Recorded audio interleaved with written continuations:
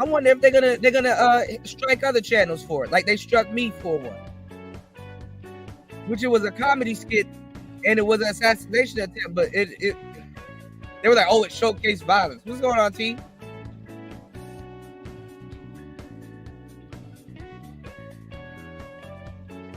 I wonder if they're gonna be fair.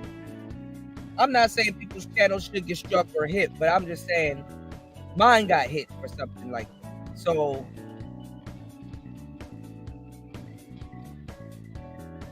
I wonder if they're gonna do the whole you played it on your channel to insult violence or a riot or a political frenzy. You know, because when they're ready, they just start utilizing stuff that they got there. So I wonder if that's against the terms and violation.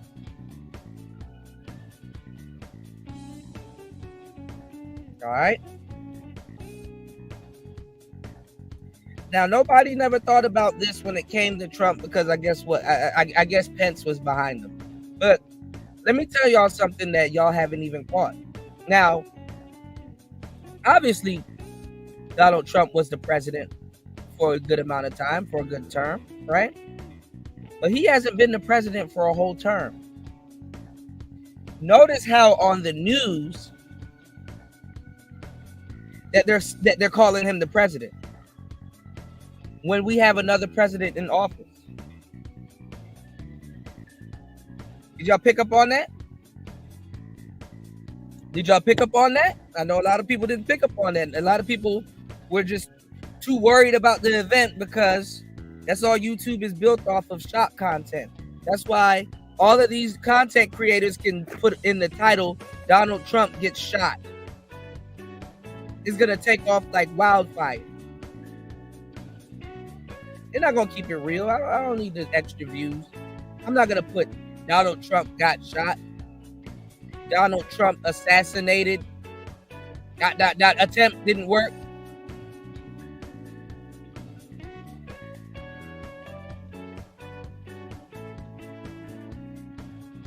Notice that. Notice how they are still calling him the president as if he already won.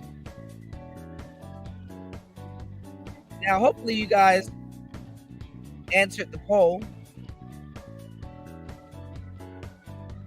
and probably get to the poll this year.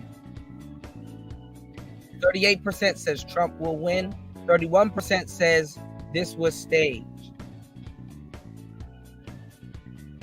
Interesting. Interesting. And it's a tie with no, and it's a tie with yes. Man, Donald Trump done been through it all. I'm going to tell you right now, he got the black vote. He got the black vote. Man's done survived the Rona. Man's done survived being impeached. They done put the man in court.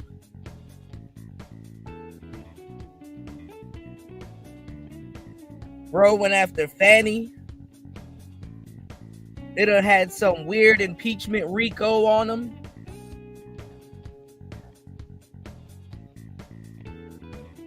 Yeah, I know they still call you the president, but they still do say former president to give their current president respect. Former President Trump former President Trump, or former POTUS survived an assassination attempt. They don't. They only say president because sometimes they're too lazy to keep saying former. But they do say former when there's a current president in office. But they're already prepared. What I'm explaining to you is that they're preparing to call him the president again. Okay? Now, I hate to say it like this, but if you do want to take him out, now is the chance, because there is no Mike Pence behind him. You know what I'm saying? There is no Mike Pence behind him.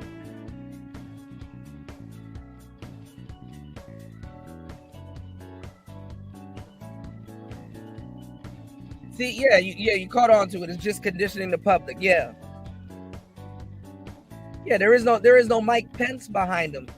So now will be the time if you're gonna do something to do something. But shit, that nigga Trump ain't coming outside no more. He ain't about to do no more outside rallies for y'all no more. I heard them rallies be lit. Nope.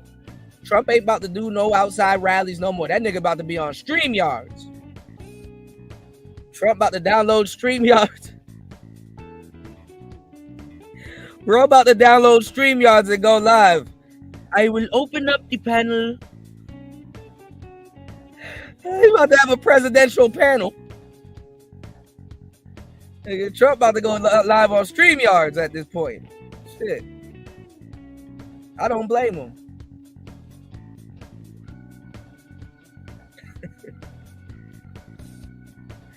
That nigga about to go live from one of his hotels on Streamyards.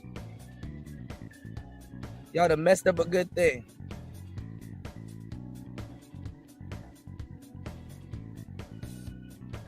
All right, let's see what's going on. Hold on, y'all. Fair use. Y'all hit the like button, support the show. I know I don't like to talk about politics, but here we go.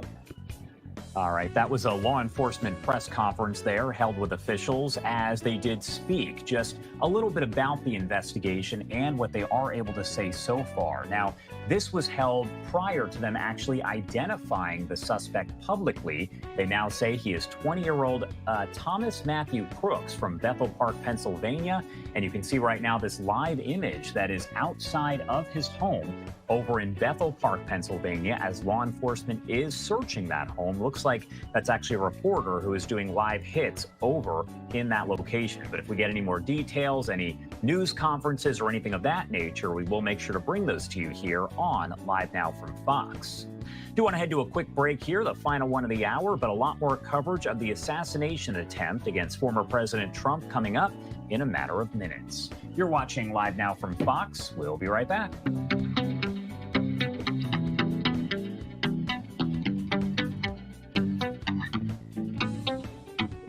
All right, hold on, y'all.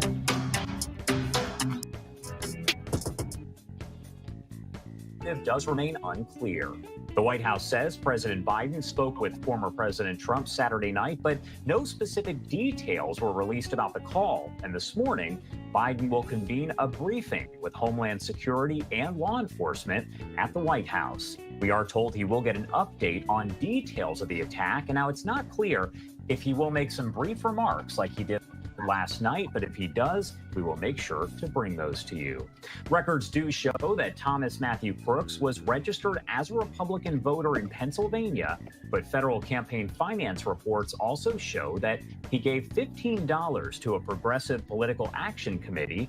That was back on January 20th of 2021, the day before President Biden was sworn into office. Now, we also do have another image that we've been watching that does show the outside of the home in Bethel Park, Pennsylvania, where the suspect does live. We know that that home is currently being searched, so if there is a press conference held after that, we will make sure to bring it to you. Because they do stuff like this so that they could find like a manifesto. They about to find like a weird paragraph. I don't like this. Blah, blah, blah. All right, let's get it. I want to talk more about the law enforcement response and the details that we know and What's really good, what Antonio? is still left to figure out. Let's Oh, you bring say you in about to be Mark out there Chandler, tomorrow? the Director Oh, of shit. Government Relations and a professor of practice at Coastal Carolina University, also a former senior defense intelligence official. Trump pulling up for the fade. As always, thank you so much for taking the time to be here with us today. You're welcome, Josh, and good morning on this somber day. Good morning. Well, first off, I do want to kind of start from the beginning here. Can you break down for me your thoughts as you hear that shots have been fired over at former President Trump, and then you start to see the video? Now, I will say you were actually the first person to text me as all of this happened. You informed me that it was going on. So just kind of break down for me what was going through your mind. Well, Josh, I'll be glad to, but first let me extend my sympathies to the family of the victim who was killed during this. And my thoughts and prayers go out to the families of the remaining victims. I'm just very glad that President Trump wasn't any more severely wounded in this. And it's a tragedy. And let me tell y'all something too. Oh, he does. Okay, shit. We gotta do our research. All right. I gotta figure out what's the dude's name and what's going on. Okay. But let me tell y'all something. Now watch all of these people about to be faker than a $5 bill. Faker than an $8 bill. Now all of a sudden showing sympathy for Trump. When he caught the coronavirus, they were laughing at him. A lot of people did wish death upon Trump. If you listen to many men right now, I don't blame them. I don't.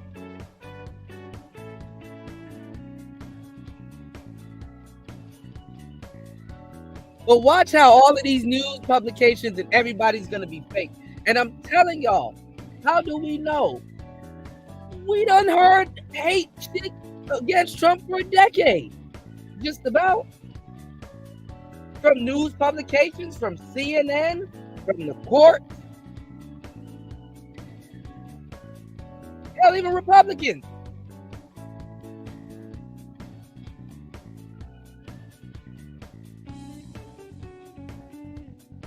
So watch how all of them are going to turn and be fake and be like, yes, we laughed at him during COVID, but this is a serious matter, and we hope he's doing okay. We don't want him to be the president, and we have been wishing death upon him a bunch of times with other instances, but we hope he's okay. And he's okay.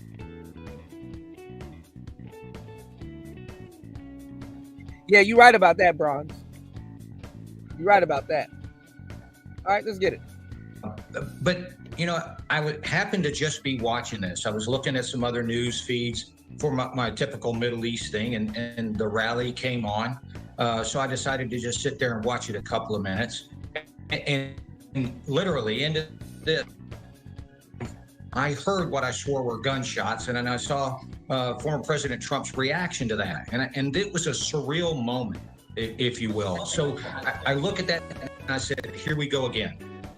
President Reagan, an assassination attempt on him, the Republican congressional baseball practice where Representative Scalise was severely wounded. And I'm thinking to myself, this can't be happening in today's America. And what brought us when he to says this? a simulation, what I get from it is that things are staged.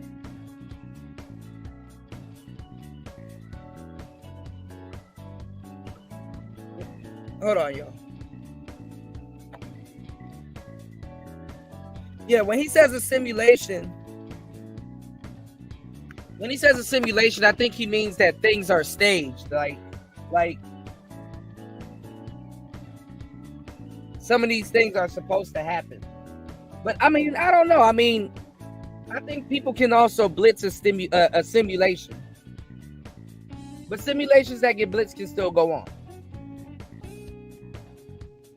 But let's do our homework on the guy. We're gonna figure out who the guy is and what the hell he's talking about. Let's see if they have any information on him. Hold on. this. And so all those moments, all those emotions were going through right at that time. But at the same time, I was very impressed with the Secret Service immediate response to that. I was hoping that they had identified, once they protected the president, hoping that they had identified the location and eliminated the shooter, which it came out a couple hours later that the counter sniper team actually did. So in this confusion, in that, I was impressed with the Secret Service. Glad they got former President Trump out of there. But then it started to sink in of how we arrived at such a situation. Yeah, John Wilkes Booth was a crazy bro. That man ran all the way to Garrett, Maryland. Former president at that. And one thing that's important to note, we did hear some brief remarks from President Biden just... Hold on, y'all.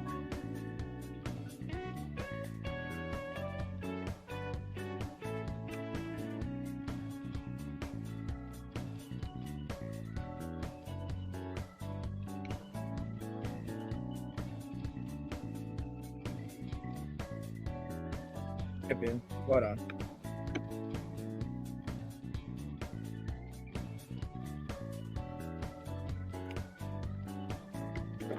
All right, YouTube is tripping. Hold on, y'all.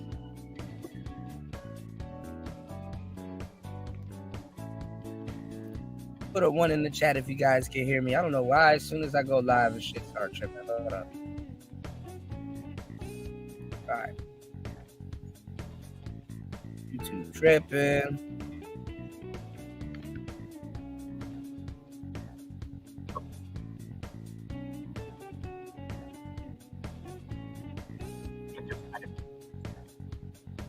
Bro is about to go to Rehoboth Beach. I haven't been to Rehoboth in a brick. All right, let's go. I'm gonna have to run it back a little bit.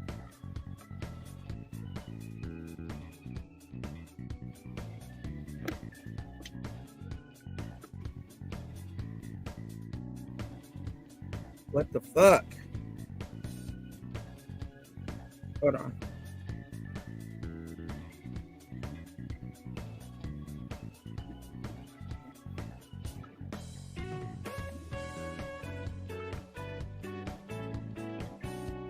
What the hell is going on? Hold on, y'all.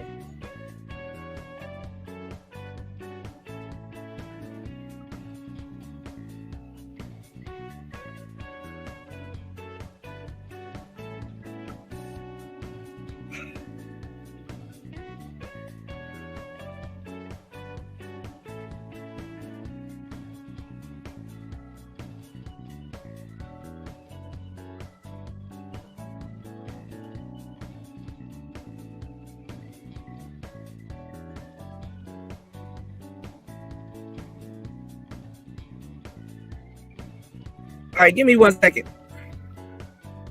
Give me 1 second, because I don't know why this thing is choosing to act dumb. We'll bring it back up. I gotta fix it in the background. I don't know why this thing is choosing to act dumb today. But every other day something's going on and fucking equipment is acting dumb. But yeah, I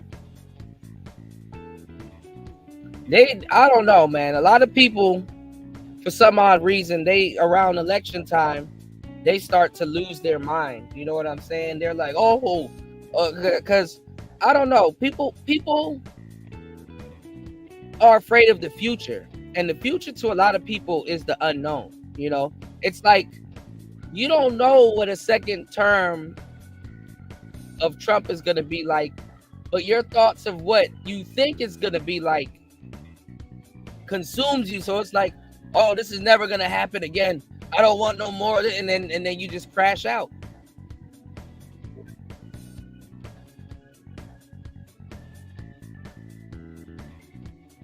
It's like, hold on, y'all. What the hell?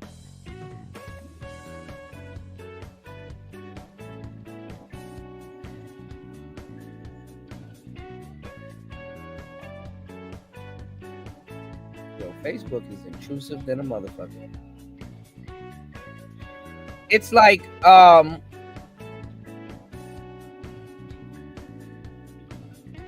You just don't want to be here to see it. Because if you assassinate this man, you're not going to be here to see it. And I don't know. I mean, a lot of people are afraid of that claim or deem themselves to be into politics. You know what I'm saying?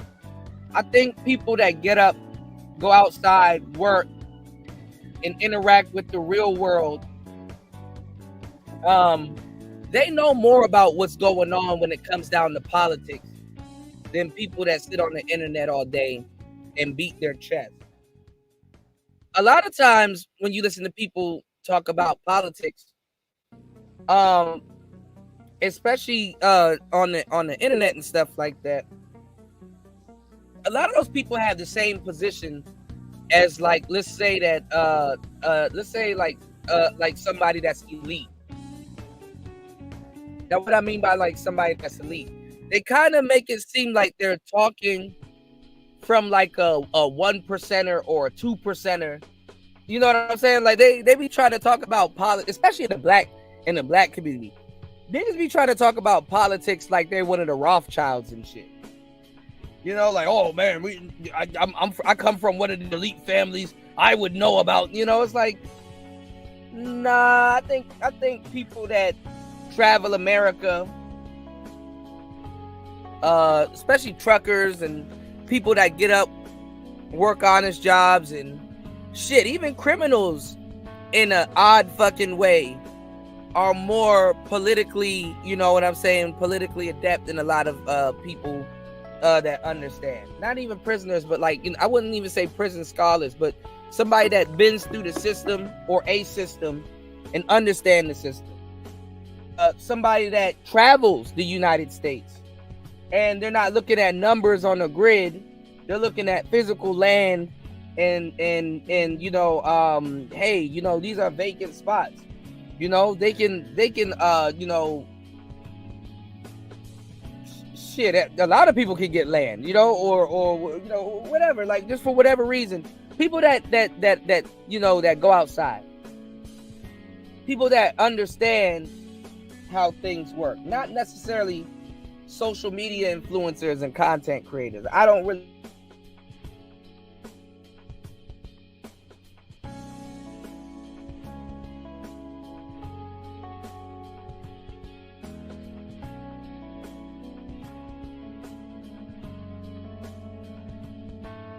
more inclined, you know, to understand certain things. So why am I telling you this?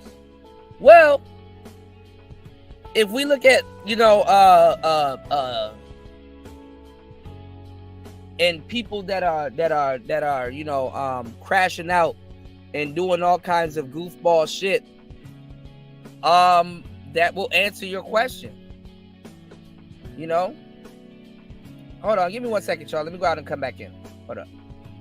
That will answer your question. There's a lot of fools out here that really don't understand shit and crash out behind their misunderstandings. Hold on.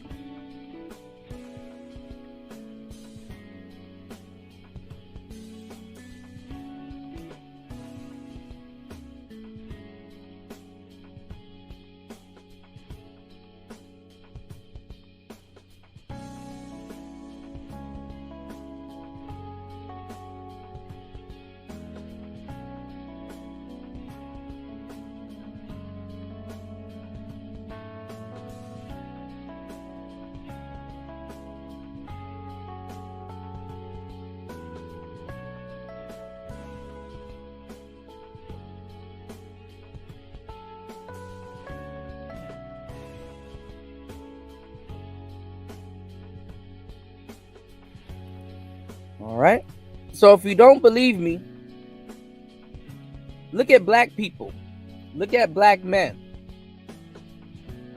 Look at how black men are set up. We will crash out over a clear misunderstanding, and we will crash out. It's either two things: either a woman or a misunderstanding is why niggas crash out, and everything else is some frivolous idea that was planted in our head. Everything else is some frivolous, dumb idea that was planted in our head. Oh, we'll crash out over a color. Oh, we'll crash out over age. We'll crash out over featureism.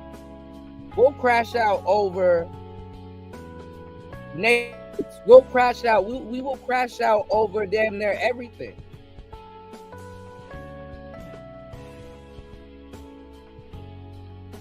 I don't know what's going on. Everything is acting crazy. YouTube is acting crazy. Streamyards is acting crazy. And my goddamn, I can't even see the chat. Your message just popped up. Look at this. Okay, y'all messages are popping up now. I can see them now a little bit. What's going on, Dolomite? Y'all hit the like button and support the show. I really want to open up this panel.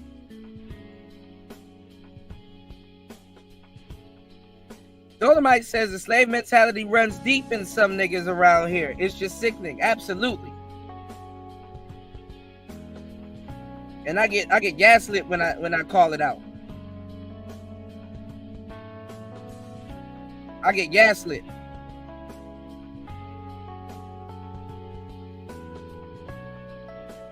But yeah, man, we crash out over the dumbest things. We crash out over politics we don't understand. We crash out over every single thing. We crash out over, family functions. A lot of our families don't function. So what's the point of going to a family function?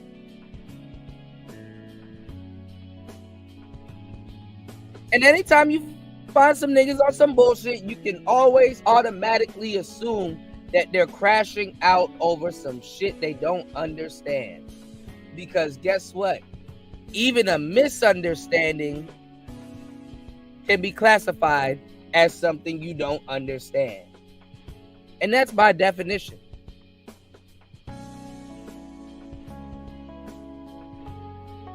So yeah, we the crash out. But I don't want to just put that jacket on black people. I put that jacket on all races of people. Look at Alex Jones. I told y'all I used to listen to Alex Jones. I told y'all this world is black pill. I used to listen to Alex Jones. I used to listen to Imus, Rush Limbaugh. I used to listen to all them dudes for fun. Because even when black people are saying, hey, man, those racist people, they're running America and they're doing this and they're doing that. And what happens is when you don't pay attention to them, you'll realize that they're not in control of shit neither. Why was Rush Limbaugh acting up? Because America was crashing out. Why was Imus acting up? Because America was crashing out. The America that they know. Not the America that we know, the one that they know.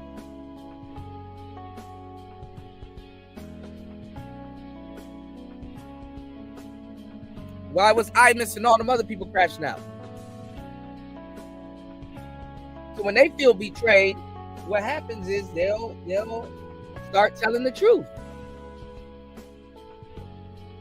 And if they classified what they're doing as starting to tell the truth, then what were they telling before?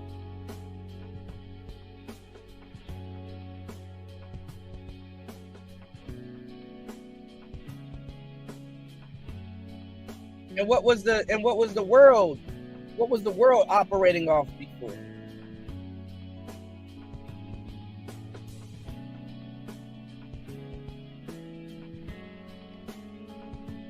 So you're gonna read a manifesto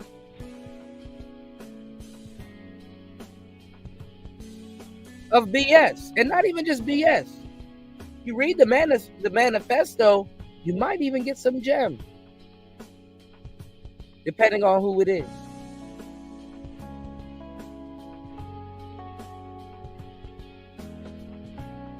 And it's always like some foot soldiers, never like a high-ranking military official. who should and has the right to be mad and is in charge of classified information.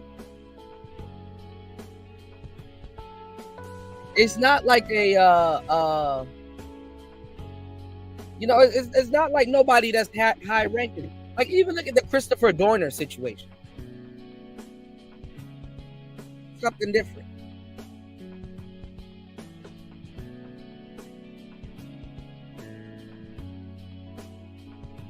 Yeah, I wonder, and that's the funny thing, because Alex Jones just got rid of his show out of all times. Definitely would like to get his take on this. All right, let's see if this thing is working real quick. I might have to revamp this shit back up. Give me 1 second.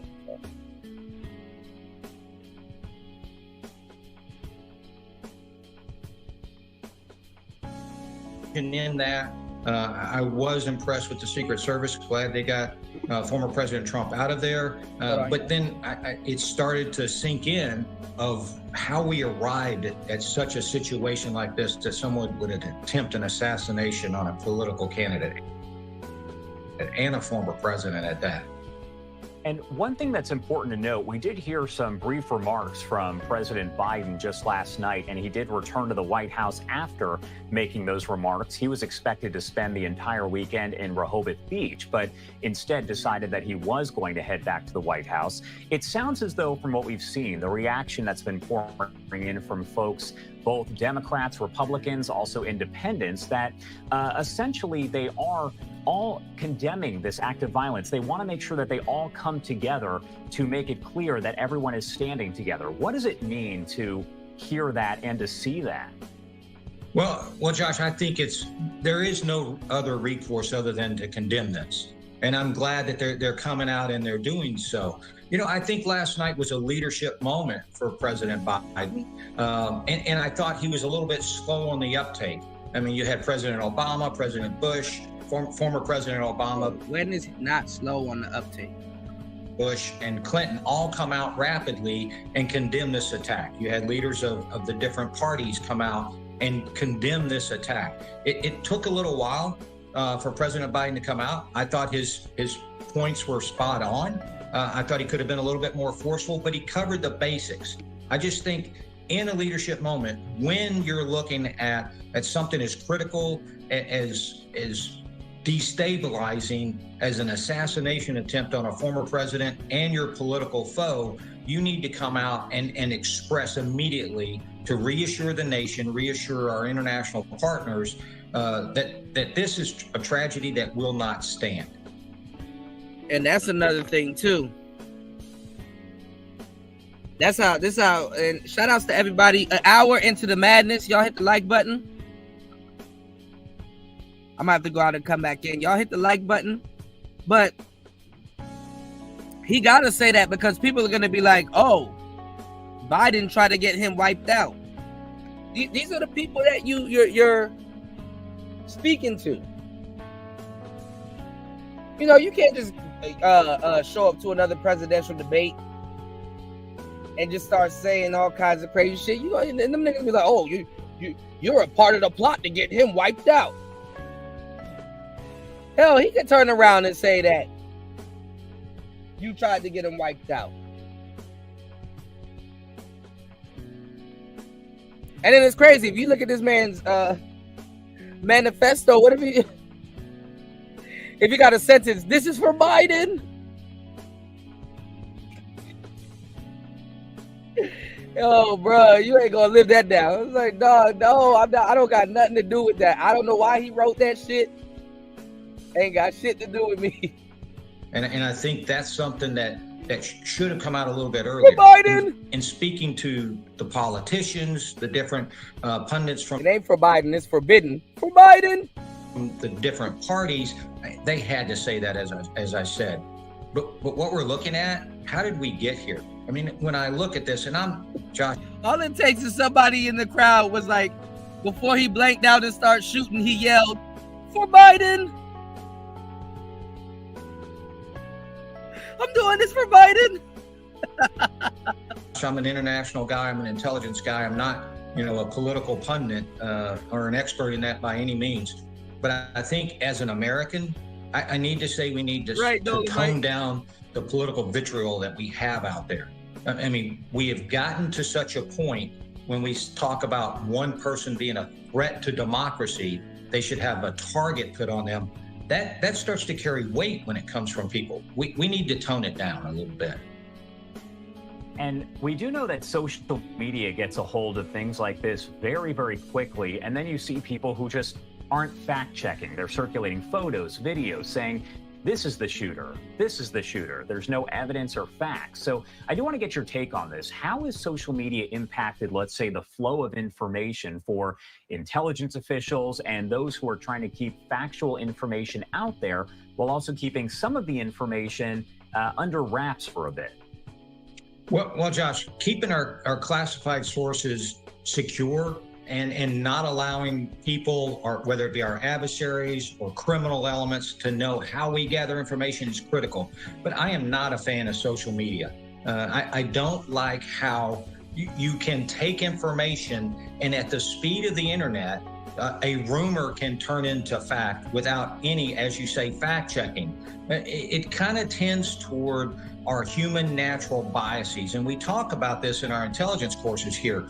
You know, we all have bias. We have to recognize that. But if I find a story or a link on the internet and I start to run with that, and it's similar to what I already believe, then no, I'm not going to fact check it. And so then you start to see that information just explode and become more of a fact. And it's very hard to counter that once it receives so much momentum going out there. You know, we do talk about this a lot in class. Obviously, we have a much younger generation that grew up on social media. So I think combating the biases that reinforces is something critical. In intelligence and in a law enforcement investigation, especially this one, you have to slow down. You have to look at the facts and determine what is true and what is false. All right. Give me 1 second. Let me pop back in. I got a video of them with the shooter. Hold on, y'all. Because this whole thing is acting up. Hold on.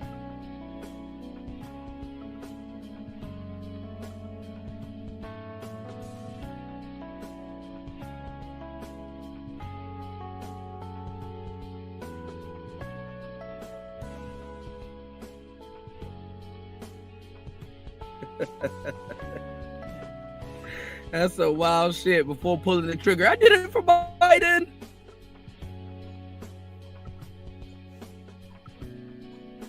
FBI have now confirmed it to be an assassination attempt.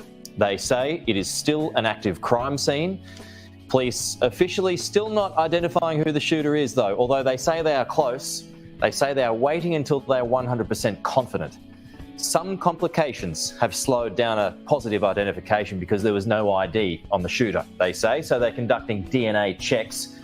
And they say there's no reason to believe that there is any other existing threat. So a lone wolf, a solo shooter. But aside from that, the New York Post is right now reporting the shooter to be 20-year-old Thomas Matthew Crooks. They've got a photograph there that has been published again. This is the New York Post.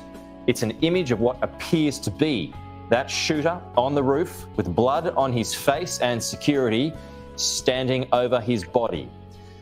That there, one of the images of the day, the 20-year-old shooter there on the roof, Thomas Matthew Crooks. Again, this is according... Damn, Gen Z crashing out like this?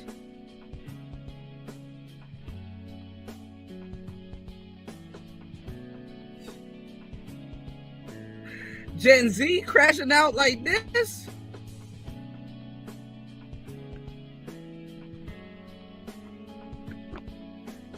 Gen Z crashing out. I did it for Biden.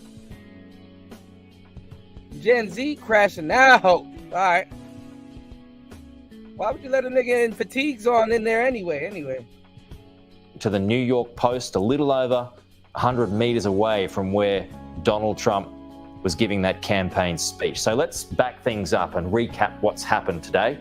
There has been an assassination attempt on the former US President Donald Trump as he was campaigning in Butler in Pennsylvania early today. Donald Trump was grazed by a bullet on his ear, his right ear, and he has been discharged from hospital. That's the good news. He had reportedly been taken to be treated in Pittsburgh in Pennsylvania after a shooting at that nearby campaign rally. He's now been discharged, or has left the county where the shooting took place, and is under the protection of US Secret Service as well as the state police. So this is what we know about the shooting so far. The former president and the current challenger had been holding a rally in Butler, Pennsylvania, when audience members reported hearing multiple gunshots. It's not just audience members. That video that's beaming around the world now, we can all hear multiple gunshots. Trump then seen falling to after clutching his ear, where he was quickly surrounded by his armed security staff, Secret Service.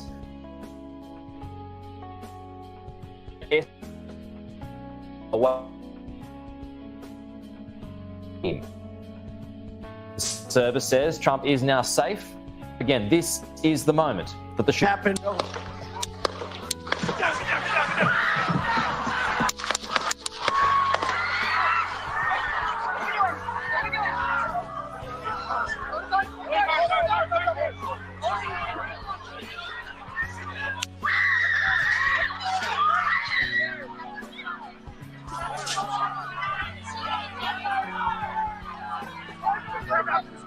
Moving there. Hold. When you're ready, on you.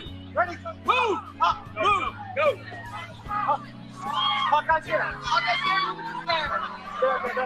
Ready. We ready?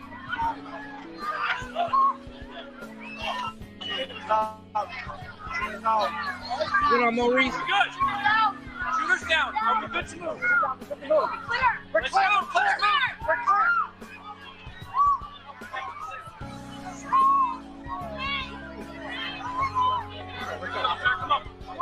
Let me get my shoes.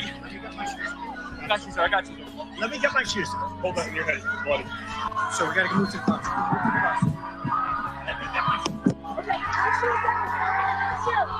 Watch out for rich nigga shit. Let me get my shoes. Wait.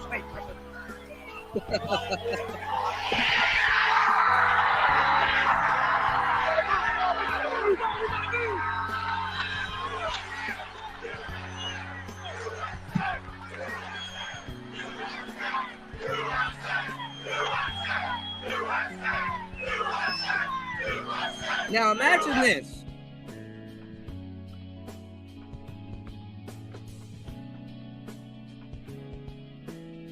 Imagine not being pro-Trump, trying to do something revolutionary, failing, and it accelerated the results you didn't want.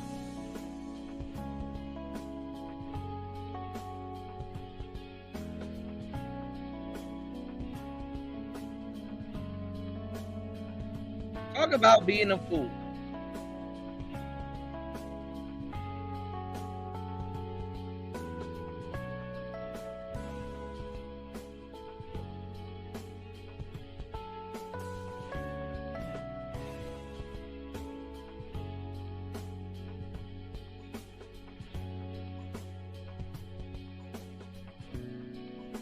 Yeah, YouTube going crazy about this, man. I'm gonna have to take this down.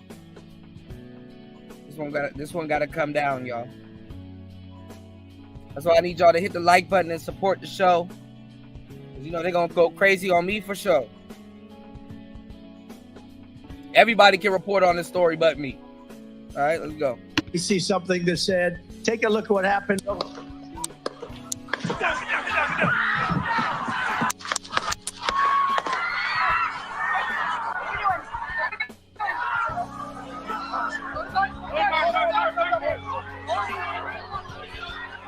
Yeah, they finna be on my ass.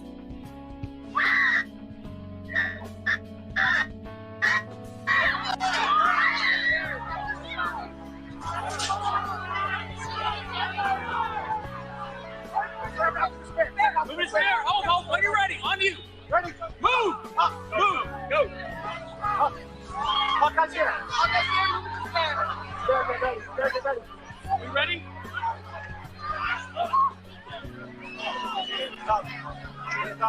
Are we good? Shooters down. Are we good to move? We're clear. Let's move. We're clear.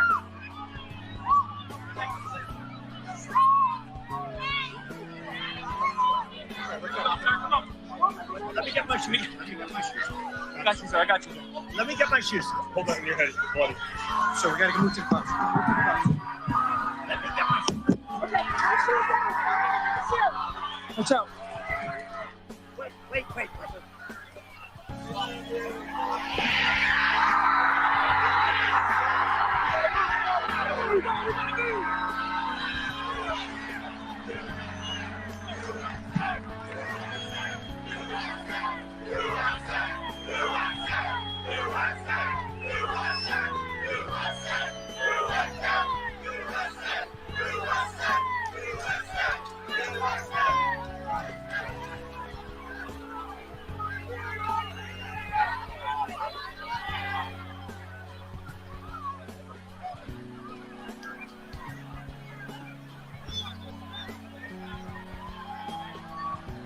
And see, like I said, it's always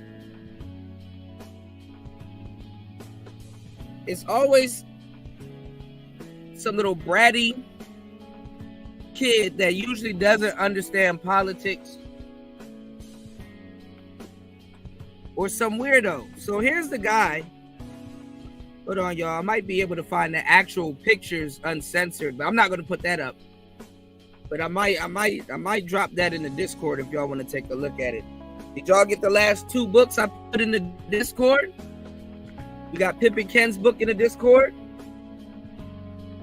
And I also dropped The Richest Man in Babylon in the Discord this morning. Head over to the Discord and go get that game. Hey, look.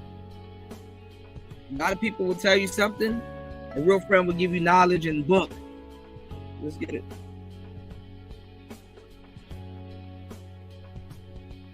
Hold on.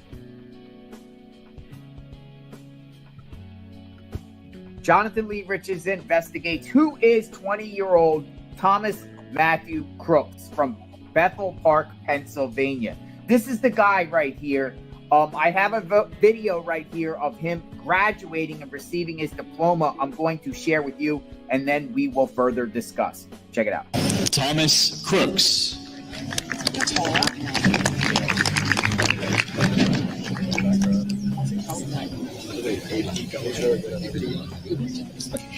Haley Madison Rapali.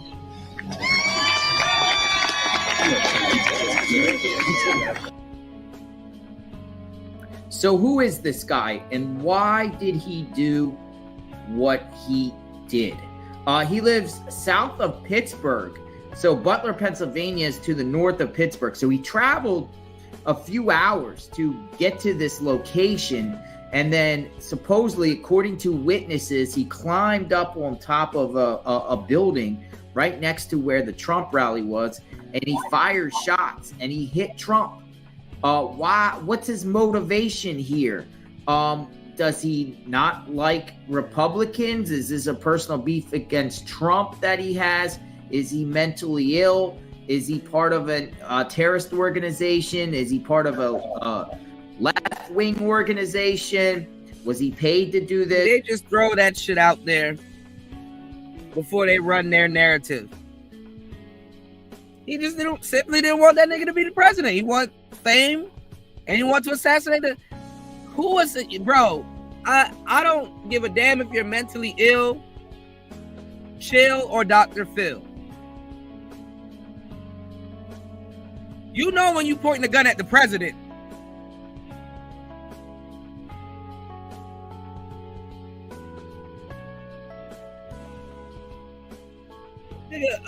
A fucking monkey knows if it's pointing a gun at the president. Yeah, he don't like Republicans. It's as simple as that.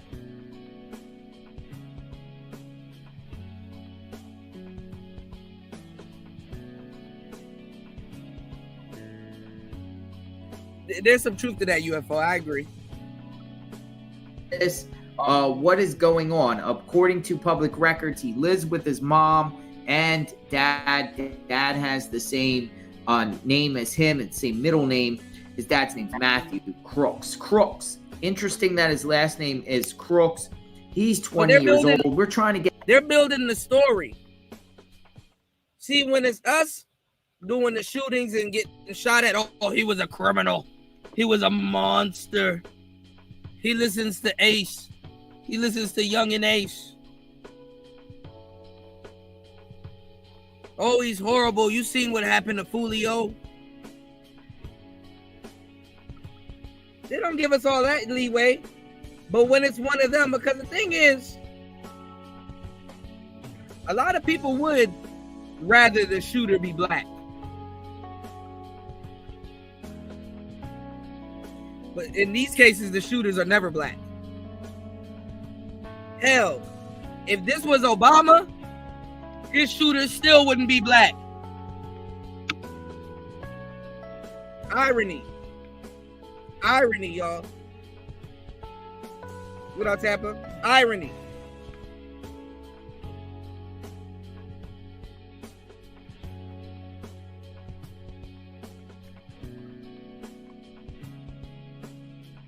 All right, give me 1 second, y'all. Shout outs to Wes.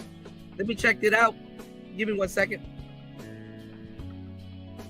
Get as much information as possible about this guy and do a deep dive into this guy and, try to figure out what's going on. There's photos circulating online of him, and authorities are very tight-lipped right now about the motive here, but they did call it an assassination attempt, so that is something we do know, and I'm digging in. Not much social media presence with this guy. I haven't really found anything about him, so it's unclear what in the world is going on here with this particular case, but you will hear it when on JLR Investigates when I get more information. All right, hold on. Get rid of some of these tabs real quick.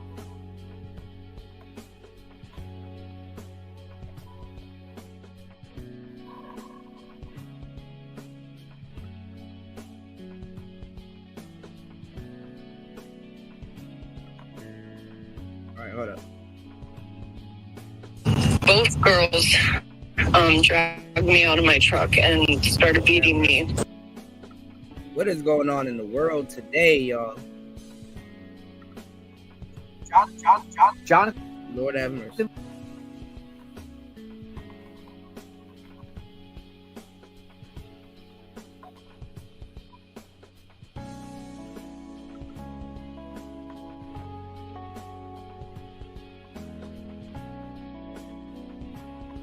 And look,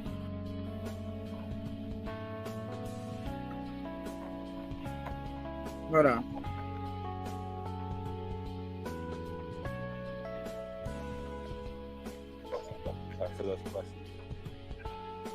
I'm gonna keep it 100 with y'all.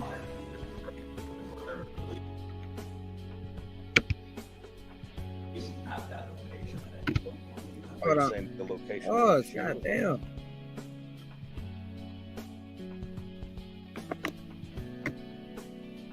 I'm gonna keep it 100 with y'all. We got to be careful in these spaces too, because they're gonna say he came from these spaces. They're gonna be like, "Oh, he's one of those incel guys."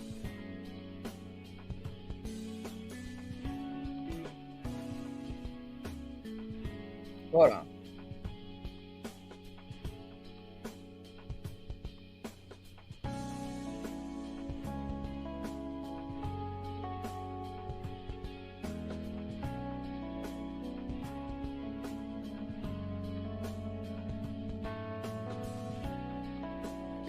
All you're gonna get from people are scapegoat answers. Oh, he's one of those incel guys.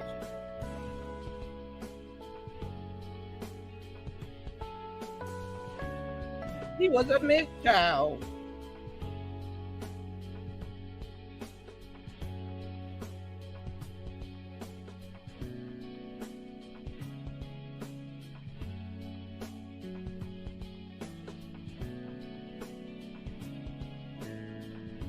He was a MGTOW.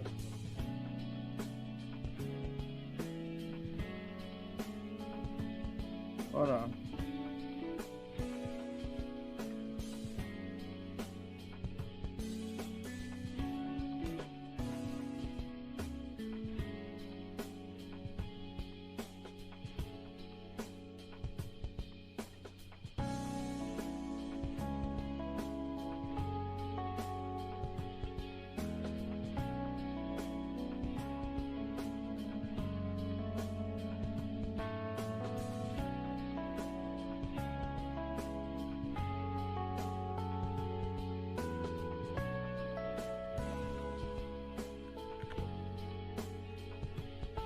Hold on, let me get rid of all these tabs real quick.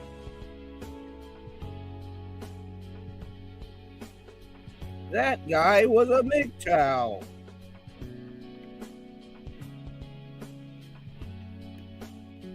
I'll hit the like button, support the show. Hold on, y'all.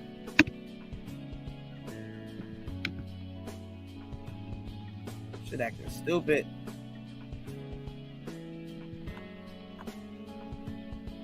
I don't have any information on that. We'd have to refer to Secret Service. When do you think you will release? When will the data be any inkling of when that might happen, tomorrow? Or? So that'll be as soon as we've confirmed 100%, we're willing to release that. So if we have, as far as the contact information for the press, we should be able to do that within the next few hours, I imagine.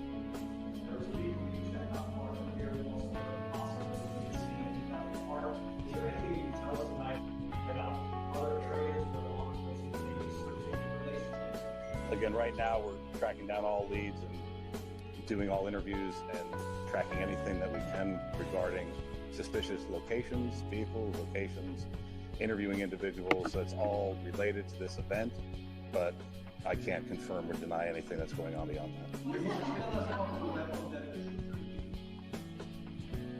As far as the details of the weapon, do you want to come on?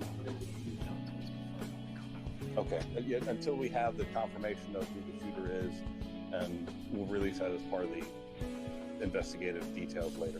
You said that you guys are really extra resources, and one of the things that you said, bomb technicians, so is it standard procedure? What's going on, Devin D? That there are bombs somewhere in Butler County. It's primarily standard procedure of any suspicious packages. In this case, there was identification of suspicious packages around where the shooter was, and so we deployed, in an abundance of caution, bomb assets to make sure that those were cleared for investigators to move safely in the area. We're still working on, it's still an active crime scene, so I'm not going to say that the scene is 100% clear at this time. So Secret Service wasn't available for the press conference at this time.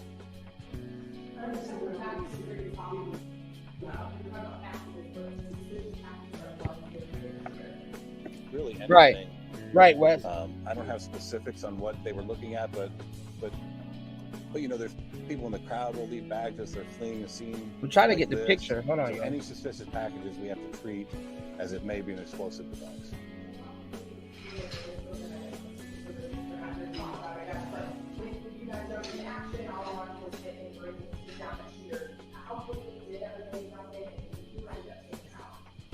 So it was immediate, and we're still trying to figure that out.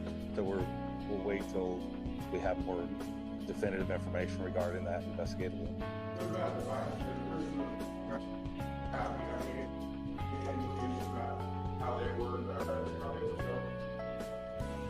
But my understanding was it was from the shooter. But again, those will be details that will release later. Research homes or apartments are part of your method of identifying the individual. So if that's where the leads take us, absolutely.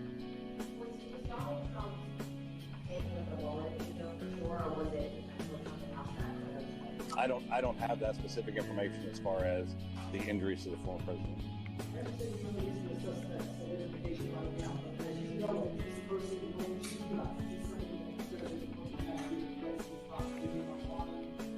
Again, the information that we currently have, we're looking at that obviously very intently.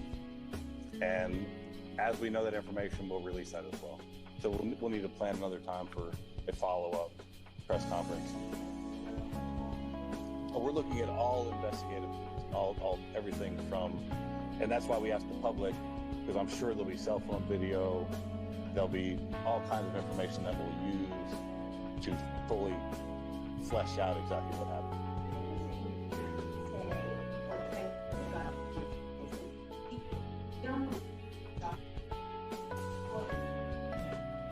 I don't. Investigation as well. Is there an identification tonight on the other? As far as the civilians, they do. Yeah. All right, hold on, y'all. Let me So fix we this do thing have real quick. This is annoying. On those, we're not prepared to release it at this time. We have notified a number of family members, but they have not had an opportunity to notify extended family and things. I would confirm for you that we did have one individual killed. I know I heard somebody say about 2 victims. There were 3 in total besides the former president.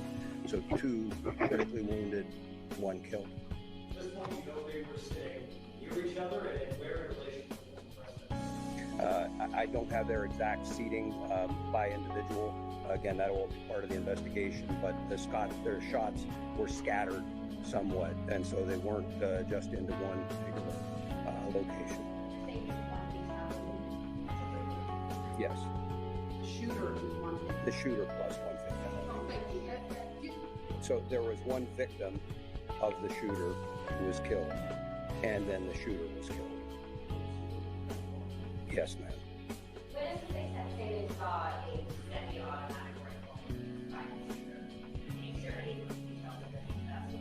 I've heard those reports as well, and again. So what might have happened, what I'm thinking that probably occurred was the shooter probably had to take somebody else out before he thought he could take out Trump, and he probably had a hard time. Or both just could have got hit by Ricochet. He could have had a hard time taking out that first guy, and then by the time he was going after Trump, he probably, I don't know. Actually, no, that's probably not true because I heard more shots get fired after. Trump was initially hit, so we'll see. And I actually got video. I'm getting the details right now. I actually got video of the sniper shooting him, which I can't post on here. But I'm on the site right now in the background doing the research on it. So give me 1 second, y'all. Let me let you play. Y'all hit the like button, y'all. Hour and 30 minutes into the madness. Support the show. Give me 1 second. I'm working on this connection too. I don't know what's going on with Streamyards and YouTube. Give me 1 second. Everybody's in a frenzy today because of this BS. So 1 second, y'all. Going through great lengths. 1 second. We do have a good idea of what the weapon was, but again, that's all part of the ongoing investigation. And I'm not trying to be cagey about that. When the SAC talked about the need to be very methodical and to be cautious with that scene, we are doing just that. We don't want anybody else getting hurt, and candidly, there are some concerns that we'll be able to talk more about later on about just what those concerns are and communicate.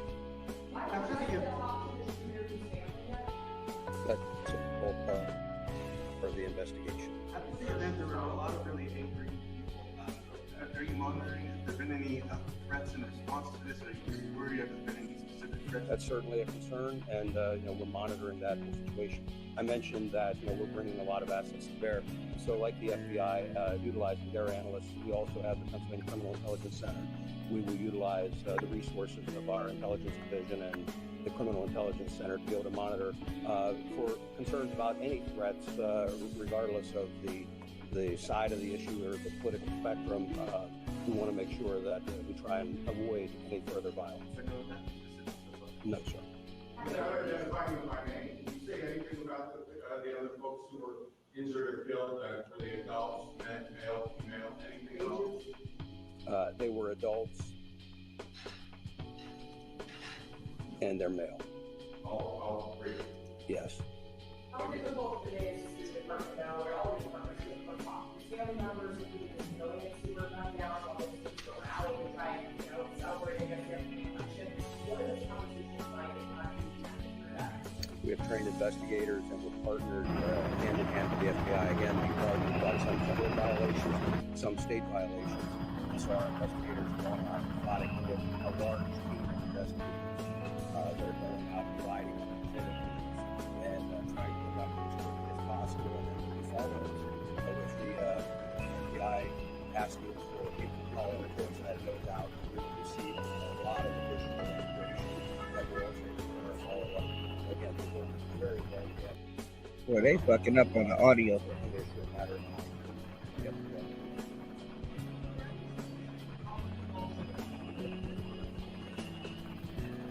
Hold on, Emo.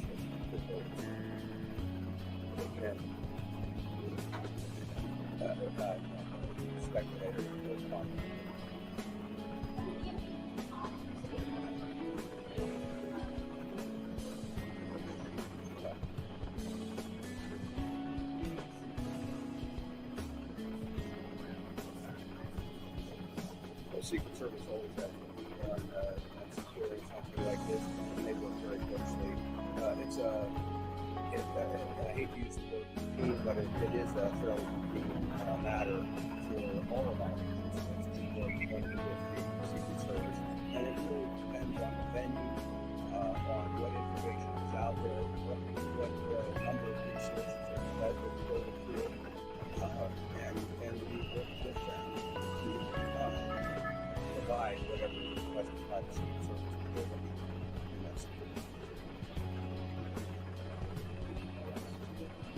I would prefer the Secret Service to do like that. They would have the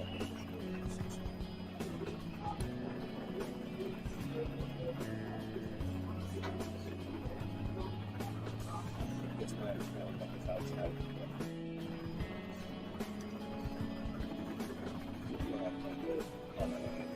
All right. So whoever doing the audio, they fucking up. Shout outs to Wes.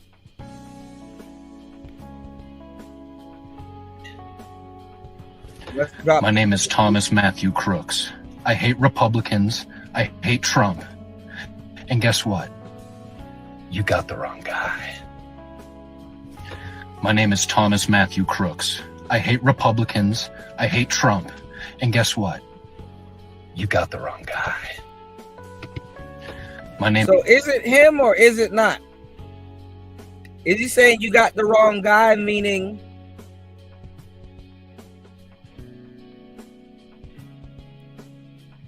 you got the wrong shooter?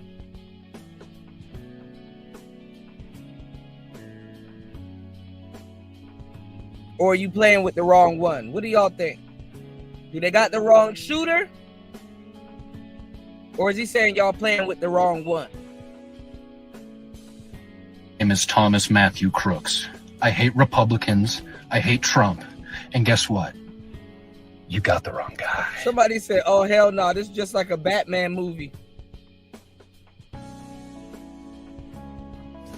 My name is Thomas Matthew Crooks. I hate Republicans. I hate Trump. And guess what? You got the wrong guy. My name is Thomas Matthew Crooks. I hate Republicans. I hate Trump. And guess what? You got the wrong guy. Oh, fuck.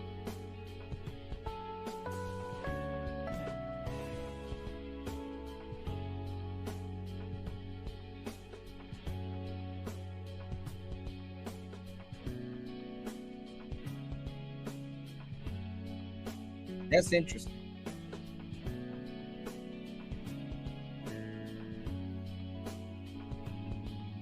All right, let's get back. I want the information now in our society, but sometimes we just need to step back a second and pause and allow those officials, whether they're intelligence officials or law enforcement, to gather the facts and come up with an assessment, an accurate assessment based on the facts. So it's very tough in this society right now. You are, as you mentioned, an international guy, so I do want to ask you, what sort of message does something like this send to the U.S.'s allies and enemies? Well, I think what we're looking at here overall is stability. And they're calling him an Antifa sniper. What the hell does that mean? And reliability. And so when I look at this and I look at our allies, obviously they're going to be concerned. What's going on, Link? How is 2 people killed, man? Body count down. 2 people unalived and subscribed from this planet. The United States, are we stable? Are we reliable at this time? So the stability, and I think we see this a lot internationally in reactions to our current political campaign process that's taking place. As I said, we need to tone down the vitriol a little bit. The rhetoric's getting out of control, and it does look like that we are in disarray in a political process. So we need to look at that because our allies, and whether people want to acknowledge this or not, America is the leading democracy in the world. We are the leader of the free world, and people look to us for stability. And so those allies are going to be looking for that and reliability of us today and into the future. So there's going to be the sympathy, the encouragement expressed from them, but behind the scenes, they need to know we're there. Now, conversely, when we look at our adversaries, they're going to eat something like this up. Already, we have China and Russia very aggressively trying to destabilize. So this is what they're saying about him, the shooter. They're saying that he's a registered Republican. They're saying that he's a gun nut. Obviously, he had a gun and he is a nut. They said that he has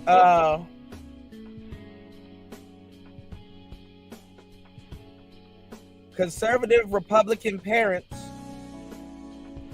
known to FBI due to far-right links, flagged as a potential mass shooter.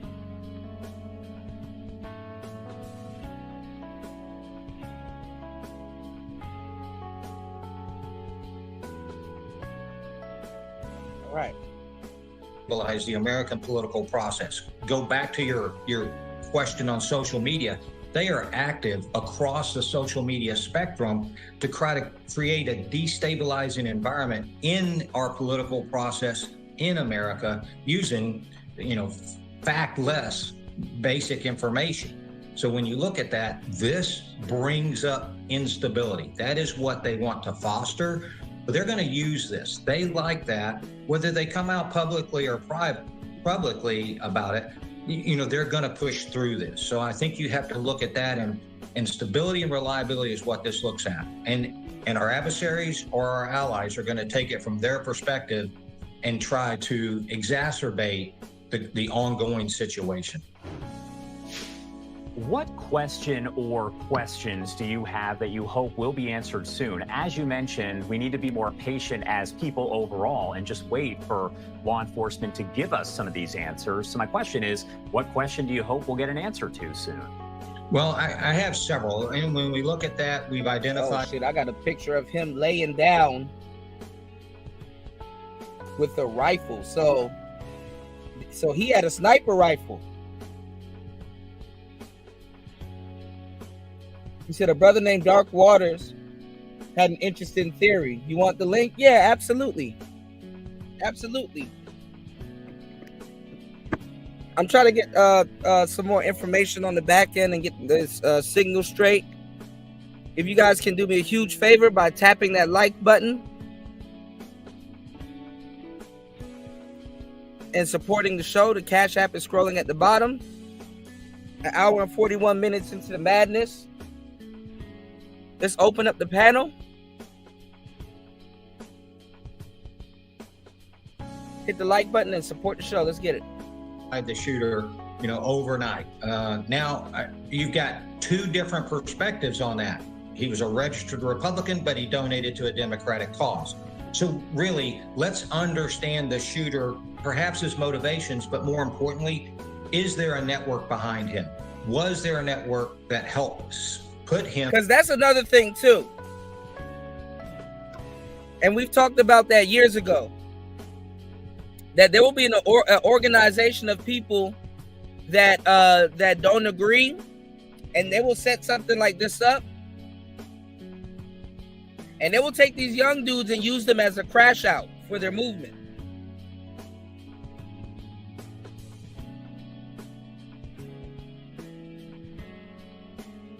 I don't understand why. Well, I do understand why a Zillennial will have this thought process, but hey.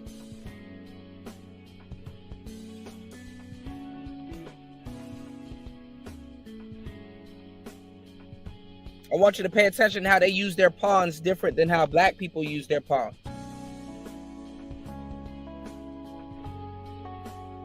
So they will train and get somebody riled up to go crash out. Let's get it. I'm in the position to be able to take these shots. You know, what worked there? So we have to identify that and look for any linkages out there. And how comes the goddamn snipers didn't see him? He didn't even try to camouflage himself.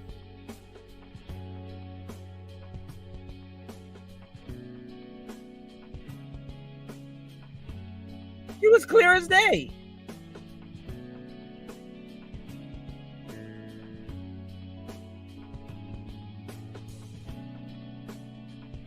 So either they were lacking and wasn't really surveying the field,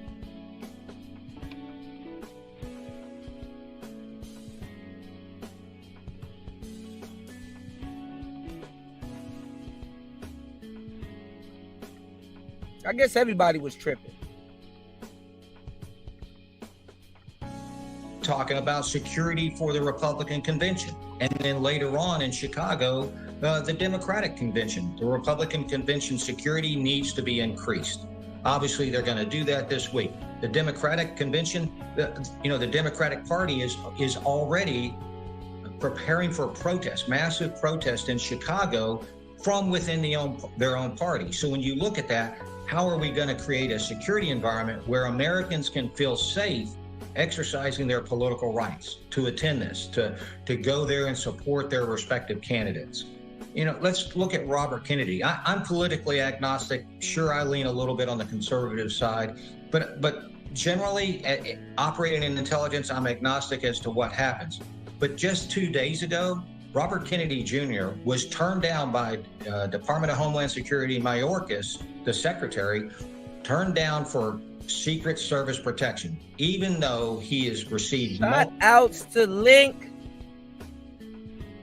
dropping the huge $5 on the Cash App. Thank you for supporting the show. Let's keep the support going. Thank you, Link, for supporting Player Talk Reparations. Here we go. But you got to have vision.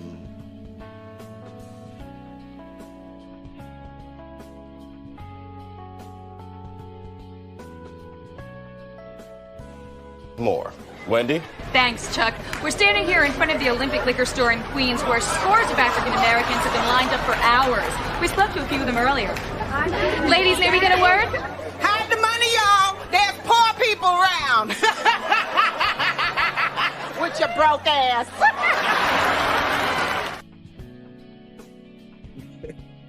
Shout outs to Link. Let's go. Multiple threats. Look at this situation yesterday. Will they extend protection to him? He's a political candidate. Sure, he's not mainstream, but he is drawing a certain backing across America. He's also drawing threats. Will they extend that to him? And then how are we going to protect Americans who want to go exercise their right to listen to a rally, to work through that? How do we protect that process out there? I think those are some of the questions we need to address. We need to give our law enforcement officials time. We need to reassure our allies. We need to put our... All right, hold on, y'all. I'm trying to get this signal to come in better. Let me know if you guys can hear me. Shout outs to Wolf in the building. Wolf says, Kuda, to answer the question for the topic, Trump was handed the election on a silver platter. Man. That's a crazy way of looking at it. Man, he done been through everything. I'm seeing people that hated his guts wishing him a speedy recovery, saying they sorry. I'm like, what is this world coming to? What's going on? Everybody was laughing at him when he had the brew flu.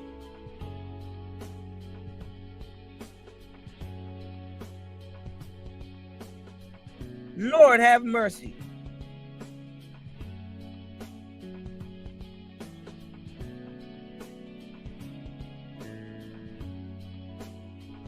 Our adversaries on notice.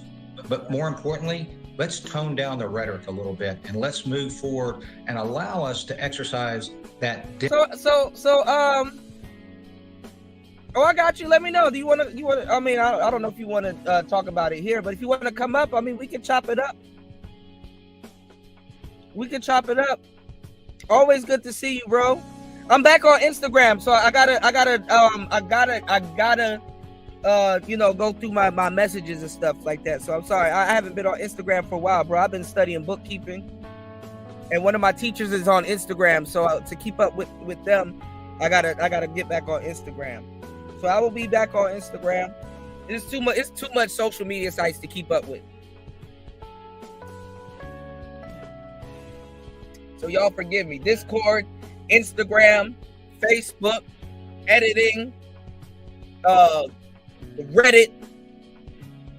What's the other one? TikTok,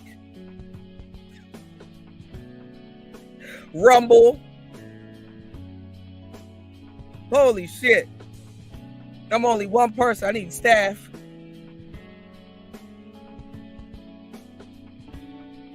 So what's going on? Wait, what are you West Dolomite and UFO? What are you guys talking about? Like what's going on?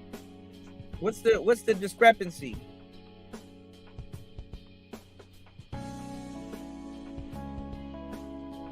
Yeah, Wolf, if you don't mind, if you hit the link, definitely what's the link in the shop? Or if you need the link, let me know. I'll definitely chop up some game with you. Ugh.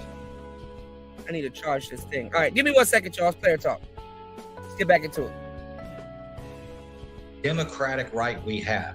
Respect for others, and then move forward as we go through this political process, which is already, as proven, at a high pitch rhetoric environment. And RFK Jr. was actually speaking with Sean Hannity just last night and did mention that, and that hopefully they will take a closer look at that, because he says obviously he did witness the assassination, or watched it kind of happen. His father, his uncle. So he is hopeful that he will have them revisit that. Mark Chandler, thank you so much as always for taking the time to be here with us today. Anything else you want to add before I let you go? Well, Josh, I do appreciate the opportunity to provide some comments. And as I said, let's just give our law enforcement officials time. Let's look at this. Let's secure our democratic process and move forward, and maybe tone down. The threat to democracy is not allowing us to exercise our political rights, our constitutional rights. That's the threat to democracy, not one single person. So as we move through that, let's all come together at this moment and move forward. And I hope that is what we're going to see happen. Mark, thank you so much for taking the time, as always, to be here with us. You're welcome, Josh, and good luck on what I know is an absolutely busy day for you. Definitely. All right, and I do want to take a look at some of the posts here on social media. We have been talking about the different reaction that's coming in from lawmakers across the country, as well as world leaders. So we're popping this up here. This is Pennsylvania Governor Josh Shapiro, who said under the protection of U.S. Secret Service and with the assistance of the Pennsylvania State Police, former President Trump has now left the Butler area. Lori and I are thankful that is. So Wes was saying that he's gonna be doing another rally tomorrow. So I wonder if the rally's gonna be focused on him talking about politics, or talking about him going in on the shooter. What's going on, Wolf? Welcome to the show, man. Always good to see you, man. Jump in. Yo, what's up, dog? What's up? All right, first and foremost, well, just let y'all know. Shit. Well, let y'all know this changed not just the landscape, but this also it justifies why what happened in 2016 was exactly the right choice. Because had Hillary Clinton won, yo, could y'all What I'm imagine? saying is, a lot of people didn't like him, and the thing is that nobody thought about pulling a trigger towards him, or if they did at the time when he was the president, they I don't know what the hell they wouldn't want Pence in. You know what's going on, Raven? Yeah. So now it's like Exactly. if you're gonna get at him, this is the perfect time to get at him. And then the thing about it is too, if you listen to the wording, they're still calling him president, not former president. I understand they call him president, but they're not calling him former president. They're giving it away, basically, because it's like Biden is still the president, so that honor needs to be there to call Biden the president. Trump is still the former POTUS of the United States, but they're now calling him president because they know he's gonna win, I guess. What happened with that shit? I'll put it like this. They thought for like okay. I didn't know if he was gonna do a rally. Okay, all right, I got you, man. Like, look at it this way: in 2020, Trump was supposed to win that election hands down, and anybody that remembers that they were watching, he was up. The motherfucker was up before midnight, and then all of a sudden, all the votes shifted to Biden. Like, they forced Biden in that White House, and then look what happened. You had the fall of Roe v. Wade. You had the Me Too movement completely collapsed. You have a lot of the feminist movements on its last legs. A lot of the women's rights are going away. They're prioritizing LGBT shit over the females that they've fought for over 30, 40 years. Like, oh my God. You're literally watching a civil war between Democrats, and the only thing the Republicans got to do is get out of their own way. That's all they got to do. But I'm gonna tell you the truth, though. The elite LGBT, they actually need Trump in all. I know what I'm about to say is gonna sound crazy, but it's gonna make sense once I explain it. They actually need Trump in this time around. Yes. They have to checker the presidents, because let me tell you something. If you're if you follow the LGBT, they can't just overnight start doing shit. They have to come up with reasons why they're doing it for the public and pace it. Like, it can't be too obvious. So when you have somebody like Trump in office that will give it pushback and stuff like that, it's gonna make it seem more legitimate, because they're gonna want, like, certain things in schools. They're gonna make his policies and things like that come off as if he's bullying and things like that. And this is what solidify it. It can't just be overnight. They need a little bit of discourse back at it. And Biden kind of he did some stuff, but he didn't kind of really give them what they were looking for. So now they kind of need somebody there to push the discourse so they can legitimize what they're trying to do. If that makes sense. Well, like, the funny thing is to me with the LGBT, like, what a lot of people haven't pointed out yet, I'm pretty much the only one saying it, so I'm just gonna wait till I hear it in public. But the LGBT is really a women's movement. It really look at it. It's a women's empowerment movement. They just allow men to be publicly members. Yeah, it is, but it's an anti-women's movement, if you get my drift. Like, it's at the exact same time it is. It cloaks itself as a women's movement, but you got another subcategory of men and women coming in, and the men kind of just default as women anyway, which is fucking hilarious. But hey, yeah. You see this fucking this shit is gonna be sick.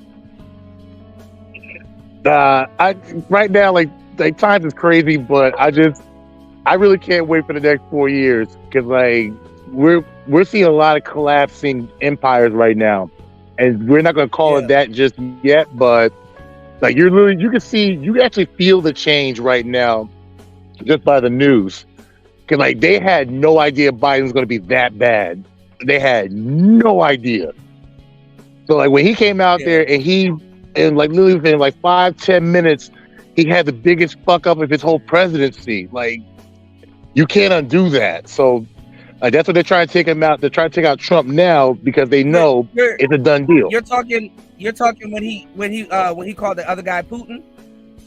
Oh, as soon as he did that, that was it. That was death nail. Yeah. Like your whole presidency is around this guy and his fight with Putin, and you just called him his enemy in live TV. So what do you think? He got Alzheimer's? Alzheimer's, Parkinson's, dementia, like definitely dementia, definitely. Yeah. Like my grandmother had dementia. My grandmother has dementia. She really didn't deteriorate until the like mid to late 80s, but you know she's still with it. But like you can see it, man. But and dementia, like I don't know about Alzheimer's. I really couldn't say it just yet, but he definitely has those two. Yeah, like he's like he doesn't. It's sad, but I mean, it looks like it's too much stuff for him to keep up with too. Yeah. And plus, but they really wanted Kamala Harris. Like they really wanted her. What was that? He said, don't forget Kamala. He called Kamala Harris Vice President Trump. Oh my God. Yeah. Yeah. That bad. Done. God. Done. Lord have mercy. You could for your two biggest. Come on, man. But that's why I just need guys to understand when they're trying to say that hoes are winning or that women's game or women are running shit. Look at who they're picking to be their leaders, and then tell me how they're going to win. They got to do. Yeah, we're in some crazy times, though. Where we are, man, I don't even think Trump's second run is going to be as I don't even think Trump's second run is going to be as crazy. But I think if anything goes down, it probably will be like the last 2 years of his term. Yeah. Probably like the last 2 years. Honestly, it's all about 2028 now. Yeah, it's all about who follows him now. It doesn't matter now. They're worried about 2028. You're gonna start hearing that. They're gonna start focusing on what's coming up next. Yeah. But man, like you gotta think about it. Like this Trump winning that election changed so much of that momentum that they had. We were supposed to be like full-blown Me Too movement takeover now. Yeah. If you really think about it. Yeah. What up, Ghost Man? I mean, that's if he doesn't damage things too much. Like America doesn't care about being ran as a business. You know, they're more into like the gossip and the spying on other nations and being bullies and doing all. You know, they're not really too heavy into being ran like a business. You know, which I get it though. I get it. You know. Mm-hmm. America's not really here to do business, to tell you the truth. So we used to. At least the way we are right now. Because like we don't have serious people running the boards or running the employees correctly. We just got a bunch of people being yes men and women. Yeah. So I mean, we really don't have no friends. And it's kind of like it's like you're in a rush to do business with your enemy, or a future enemy, in our case. Period. Yeah, and we're too busy funding so many wars nowadays. Like, mm-hmm. You gotta break it up a little bit, bro. Yeah, no, I was like, it's like an apple. We're gonna get eaten from inside out. Yep. And they were going to wonder what the worm is doing in here. You know, coming in the fucking apples. Like, bro, you're rotted. That's why the apple. That's why the worm is here. Right. Like But what do you think though, man? Like, how do you think it's gonna go down? I don't know. I mean, this kind of is like a monkey wrench in the whole situation. I'm looking at pictures of this asshole laying down in the grass, clear as day, no camouflage, pointing a rifle. But it looked like he wanted to take somebody else out before Trump. Probably what like he was trying to do was take out. He wanted to probably shoot Trump and then get some bystanders to cause a stampede, so that they couldn't go up there and rescue him. It looked like he tried to create a diversion to get people to like kind of stifle somewhere, like kind of just get shocked for a little bit so he can get his shot. But it didn't. I don't think that. Obviously, it didn't go the way he wanted it to. But yeah. But what do you think about the video I just played that Wes sent me? I mean, he said you got the wrong guy. But that could have been Man, I'll put it like this. There is no way that guy did not have the shot perfectly set, and there was no way that he was not planted there. Because the type of shot that he got to clip Trump on his ear like that, he had the kill shot. So like it was behind. Like that was definitely God intervening. Yeah, that was definitely behind. Like, even I'm like, yo, how did he this? It was like, yeah, I'm like, how did he? The only way he could miss was because God got in the way. That's the only way. Right. Hold on. So, like, I wouldn't say like now I wouldn't say we're going to see the poll numbers or people publicly saying, "Oh, Trump's going to win now," but you're going to start seeing more things leaning towards Trump than ever before. Like conversations that would be about Biden, people are going to bring up Trump because it's like, how can you can't compare the two anymore. Yeah, I mean, so I was gonna ask you that. Like, what are your thoughts on like the sympathy vote? Do you think he'll get a sympathy vote? Sympathy vote. I'd say a role. No, I was. Oh, absolutely. That's how Reagan won, like he did. But I would say the sympathy vote was. This gunshot wound gonna humble him. This gunshot wound look like he about to start talking shit. Yo, bro, let me tell you, Biden had the sympathy vote. Before Biden had that vote, that was his only shot. Right.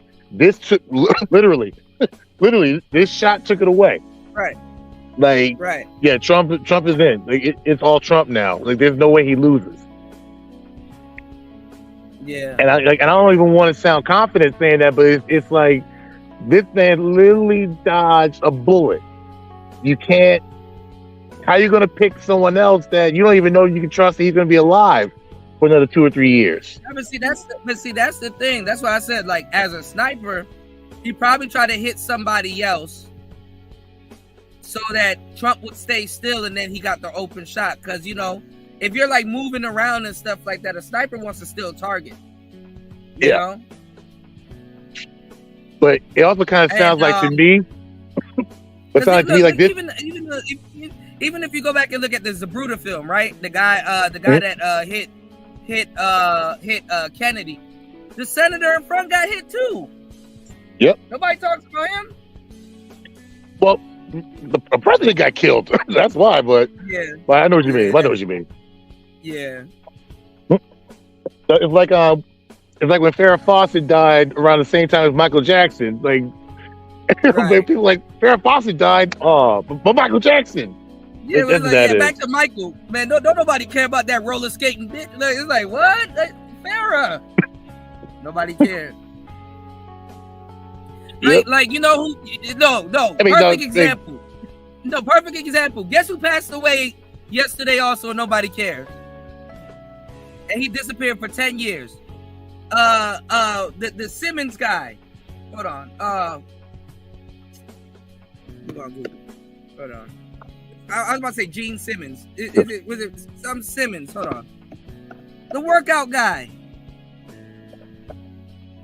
Oh, wait, Gene Simmons? I think it's is it Richard Simmons? Gene Simmons is from Kiss. Hold on. Wait, Richard Simmons? I think it's Richard Simmons. Whoa! Richard Simmons passed away yesterday. Didn't at hear about 76. that. Yeah, you couldn't because what we just talked about happened. Yeah, Richard Simmons. Wow. Damn. What's going on, Marco? What's going on, Raj? Yeah, Richard Simmons. I was about to say Gene. Yeah, Richard Simmons passed away. Now I gotta watch Space Jam just for that one little part where he's in a little clip. Like remember stuff. He disappeared for 10 years though, so a lot of people don't remember him. He's a very private. He's a very, very private guy. Like when Pee Wee Herman died, he was extremely private about his health. So that kind of makes sense. Yeah. But still, like shit. Yeah, your death got overshadowed. Yeah, he would have been long time to die. He would have been up there with Trump. That would be crazy as hell seeing Trump on the other side. Like, yo, what the fuck? I tried to leave you and you up here too. What the fuck? Yeah. Like, no, man, no. Don't make heaven great again for me. They try to eliminate the choice, right, Marco? What's going on, Eric? Shout outs to Eric Anderson in the building. Shout outs to everybody in the building. Y'all hit the like button on the way in. Let's get at least 2 to 3 more supporters so we can have a full panel. I want to hear you guys' thoughts. They try to eliminate the competition, y'all. They basically tell you who they want to win. Trump about to come out to Young Joe. Huh? They tell you who they want to win. They're telling you. Yeah. Yep. So let me ask you a question. If Trump did get taken out, let me redo the poll. Hold on. Y'all answer the first poll and we're going to redo the poll. But I'm going to ask Wolf this question. Wolf, if Trump did get taken out, do you think Biden would have won? No. Mm. That performance should be fight. I'll put it like this. The cake was already baked in when it came to who supported who. So Biden wasn't going to get any more supporters than he already had. When Biden had that performance, he lost the potential voters that he could have had. That's the difference. He already has his voters locked in. Like that's the point. Like Vivek would have just immediately stepped right up and took over. Because like right now he's the proverbial heir apparent, but Vivek would have stepped up and took over. So like it would have been good for us either way. But of course he didn't want to lose Trump, but no, Biden wasn't going to win. Not believably.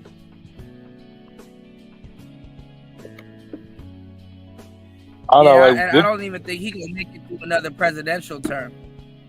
No, what's going on, D-Mac? I'll be shocked if he lives another 2 years. I'll be shocked. Do you think do you think like him being in office has stressed him out? Yes. I mean, I saw Trump got a bald head now. Trump didn't have a bald head at first, but he got a bald head now. You saw that bald spot? Oh yeah, y'all saw that? That's not a shit. But the funny thing is, he's used to like the cutthroat environment, so that's why he didn't age as fast as the other ones did. But like Biden, it's like this motherfucker literally aged. But I mean, Trump, right? Because Biden looked like a skeleton. But like, even Obama had black hair, and then by the time he got out, his hair was done. But this is the thing. Trump did it the right way, y'all. Because the thing is, it's like, okay, am I going to do this job while I'll be subject to chaos? Or am I also going to create chaos, limiting and stopping the chaos that has already been created? Yep. You know what I'm saying? It's like you rather you rather deal with the chaos, or at least a good amount of the chaos that you created, than to sit there to be subject to something that other people are doing, and everybody looking at you like, hey, you gotta go through this. Same thing I tell y'all with women. You get with these little baddies or these little attitude girls and stuff like that, and you're like, okay, you think you're the only one that's finna be throwing furniture around this bitch? I'm gonna start throwing furniture. You gotta throw so much furniture, this motherfucker forget to throw furniture at you. Yeah. Pace yourself, y'all. Pace yourself. Man. If you're gonna stay around some shit like that, something gotta give. Yep. I'll tell y'all, and this one thing y'all probably already know, dealing with baddies, they always got problems.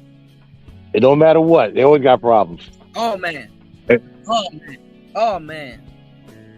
And if they don't got problems, you're not dealing with a baddie. That's a female. Yeah. But I mean, if she likes you, she'll shield you from a lot of those problems. You'll see other people go through it too. So he said, "This is not funny, man. I've lived in countries where you have no choice. Venezuela specifically. Yeah, I heard Venezuela is crazy, man. Facts. Yeah, I heard Venezuela is crazy, man. 37 people in the building. Y'all hit the like button, support the show. I don't know what's going on. Okay, shout outs to everybody over on Rumble too. But yeah, speaking of baddies, man, what's going on with the baddies? How's this summer treating you so far? Man, so far so good. I'm talking to a lot more than I used to, so that's better. You becoming a conversationalist. It's getting a lot easier. I kind of wish I had some talking points down better, but it's a lot easier now. Way easier now. Well, I mean, you don't really need talking. You don't really need talking points. Like what you may need is like routines and gambits and stuff like that. I got a book I'm doing right now that's gonna go over all of that stuff. So, because the talking points are horrible. Even though you know them. Yeah, you don't need them to interact with no girls nowadays. So. Yeah, like nowadays, I think when the Manosphere does the reboot phase, I think that part's coming in another year and a half. Like, let's retire talking points and just kind of start from scratch. That way there's no beef starting. Well, it's going on right now. I mean, you got the diet manosphere too. They're split into like 4 sectors now, and they're like getting called manosphere now, and they're not even stopping that. I just saw I was in a chat room where I saw an angry man going at Brownsville, and he was calling that space basically like this space, and they were saying manosphere all in and out the chat, and not one person clapped back and say, hey, we're not manosphere. Remember how they used to say, hey, we're not manosphere, using all our talking points and all of our now that they all broken up and nobody's really together now they're claiming manosphere, and they're trying to help men now. Wildest shit ever. Well, like I said, I see that more like a I am Spartacus moment. But yeah. I understand what you're saying though, because we all know the people behind the scenes and what their message, their intentions are. That's not what they started their channels for. That's not what they set it out to do. Yeah, you're right. Yeah. But just try to get that money train back, and who knows? Like maybe like the OG Manosphere guys, they got to kind of come back into the spotlight. And who knows? Like when Trump wins, maybe where it starts. Yeah. Because once they take out a lot of the tech censorship, oh my God! If you thought talking about these topics was taboo enough, wait till they take off the gloves. Well, I mean, and recently I heard Trump got his Facebook back and Instagram back. Yep. The writing's on the wall. Yeah. The writing's on the wall. As soon as President said to remonetize, that's it. I don't even think a lot of people gonna get behind him until they know how they can control him, though. But I don't think this is gonna humble him. I think he gonna talk way more shit now. Because I don't think he got hit by the actual bullet. I think he got hit by a ricochet. Oh, you think like it wasn't like the actual bullet, maybe like the shell or the part of the casing? Like a shard from it, because it looks like he has like a C-type scrape behind his ear. Yeah, because I was wondering, like, where was this guy aiming? Those sniper bullets are biscuits, bro. You can't eat one of them shits. Well, them shits are biscuits, man. No. That's like that shooting bad. a warped sandwich at somebody. That shit is a taco. You just shot a taco at somebody. So everybody's going to be in the flash zone, that type of thing. Everybody can get hit. It probably hit something and the ricochet hit him, because he didn't grab it. If you'll know if you got hit by a sniper bullet, your whole head will go in one direction, while the bullet will go in the other direction. Well, you know what? You know what it sounds like to me? Like this guy is a Call of Duty specialist. Everything he knows is from Call of Duty, but when it comes to real life, he can't do it. Yeah, I don't know about the Zillennial shooter, bro. I don't know about that. That's not a Zillennial and shooter don't go together. No, they're too inundated with the virtual reality aspect. They don't understand. You got to transfer that to real life first. Yeah. Now you actually have to play the game, then go to the shooting range, practice, learn about guns, learn about gun safety, then play the game again and do the process all over again. That's how you become good at it. Like this kid, you could tell he played the video games for all his life, and then one day his political opinions took over, and then the rest is history. Yeah, I mean, I don't, Zillennials, a lot of them feel like, and I don't blame them, but, JT, millennials and Gen Zs are two different things. Hell no. Hell no. Millennials and Gen Zs not even close. Huh? They're not even close to being the same. We're not even close to being the same. Yeah. We beta tested y'all. We beta tested a lot of the world that y'all live in right now. So, and just to prove it, in the 90s generation, we're the last ones. Like the 90s generation, we're the last ones that know we're having a Walkman, an MP3 player, a beeper, a cell phone. Right. That's in the 90s. They don't know about that. Nothing about that.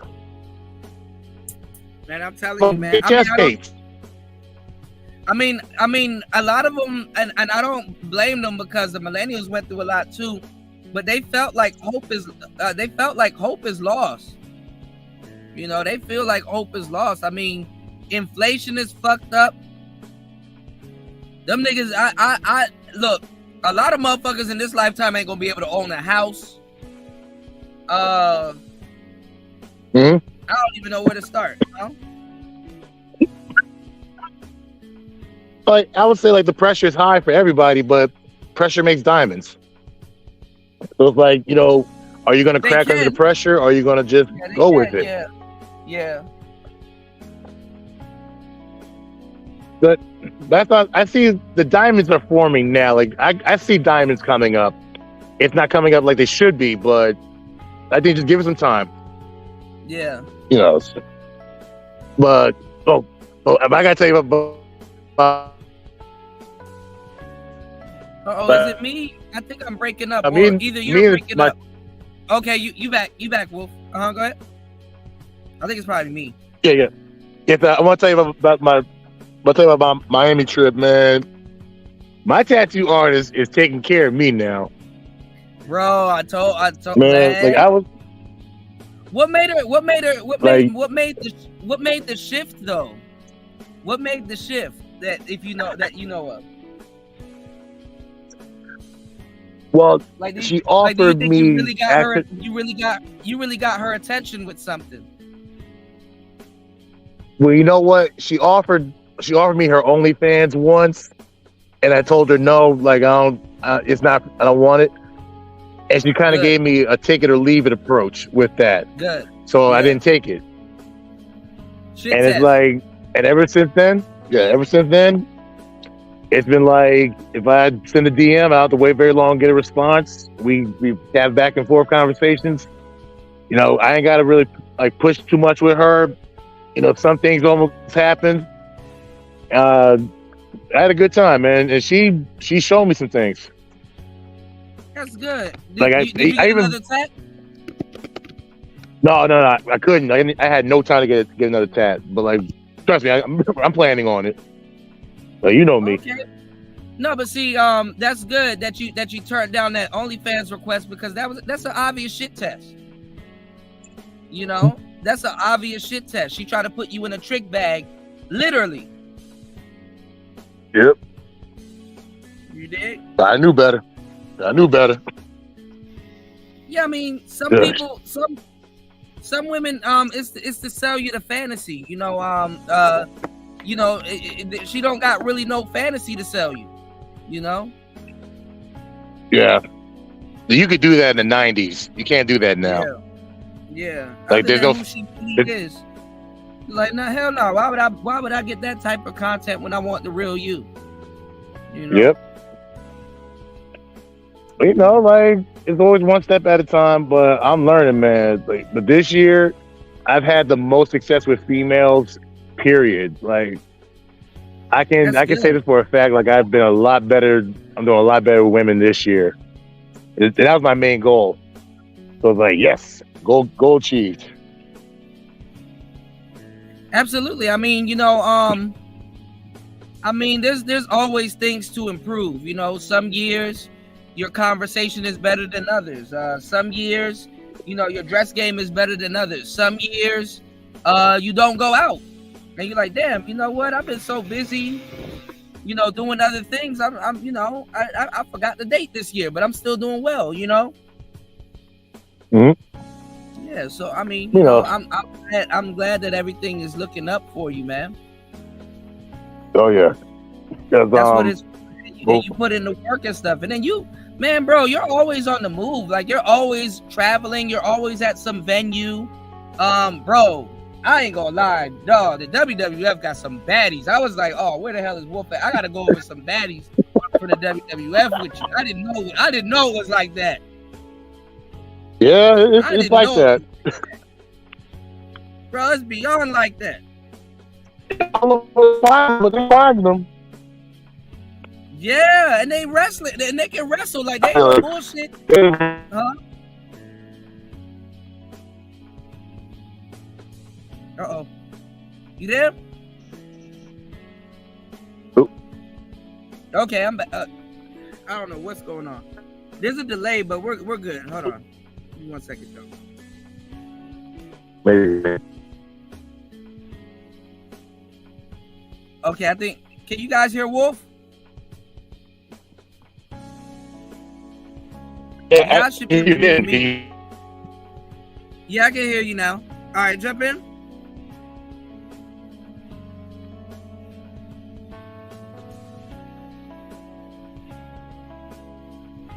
Okay, he dropped. Okay. But yeah, man, the WWF, man, WWE, they got some baddies. You said, why Gen Z looks so old?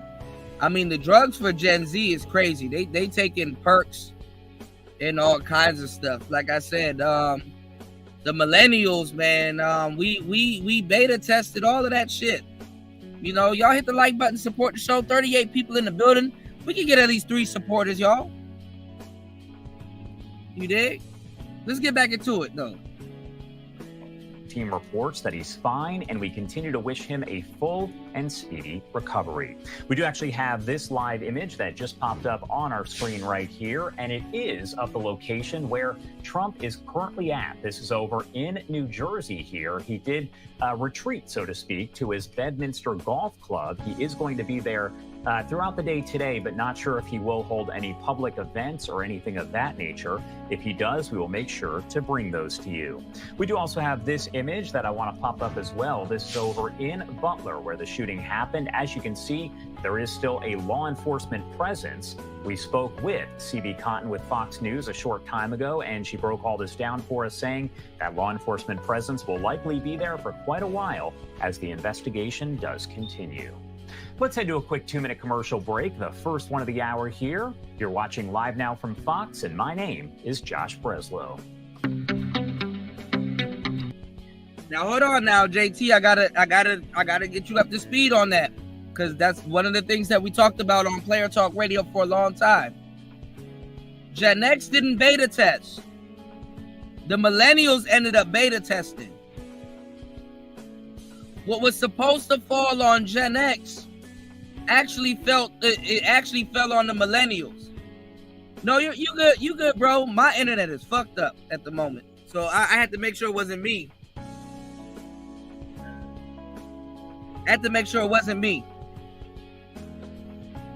The millennials got fucked up behind it. I'm gonna tell y'all how it went. Gen X ended up being the last generation, to a certain degree, with a handful of millennials that are actually really self-sufficient. The latchkey kids, all of that stuff, Gen X is definitely self-sufficient. All right? Millennials they have beta tested everything. They are the ones that's changing the scope in business and everything. So what happened was, a lot of the boomers, because even the boomers are lying to y'all. The boomers believe in hard work. They believe in, if you work hard and blah blah blah and go to school and this, that, and the third, you're gonna make it. They lied. If the boomers turned around and had 2 different set of kids. Hell, even Gen X got millennial kids. The boomers told their Gen X kids one thing, and they told their millennial kids one thing. Because by the time the boomers turned around and had millennial kids, the world was different. It was changing. It was on the up and up. Millennials believe in working smarter and doing things the lazy way instead of working harder. Millennials believe in technology more than Gen X does, because Gen X actually went outside. Millennials, a good part of our life was outside, and then boom, it flipped.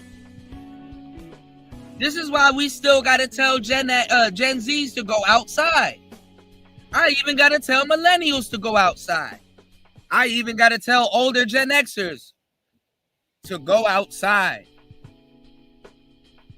Because when technology came, everybody started believing in technology. Your online life and presence held more weight than your social life. This is why I got to get on here and tell you that it's fucked up that you had a social media before a social life.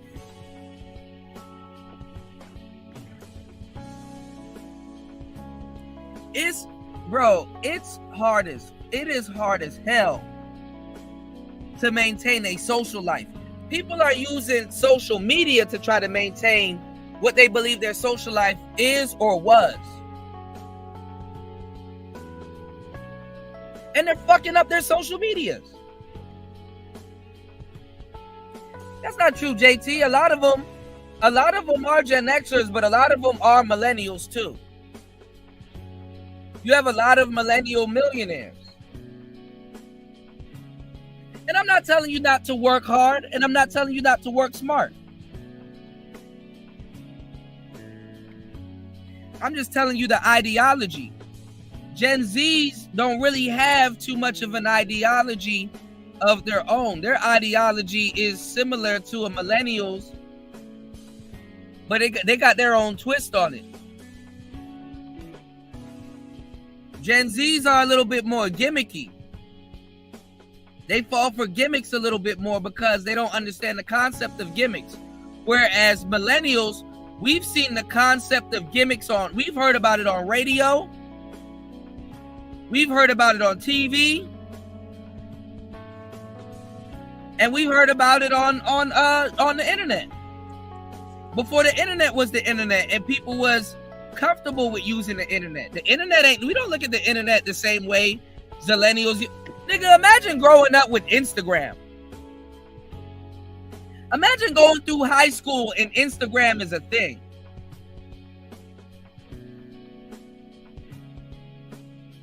When I was in high school, you had to be in college to get on Facebook. I still had one though.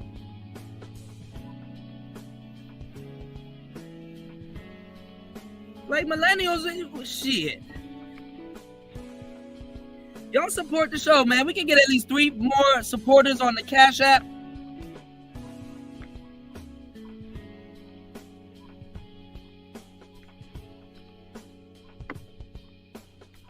Shit. Fuck MySpace. We had Black Planet. We had Black Planet. Yeah, we had AIM. We had Messenger. We had Uvu.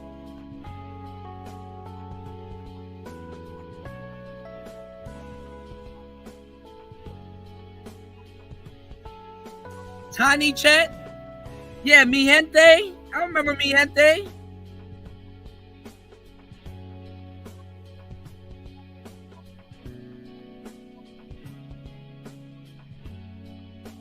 No, I like MySpace. Oh no, when you got deep into MySpace, you actually really learned how to code.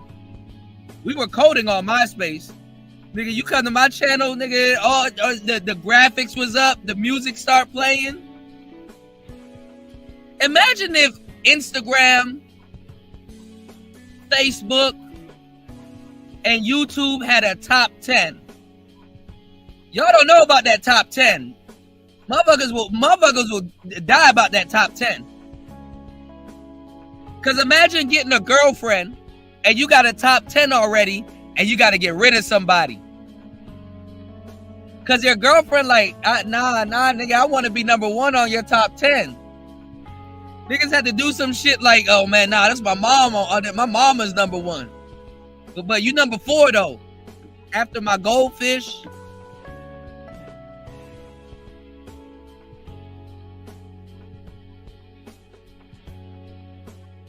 Niggas can't handle that top 10 shit.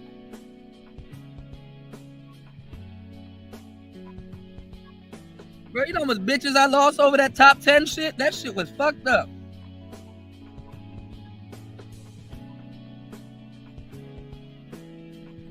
We had to put music on our page, man. Our page was rocking. Girls used to have little glitter emojis going up and down. You could tweak out a MySpace page, man.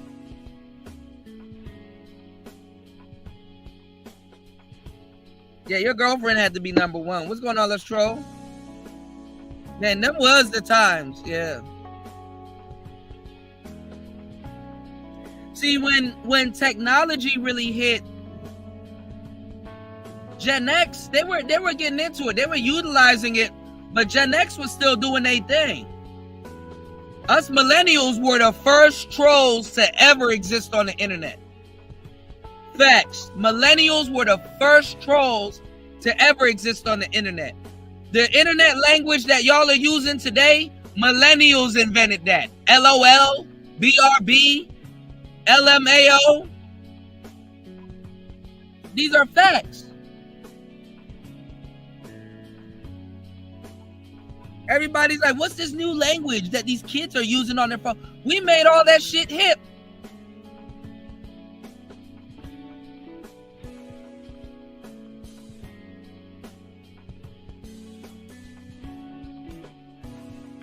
Hell, hell, Gen Z don't even know about the Nextel chirps.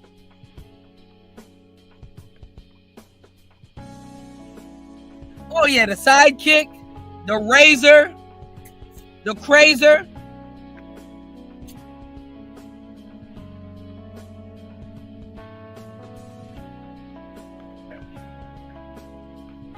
Man, we was making shit shake. Y'all support the show, y'all.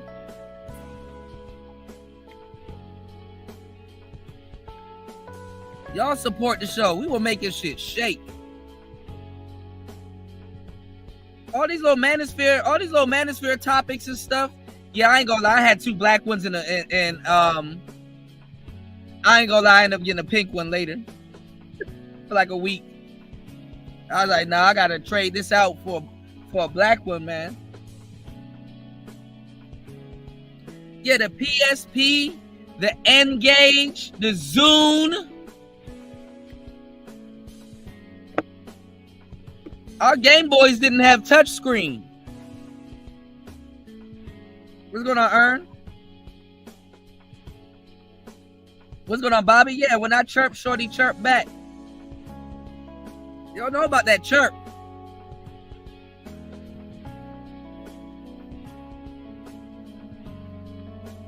Yeah, we had LimeWire. Yeah, we had the original Dreamcast. Absolutely.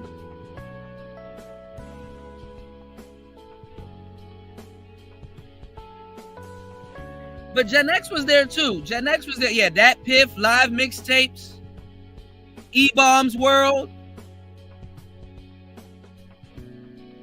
Ah, there he goes. What's going on, War Master? The Gray Razor. Yeah, look. Fun fact. War Master be going in on Apple, but he had the original iPod. I would be mad too, because I didn't have the original iPod. You want to know what's the first iPod that I bought? It was the Shuffle. Oh, that shit was ugly. That shit looked like a tampon. But it was dope. Hold on. Let me go on Google. This was it was a keychain. It was a jump drive, really.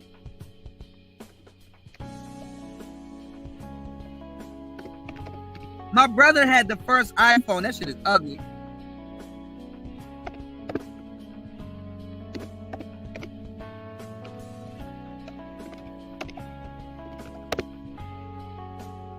Hold on, y'all. We gonna have some fun.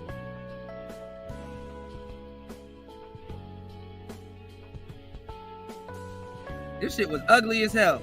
Shout outs to War Master. I definitely gotta run some questions by you, man. This shit was ugly as fuck.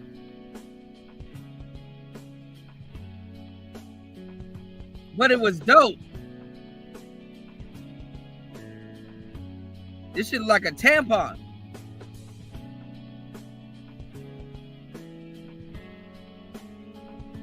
Yeah, wireless video game controllers. Look, man. Yeah, what's going? Yeah, Devin D, you know that, bro. Bro, remember the Gigapet? Who here had a Gigapet? I got a pre-record about the Gigapet coming out. Cause we got Gigapet relationships now. I got a whole pre-record coming up about the Gigapet. What's going on, Brian Will? Yeah, we the innovators, man.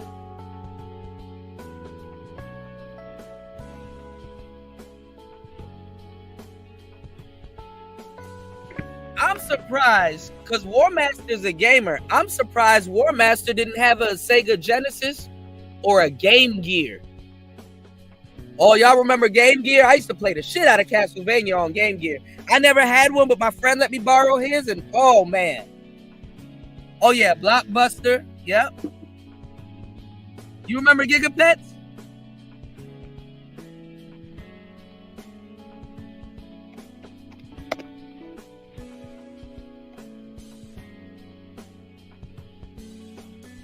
Who remember these? Shit, McDonald's started selling Gigapets. Man, y'all kids' meals ain't shit. McDonald's, I think, at one point started selling Gigapets. And what's the other one with the kids? Yeah, the Tamagotchis. Oh shit! I remember this with the eggs. Yes. I forgot about the Tamagotchi. Star P said I had one. You had an Archos MP3 player? Okay, let me look at that. Y'all remember when yo-yos took off? Remember when everybody had to have a yo-yo? This was right before Pokemon. Yo-yos was right before Pokemon. Hold on. Archos NPC. Hold on.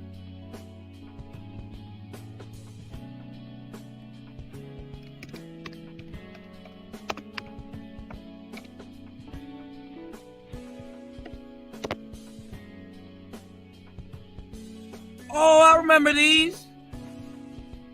I've seen these before. Damn. I've seen these before.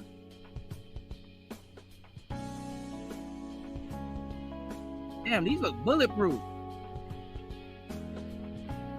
See, they tweak these now and put USB ports and stuff on these. Wow.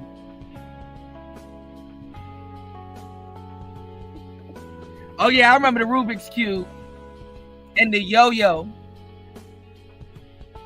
Oh, I remember Bop It. Shout outs to Jay. I remember Bop It. Yak Back. Oh, I do remember Yak Back. Oh shit.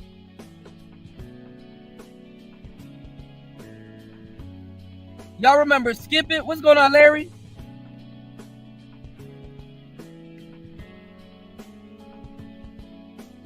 Yeah, Game Boy was more convenient. Game Boy Pocket.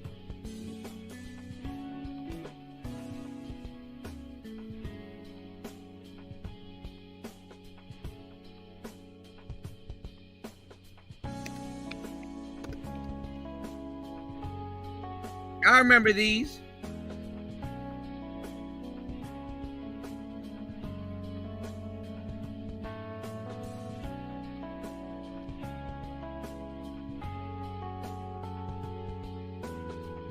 Let me see.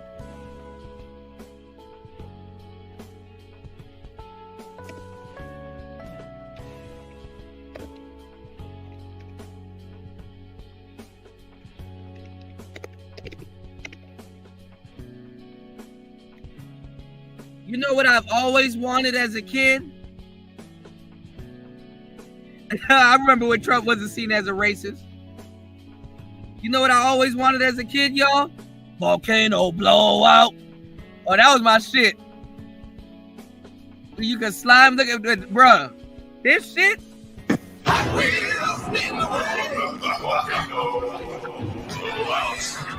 The power charger will blast you high. Volcano blowout. Blasting cars that glow in the dark. Volcano blowout. Cars racing through, coming down fast. Can you make it through before the blast? Volcano blast. It's a mid-air crash. Yeah. Volcano blowout. Volcano blowout set comes with 2 glow-in-the-dark cars. Batteries not included. Adult. Nigga, my ass will go find this shit and buy this shit today. When I was a kid and this shit came out, I wanted this shit so bad. Fuck a bitch. This is before I learned how to play with bitches. Fuck a bitch. I don't give a damn.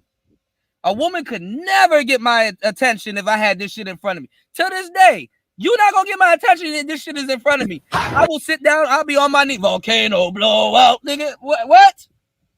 Nigga, when this shit came out, bitches did not exist to me.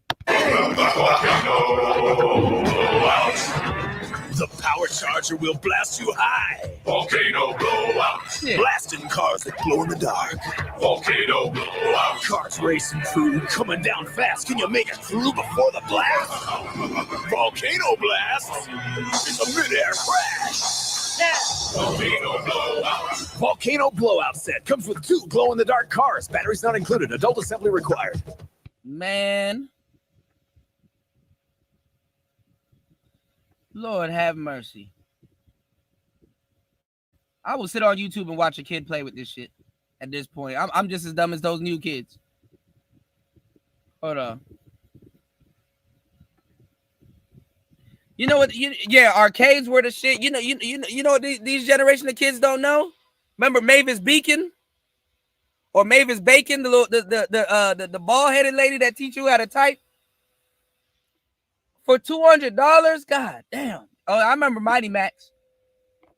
What's going on, Radiology? It's Radiology? from the 90s. It's not a current item. It's a copyright 1997 to be exact.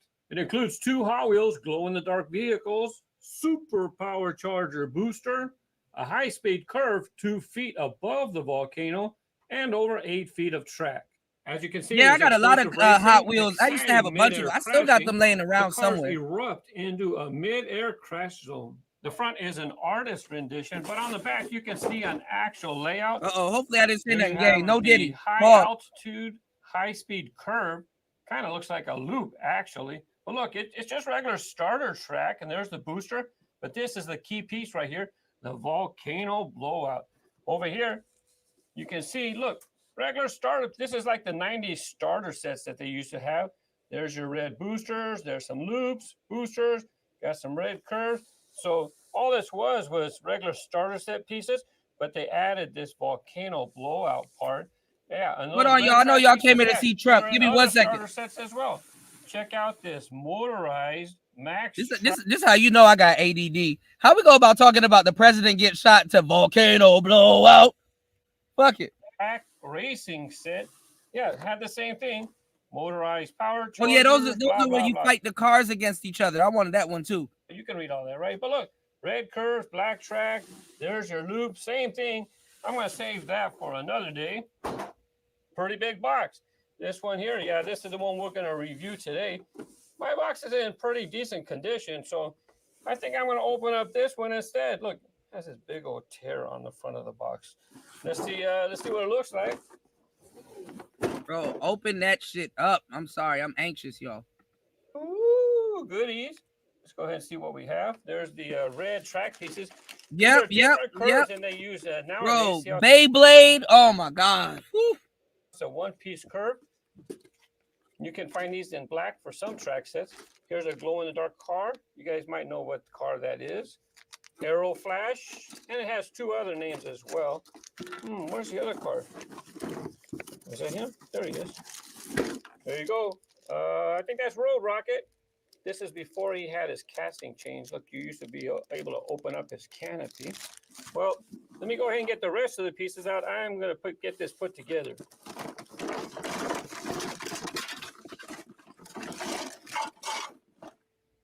I don't want to take too long doing a put together, so I'm going to put it together and just show you bits and pieces of the put together. But I know that some people need the instructions. They've lost the parts, so I'm going to include this in the video in case they're looking for it. Hey, check it out. I teach you about pinch and flare. Hold on, y'all. Right here, they talk about squeeze and flare. You pinch or squeeze this side, and you flare open the other side. Here's the limited warranty. 2 years, long gone. Look, they used to have a birthday club. That's not there any longer. And here's a close-up of the parts. And then let me go ahead and just show you some of the parts that I've already put together and the finished design. Oh, I almost forgot. I showed you one side of the instructions, but I didn't show you the other side. So these are all the steps that I'm going to have to do. This part right here, a little bit tricky, and I'll show you that in a second. Yeah, one of the few sets, I don't think they have sets that use screws anymore. But yeah, you need screws to put the parts together on some of them. There's the top of the volcano blast, the loop or the curve as they call it. And here you come down into the bottom part, the main part of the layout. Or maybe some people would say this is the main part. I don't know. As you can see, I have this part put together already. The volcano is put together with these little white plastic clips. Kind of tough to get clipped in there. 1, 2, 3. I don't know if you can see them. Yeah, you can see the white clips, right? Kind of hard to get. All right, y'all, because my ass will sit here and watch this all day. And what is the nostalgia that we're talking about? A day and age in a time where life was innocent. A day and age in a time where we didn't give a damn if the president got hit by a glizzy. We didn't care. What we needed to care about was this goddamn Hot Wheels set. We didn't give a damn about no goddamn women. We didn't care what the hell they were talking about. Go over there and play with your little Barbie. You know, girls were trying to map out their life with their toys.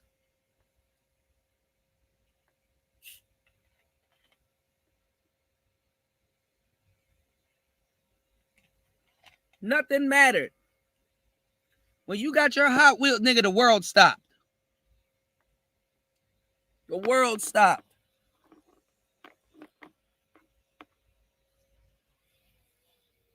Broads was playing with niggas at like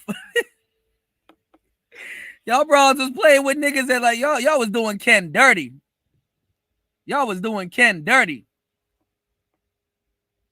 Remember I told y'all Ken had to come with the Corvette.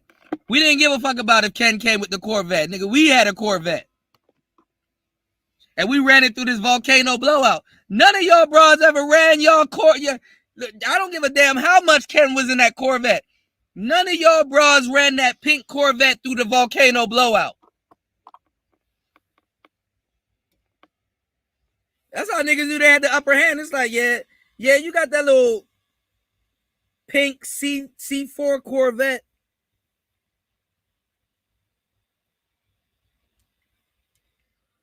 But I bet you can't run it through this volcano blowout.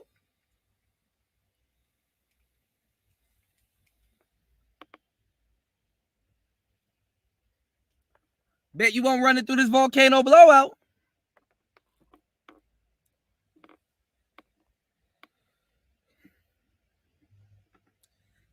Fighting evil by the moonlight. Winning battles by the daylight. Shout out to Wolf.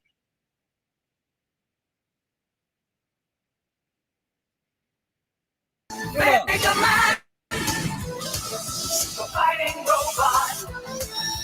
Mega Man, super fighting robot. Mega Man.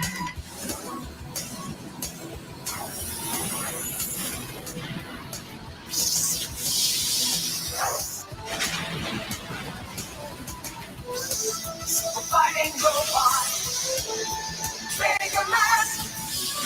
Super fighting robot. Mega Man. Bro.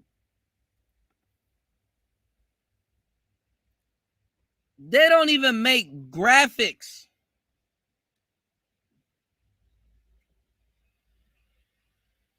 They don't even make graphics the same way they did back in the day. Our graphics. I ain't gonna lie. I kind of, all right. I was wrong the other day, y'all. I kind of did big up Beast Wars and Beast Wars graphics. Them shits was horrible. Them shits was bad. I'll give y'all that. Beast Wars was a horrible and original Transformers too. But other than that, our graphics was way better. Way better than the art style of today. Super fighting robot. Mega Man. Fighting. The world.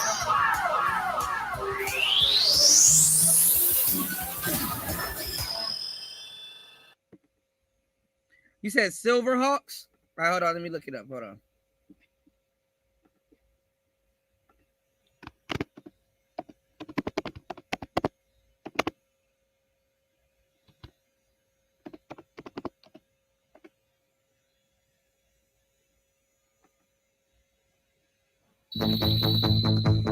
Tally ho!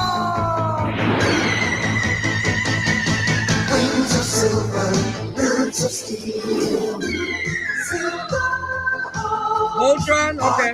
Metal, partly real.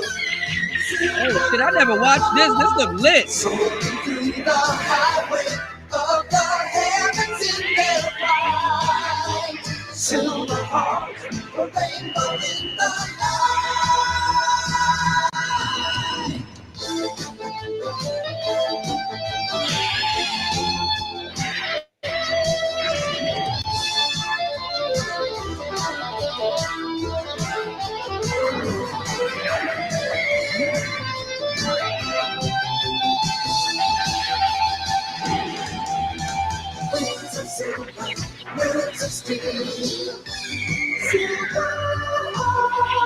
Partly metal, partly real.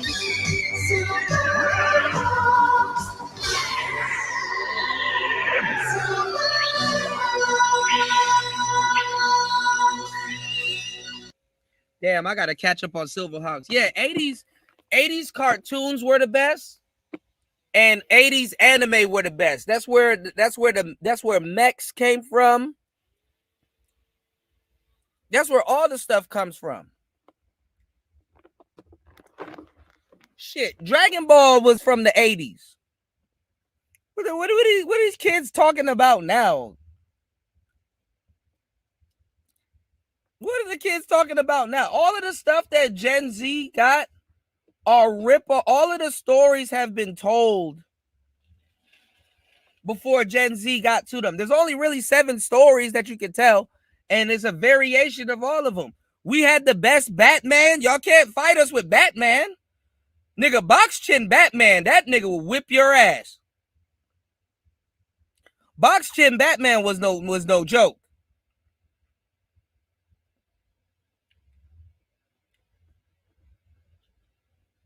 Say what you want. Box chin Batman, man, shit.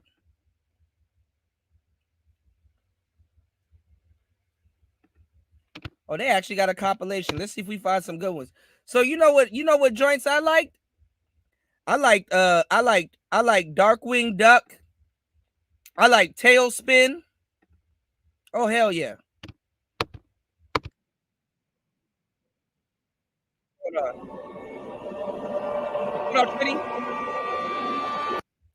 Oh yeah, RoboCop.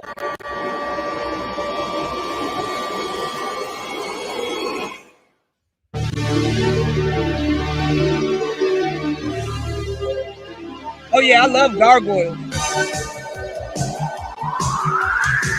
Masked crusaders working overtime, fighting crime, fighting crime. Secret raiders who will neutralize soon as they arrive at sight. Yep, G.I. Joe. The mission and Spectrum's gods. Dr. Digo, yep, Mega Man. Is the mighty power that can save the day. No one knows Captain Planet, yep.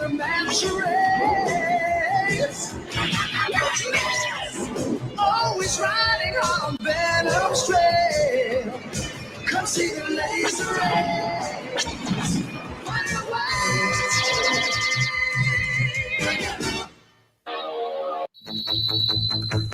Tally ho! Yeah, this is the romance joint. Wings of silver, birds of steel. And then I'm not even gonna lie, all of these songs got you hyped up. All these wasn't no like depressing, trippy red songs. All of these show songs got you hyped the fuck up. Jumping up and down, nigga. Eating cereal.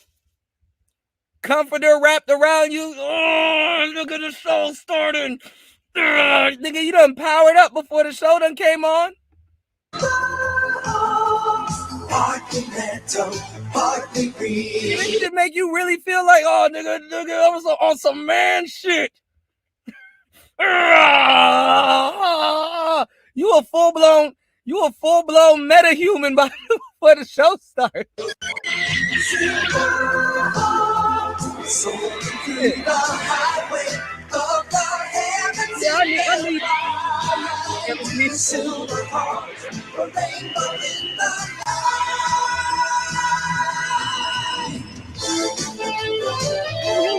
You damn near rocked out before the show started. The sugar from the cereal done hit you. Shit. What? And this is in the morning too. This wasn't no wake up at 3 p.m. and get and nigga, you was juiced up at fucking 6 a.m. in the morning. Superheroes. And all of them dudes used to go crazy on the guitar. What's going on live? What's going on, Debo?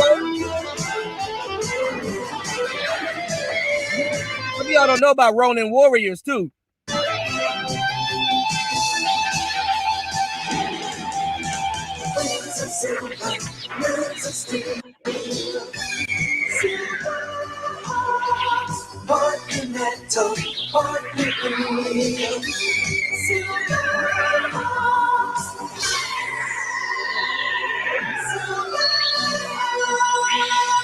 Man, that was back when Cookie Crisp had what do they got now? Cookie Crisp used to have the dogs.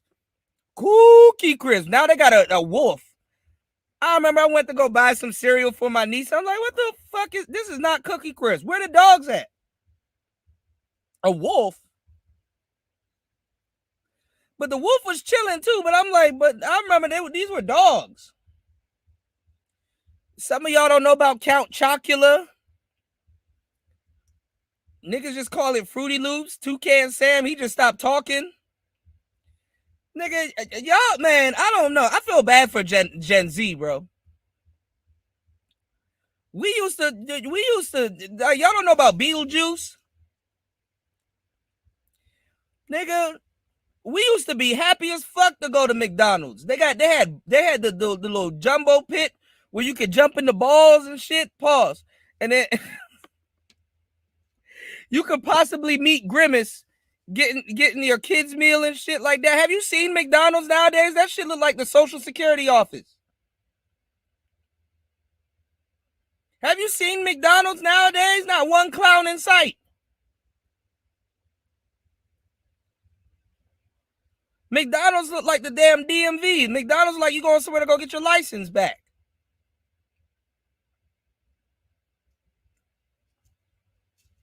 McDonald's look fucked up. Yeah, I ain't gonna lie, that was impossible, bro.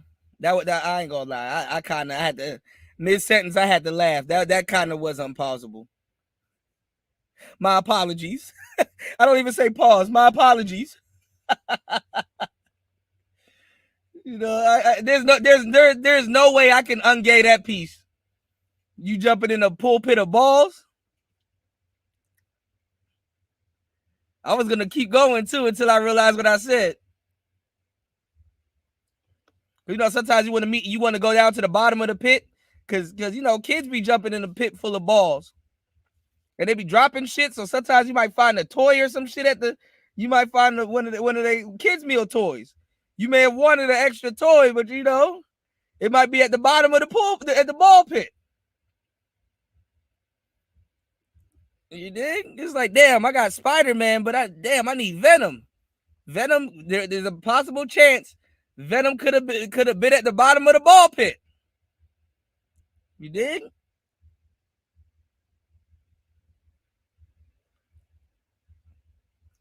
Yeah, they bring back the Hamburglar, but not Ronald McDonald. They bring back Grimace, but not Ronald McDonald. Because kids are scared of clowns now. The school don't even invite McDonald's to the damn schools no more to talk about people.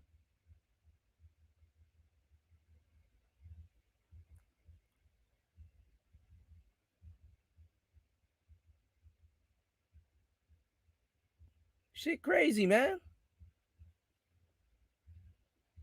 Venom did save the Spider-Man series. That symbiote suit saved it. Yeah, absolutely. Absolutely. I actually got to do something on that because that is damn true. You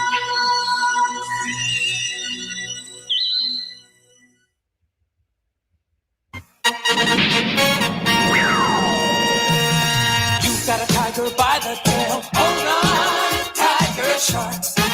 Tiger sharks. Damn, I remember some of these books. Do y'all remember Bobby's World where he had the big wheel? I remember Bobby's World. With a sail and hold on, tiger sharks. Tiger sharks. Hold on, tiger sharks.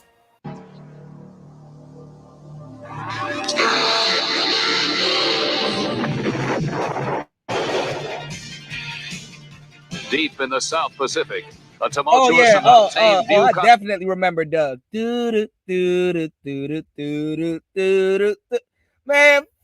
look, man, these kids ain't watching no fucking cartoons, bro. These kids never watch no fucking cartoons. Nigga, these kids ain't watch no fucking cartoons. Bro. They don't know about Clarissa Explains It All. They don't know about Pete and Pete. They don't even know what all that is. Yeah, the original Hey Arnold. Come on, man.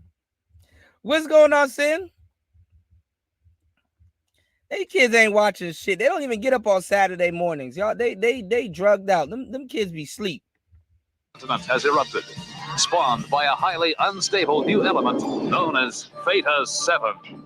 If this powerful new element could be controlled, whoever possessed it would be the undisputed ruler of the world. One man, General Lucas Plague, is determined to hold that title. Yeah. 90s and early 2000s were the last ones. There were some good ones that came out in the 2000s. You know, that's good. Yep, Amanda Show, Drake and Josh. Yep. They barely know anime though, because all the anime that they watch comes from the 80s and 90s. Dragon Ball was 80s, Dragon Ball Z was 90s. Baki, the Grappler, Berserk,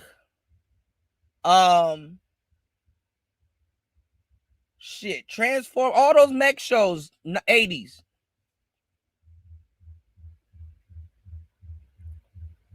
Dick? And it's up to a rugged team of mountain. 3 hours and 8 minutes into the madness. All right, let's get back to what we talking about. My bad. I guess it's childish. The show ain't really getting no support because I guess we're on some childish shit. I forgot. You guys came here to listen to Trump. Yeah, Fist of the North Star. Man, I gotta catch up on Fist of the North Star. I started watching Hunter x Hunter the other day, but I had to give it up because I gotta study.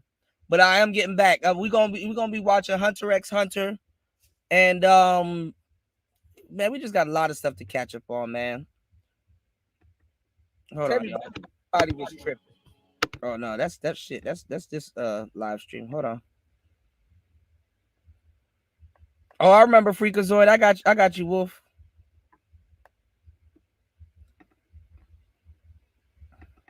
The funny thing is, not Afro Samurai. Samurai Jack started off as a joke and ended up being good. Freak.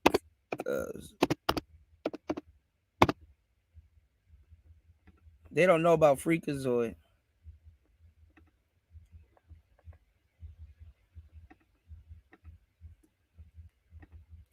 They don't know about Freakazoid. Man,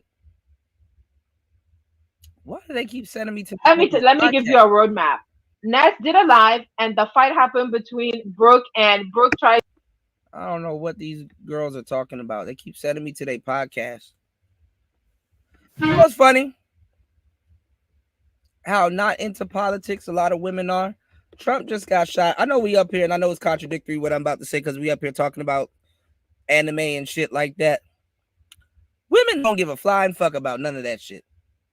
They don't give a damn about none of that shit. All right, hold on, y'all. Let me throw on Thundercats for War Master. Hold on. Thundercats is awesome. They might have an Xbox game. Hold on. Shout outs to War Master. Sponsoring the show as always, dropping the huge $20 on the Cash App. Here we go. Shout outs to War Master. Player Talk Reparations. Let's go. More. Wendy? Thanks, Chuck. We're standing here in front of the Olympic Liquor Store in Queens where scores of African Americans have been lined up for hours. We spoke to a few of them earlier. Ladies, may we get a word?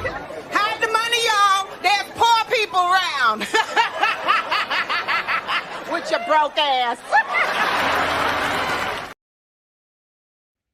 Shout outs to War Master. Yeah, Richard Simmons passed away. Yep.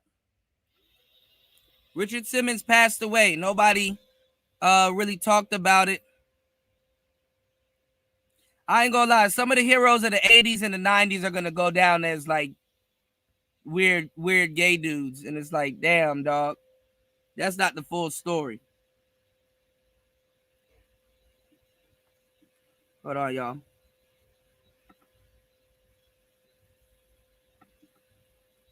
I am raw.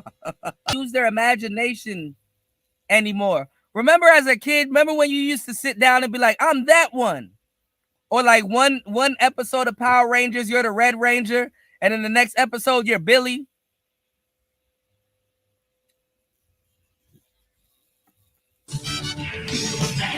China ain't really doing nothing with Taiwan. That's a lie that they're telling y'all. That's a lie that they're telling y'all to get y'all riled up. China's chilling at the moment. They're not really about to do shit with Taiwan yet. Happens to me. Have y'all ever actually completed these shows? Like, I don't think these people ever beat their villains. Like, I've never watched Pokemon to the end. Never watched Yu-Gi-Oh! To the end. Never watched Thundercats to the end. No, I know so, man. I'm right beside China.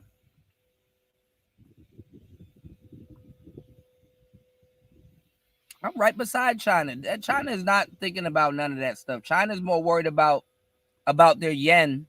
Not the yen, I said the yen. They're worried about the yuan more than they're worried about building up the yuan more so than taking over Taiwan. You know. They just tell Americans that, like, they lie to y'all. I'm telling y'all, when y'all leave the country, they lie to Americans so much. They lie to y'all so much. It's like you would think, like, as an American, I would have a hard time getting into China. Nope. They'll just let you right in. They don't give a damn. They're like, we don't care. You know? Yeah, I never seen the end of these series.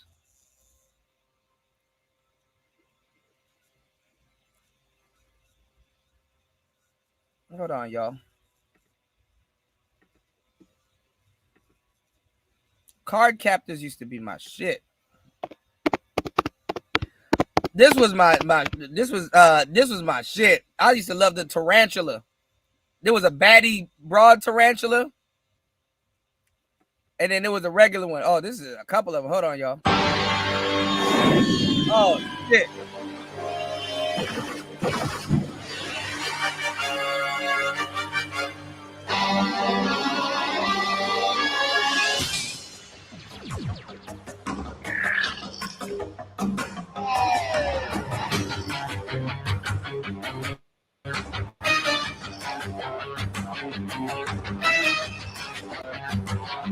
Restart. Oh, hell yeah.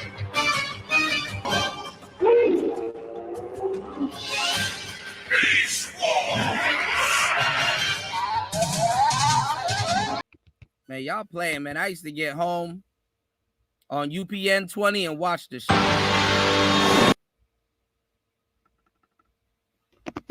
I got y'all.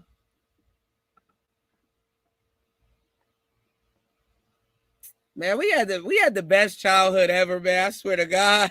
I swear to God. I swear to God.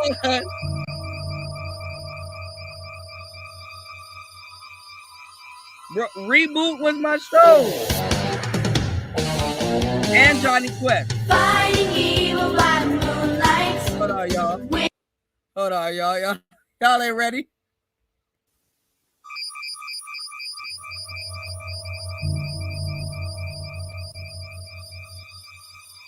Yeah, the Raptor was an asshole.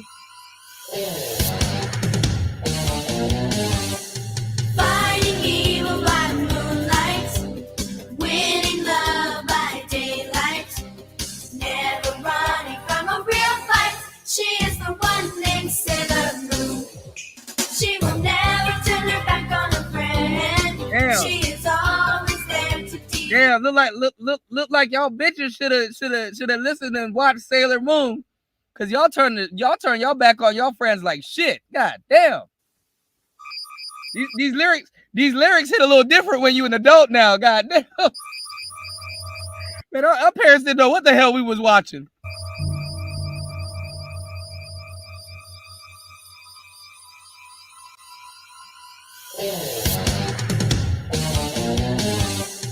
Fighting evil by moonlight, winning love by daylight, never running from a real fight. She is the one named Sailor Moon. She will never turn her back on a friend. She is always there to defend. She is the one on whom we can depend. She is the one named Sailor Venus, Sailor Mercury, Sailor Mars, Sailor Jupiter. Secret powers are so new to her. She is the one named Sailor Moon.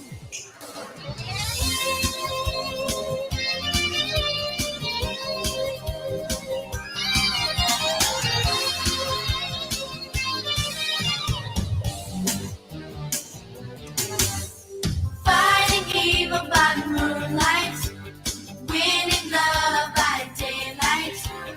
With the same fight, she is the one named Sailor Moon. She is the one named Sailor Moon. She is the one Sailor Moon. Man. What y'all know about that?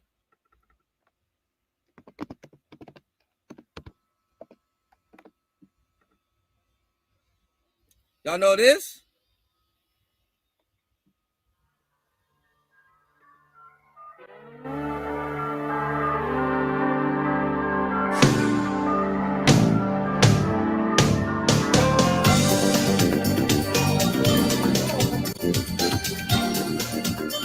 Man.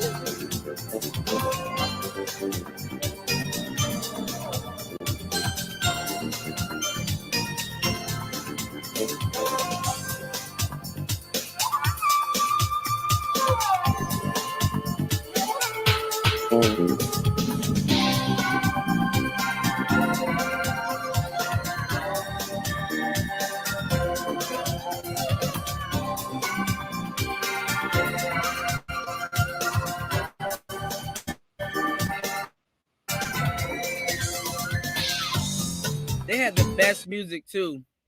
Japanese jazz from the 80s, man.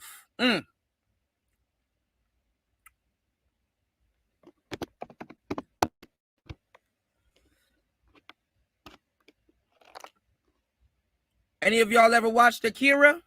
Y'all know about this? Neo Tokyo is about to explode.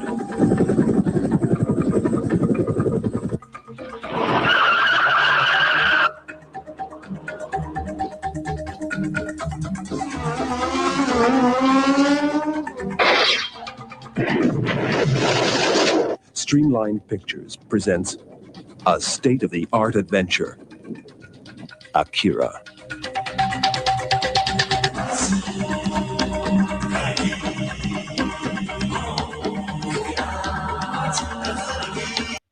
Y'all ever watch Initial D?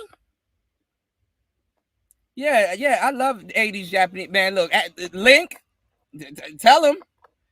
Link, you better tell him.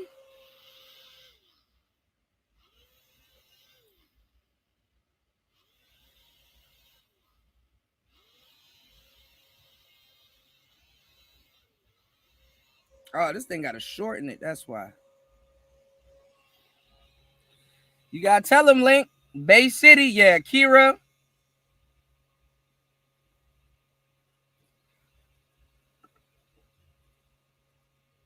What was the name? There was this anime I wanted to watch. Have y'all heard about this anime?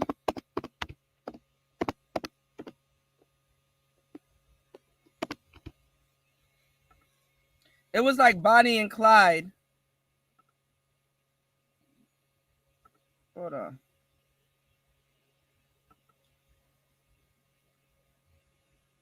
Oh, it's an actual anime. Hold on.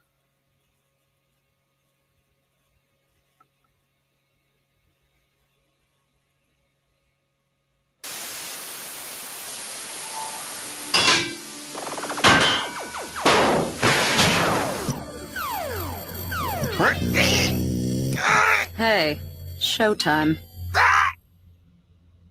Who the hell are you? I was hoping you'd tell me. That thing around your eye makes you look like a panda bear. And that retro TV on your head makes you look like an asshole.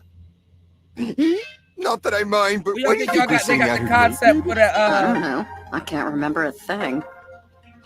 Let's go and find some clothes. Aren't you cold? I'm peachy. Jet Set Radio reboot. The cold isn't doing you any favors, trust me. I'm hungry.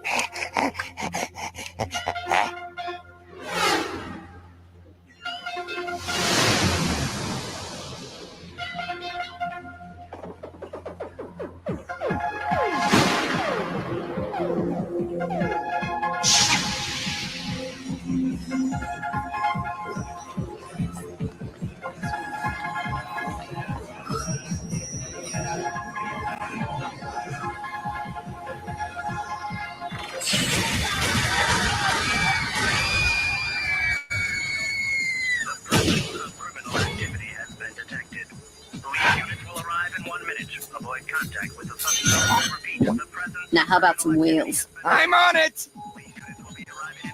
Have you seen my heliotrope? Get out of my ride.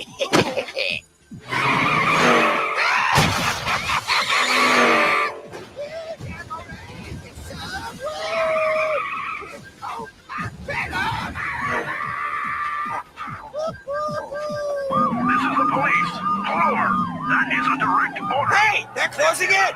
Awesome ass. I'll keep them busy.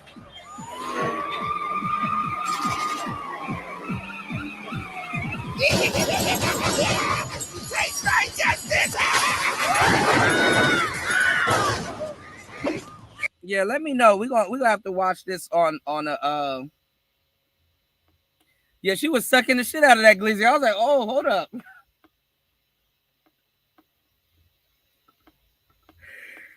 She wasn't even eating it. I was like, what are you doing with that blat? Whoa. All right, let's get back to it, y'all. God damn it. Let's get back to it. So yeah, I did imply that because when white people do certain crimes, they be very sparingly giving out their information, and they got to come up with narratives and all kinds of shit. And then they don't discriminate when they blame it on the manosphere. So we got to be careful, because in these manifestos,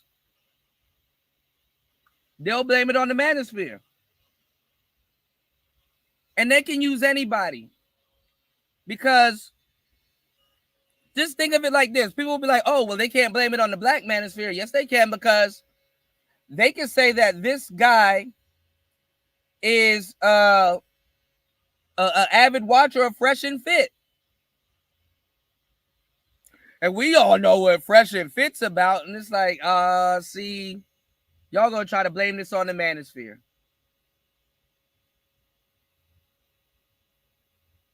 Y'all gonna try to blame this on red pill content creators. This is to really make a divide, because think about it. How can you blame this on the manosphere when they claim that Trump supporters are manosphere? Divide, maybe. How can a manosphere guy... Anyway, I got something funny to show y'all too, but let's go.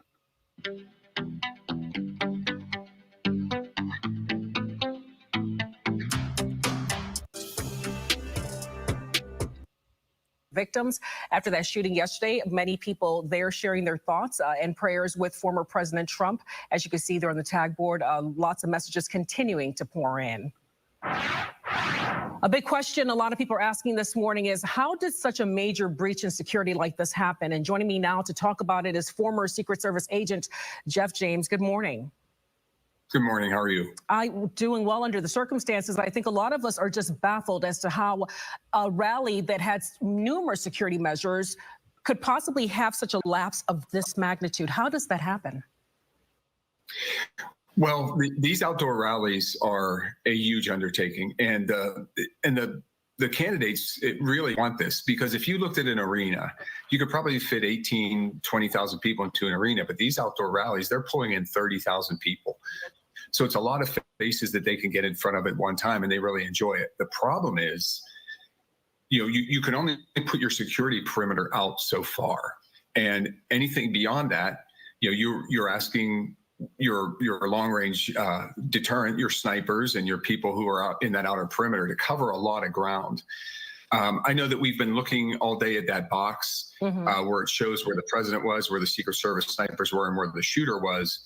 But what you have to remember too is you would need to expand that Google view out 1,000 yards to look at all the territory that the Secret Service snipers have to cover. So there's probably other high ground, natural high ground. There's probably other buildings. There's residences, and it's a lot to cover all at once. The Secret Service snipers are some of the best in the world. They do a great job, but it is a lot of ground for a two-person team to cover. And not disputing that Secret Service agents do a great job. But again, a lot of people questioning the reports I saw that someone spotted. Hold on. That's a good point right there, too. That's a good point right there, too. The people that oppose the manosphere are considered manosphere to the feds, too. That's a good point. Carlton says, yeah, Trump supporters are pro-manosphere. You would have to blame the left. War Master said, never forget that the Democrats wanted to take away the Trump Secret Service protection. All right. Hold on. Let me show y'all something funny real quick.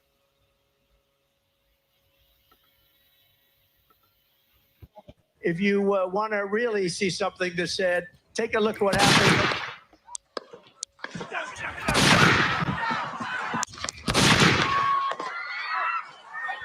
I ain't never got my stimulus check, Nick. Then if you want to really see something that said, take a look at what happened.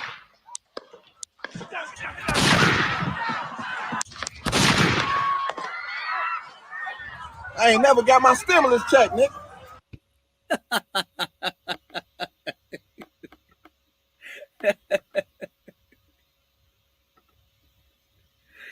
Oh my God.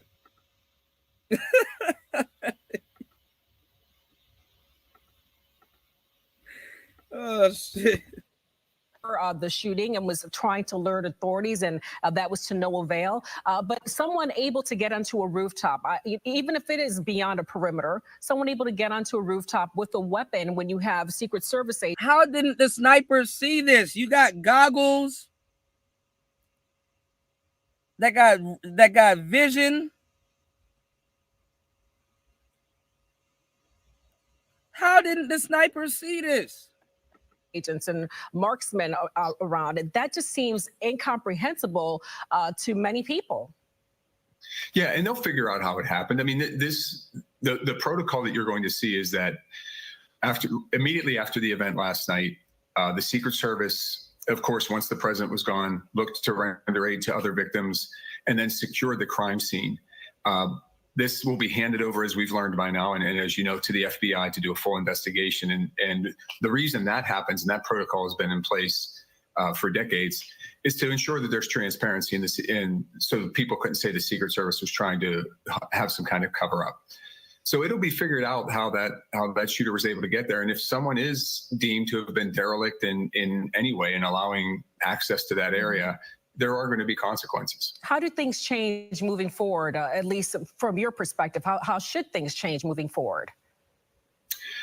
Well, I think I think it's tough. Look, the Secret Service does a very good job of reacting and adapting. See, if you think about it, if somebody really wanted to get at him, this is the perfect time to do it, where he doesn't have Pence behind him, and you can eliminate. He's not the president, even though they dropped the bag and said he was. Pay attention. You can you can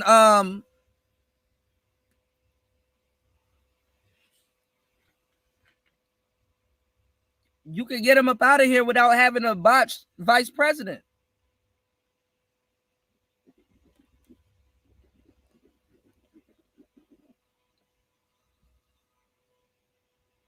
And stop him from being reelected.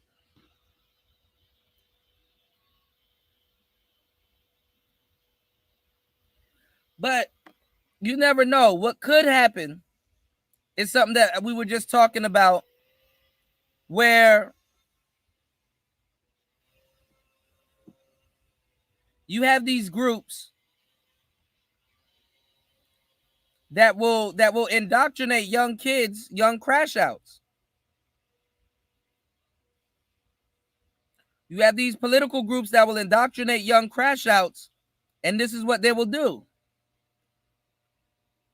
Us as black people can't say a lot of our 20-year-olds are doing better. You have the Crips and the Bloods indoctrinating young crash outs to go after each other with Dracos. Because somebody killed your homeboy, who probably wouldn't have killed for you.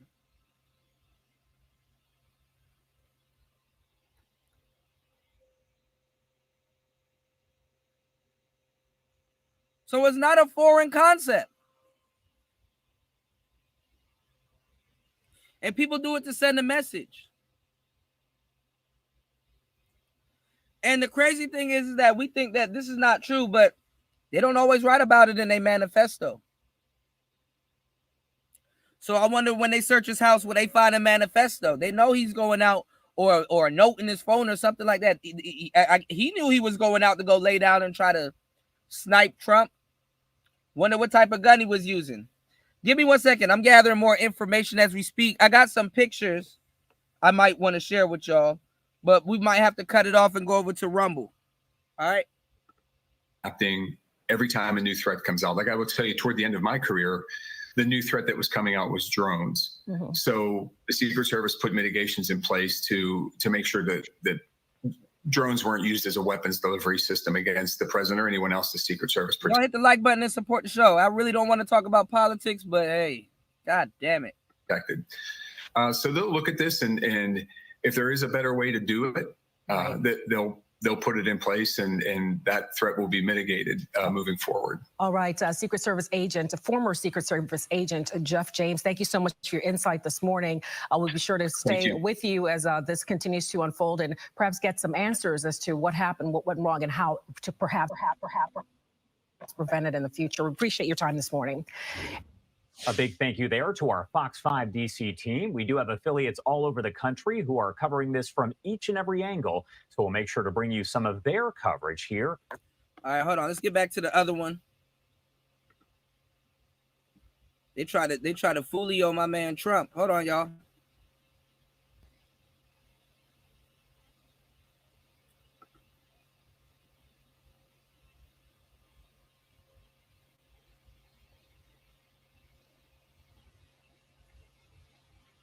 So the guy name is Thomas Cooks, but right here, shout outs to Wes. He's saying you got the wrong guy. My name is Thomas Matthew Crooks. I hate Republicans. I hate Trump. And guess what? You got the wrong guy. Big villain energy. My name is Thomas Matthew Crooks. I hate Republicans. I hate Trump. And guess what? You got the wrong guy.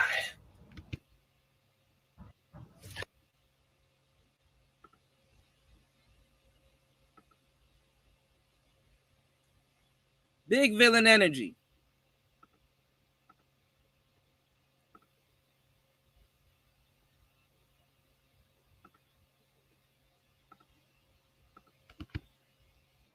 Now from Fox. The time now 7:26 on the East Coast and 4:26 on the West Coast. My name is Josh Breslow, and I'm here to bring you all of your top stories and live events from across the country and across the world. No surprise here, the big story we are covering all throughout the morning and likely all throughout the day, the assassination attempt against former President Trump during that rally over in Pennsylvania. Let's head to a quick break, but we'll have more live coverage on the other side. You're watching Live Now from Fox. We'll be right back. The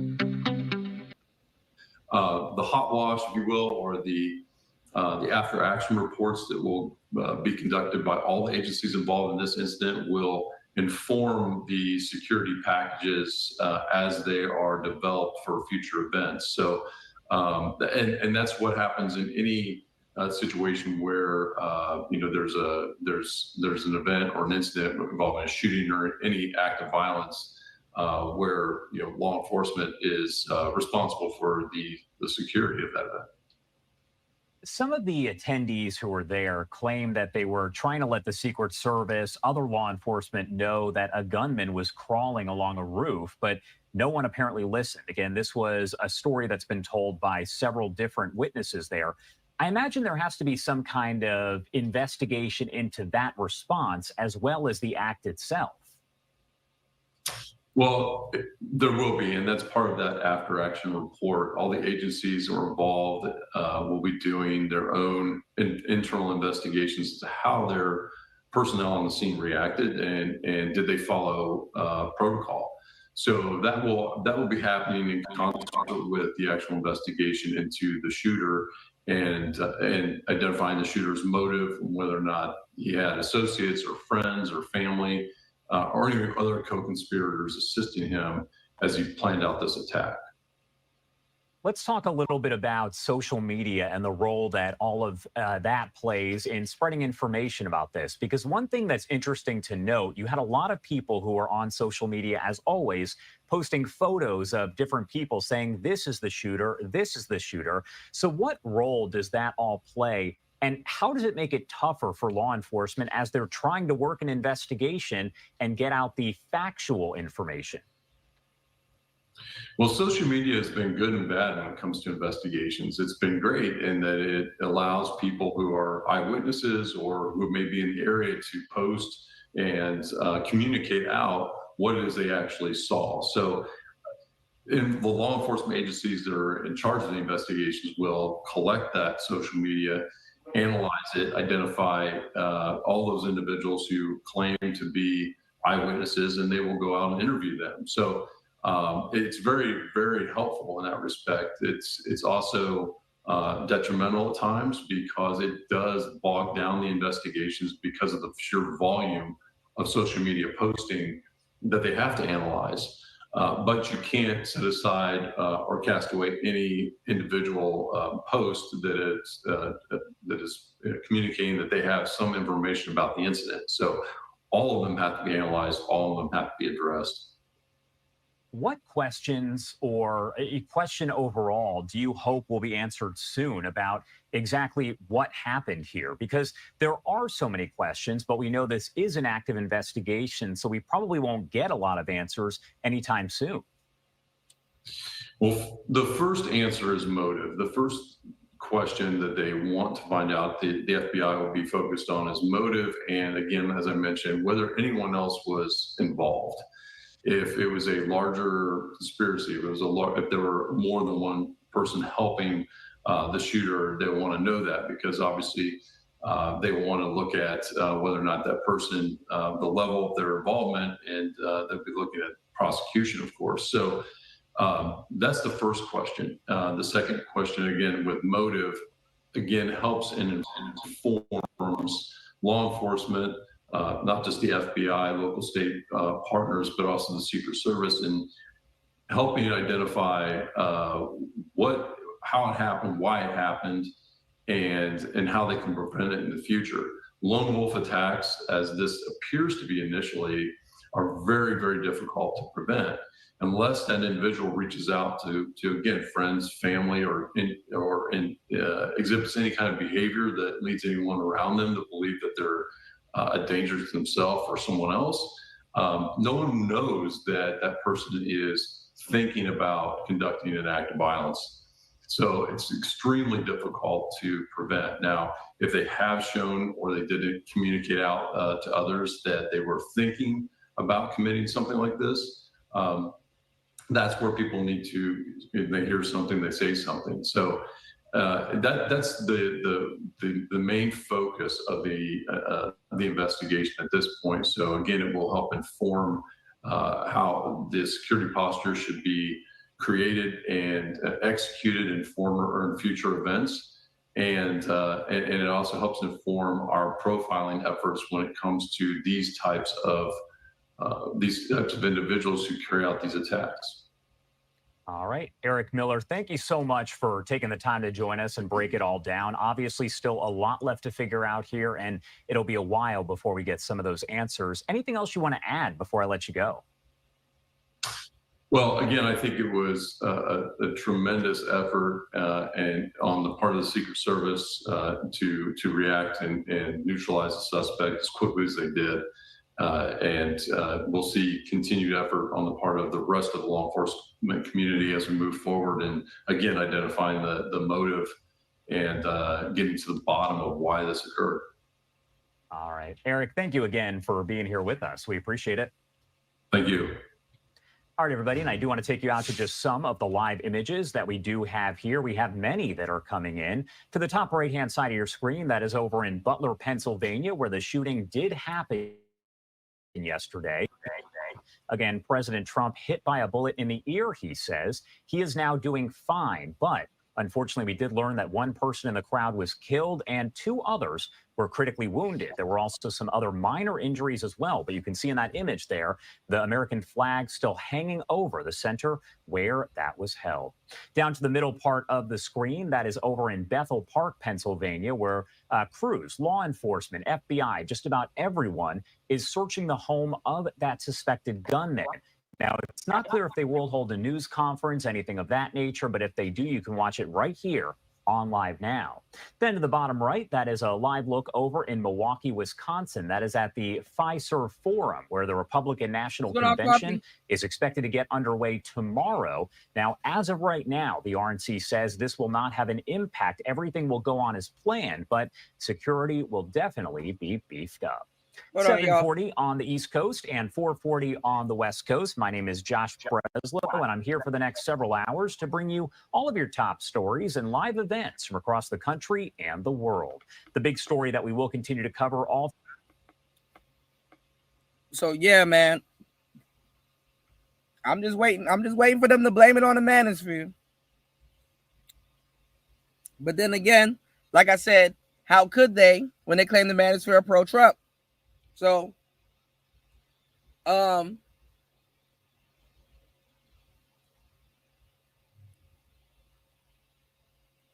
it could be a divide and conquer thing, but we'll see. I mean, we'll wait until the manifesto come out.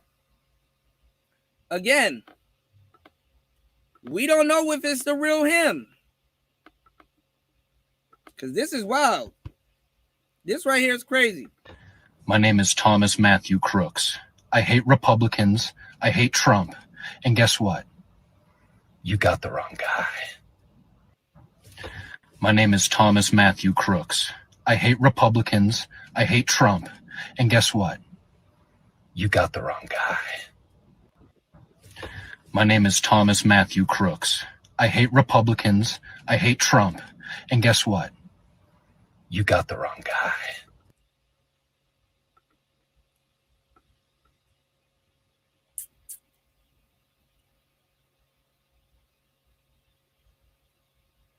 This nigga about to become a villain. Scuba Tank Man.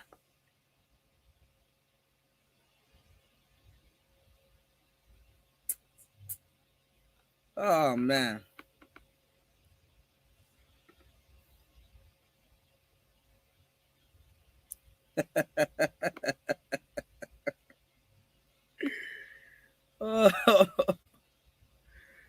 Oh, man. Let's get 1 to 2 more supporters. Let's open up this panel. I want to hear from you guys. Scuba Tank Man.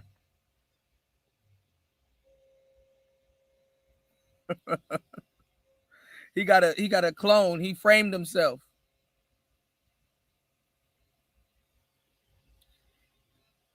Holy shit. How do you miss a shot with somebody that has a red hat on? Granted, there's probably a lot of red hats out there, but still, he's in one spot with a red hat. You just aim for the hat.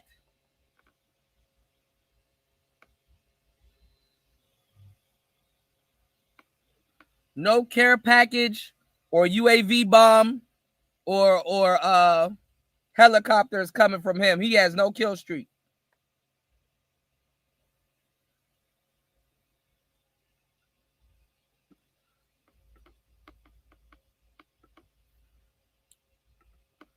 That's a good observation there too. Because I was just talking about that earlier, War Master. Great observation. Remember when I was talking about, like, in the manosphere, you have guys in the manosphere that don't agree with stuff that's going on in the manosphere. Cool, right?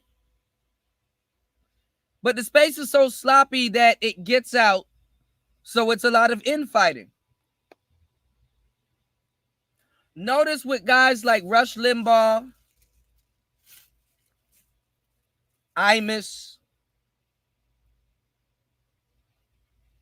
who's the other guy?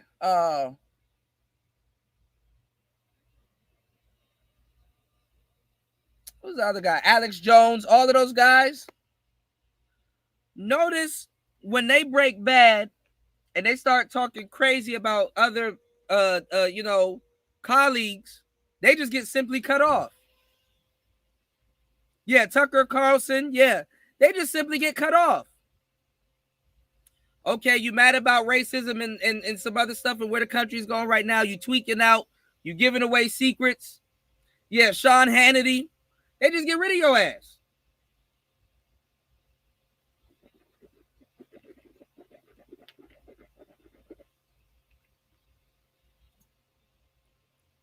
They're not about to sit there and go back and forth with you over racist talking points. As far as you and the world knows, they're not even racist. They will gaslight you and cut you off.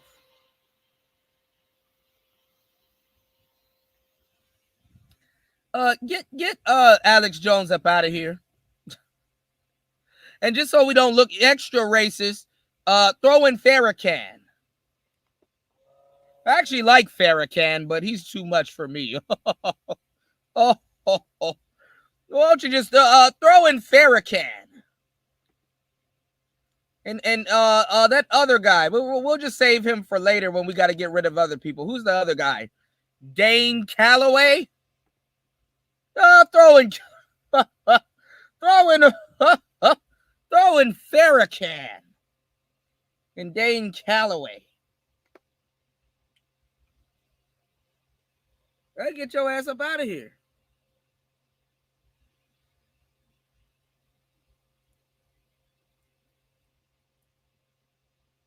Racist or not.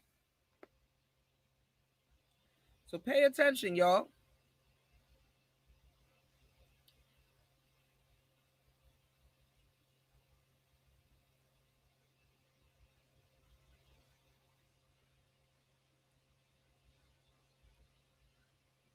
Three hours and 56 minutes into the madness. Let me know if you guys want us to go into overtime. I try to keep the shows at 3 hours. But let's get it.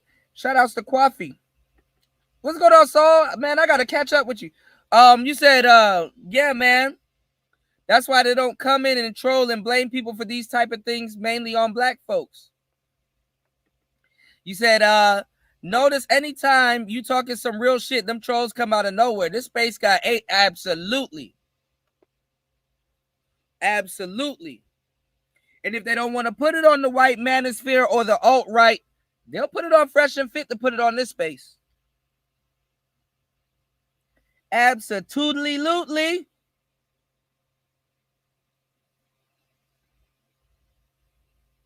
But the thing is that this happened right after Alex Jones allegedly donated his show to somebody. I forgot, but guess what, y'all? Remember I pulled that thing up on my show? When I went back to go look at that podcast, that shit was gone. They don't want his ass on this platform. No way. I said, shit. Let me see if what is it, the Turks? Let's see if they talked about it. You know they're gonna be all over it. This Monday about to be lit. They might let you breathe a little bit on Sunday, but this Monday.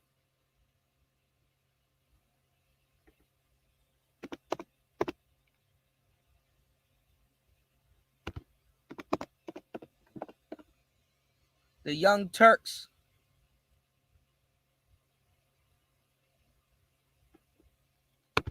Oh shit. And it's always some random weirdo.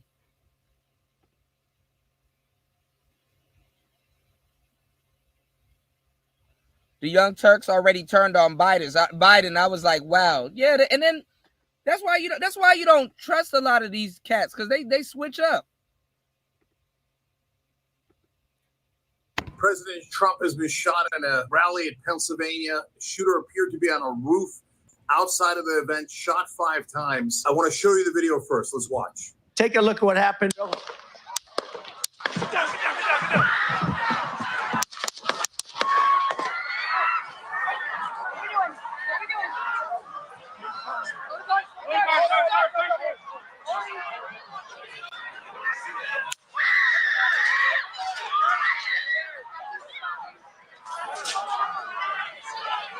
So as you see there, President seems to get hit around the neck or the ear. He grabs for his neck. It might be that the bullet ricocheted off of something else, and either the bullet hit him or a shrapnel hit him. That's why it's a superficial wound. What he's going to do next is going to be amazing, to be honest. Let's watch that. So we got to move to the bus. He declared victory when he raised his fist. Wait.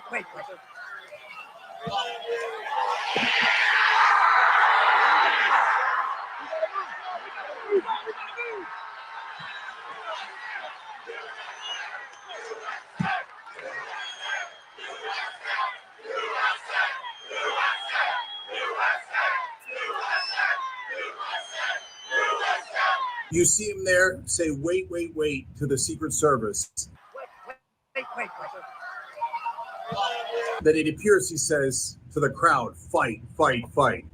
He looks totally heroic. You got to be honest about it. You have to be objective about it. That's our job. Look, thank God he's alive. Shooting your political opponents is an act of submission, unilateral surrender, saying my ideas are too weak. I can't beat you politically. I've got to end you physically. That's a disaster. The shooter is, of course, disgusting, both morally and, of course, politically. He's done nothing but terrible damage. And it is clearly an assassination attempt. 5 shots fired. BBC has an interview with an eyewitness that saw him on the roof with a rifle. It appears that this is now the best guess we have, that a bullet might have ricocheted or hit something else.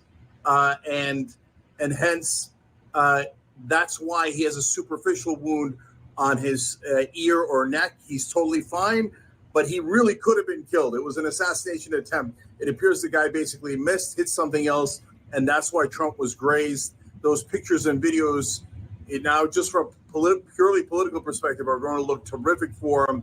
I've called him a coward hundreds of times, but here he was not. He was brave, and that was an incredible moment when he put his arm up and said, fight. So Trump's okay. Assassination attempt. He's alive. It's a disaster in every other way. 47% of people said in a recent poll that they're fearful of civil war in this country. Do you feel like we're close to that? I mean, yes. Yeah. In what way? I mean, we can't have a land war like we had in the 1860s, probably, right? What illegal immigrants is going to happen no matter what. The 47% of Americans in a recent poll said that they think there could be civil war in this country. Do you see that? I'm in the Army. I don't want that. I don't want civil war. Are you active duty? I'm National Guard, but I'm going deployment this November of this year. And I don't want civil war. People is talking about war and things like that. People who don't know nothing about it. This is something that should never happen. I hope it never happen, because civil war or any type of war is a horrible thing. A lot of people are going to die. A lot of people are going to suffer. I don't even want to think about this, this type of thing, because civil war is a big word. It's a big word. It's better not even use it. But people is using it like for nothing. But I'm telling you, it's people who don't know nothing about war, about what it is, suffering, this type of things. A recent poll said 47% of Americans think that there is going to be a civil war in this country. Do you agree with that? Could happen with the turning point in this country and the way things are going and how bad it's gotten. I think the people are tired. I think they're fed up. And, with what specifically? I want to ask this question because if you look at the numbers, we have historically low unemployment. Inflation is coming down. The Fed is going to most likely be lowering interest rates. People are getting back to work and cities are opening up again.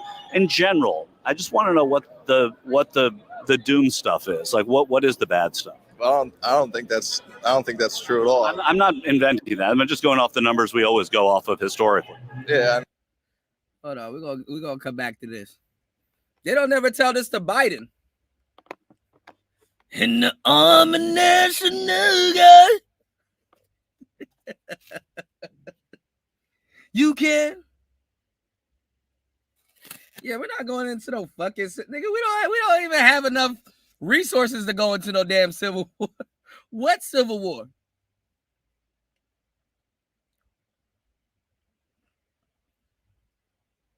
You running out of bullets when you thinking about shooting the president. I ain't gonna have no more bullets after this. Might as well.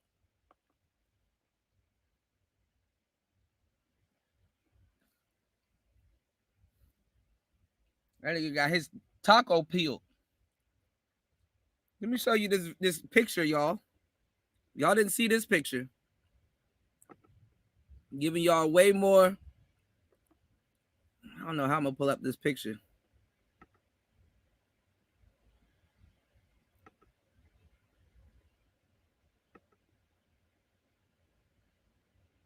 Giving y'all way more game than half these channels. Y'all support the show, y'all, because in the army national guard. Oh, hold on. It won't let me pull up the picture. Hold on. I got that 50 Cent picture, but I got a picture of this nigga laying down, clear as day, with the rifle.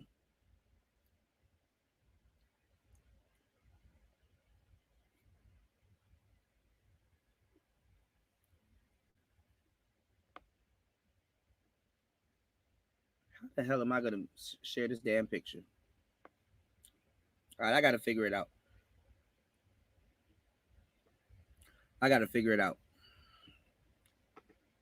No, hold on now. There ain't gonna be no damn civil war.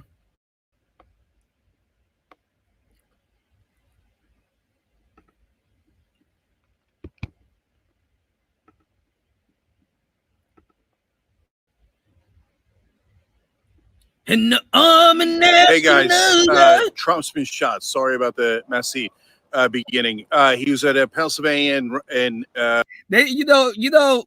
that's another reason why a lot of millennials and Gen Xers joined the army. They used to. We were just watching all of those old school cartoon shows. Oh yeah, they used to rock out and play hella rock music on them army videos.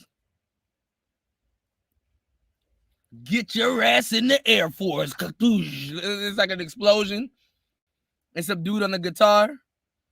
In the army national guard. Them niggas really made you think that you were gonna actually drive a F-16.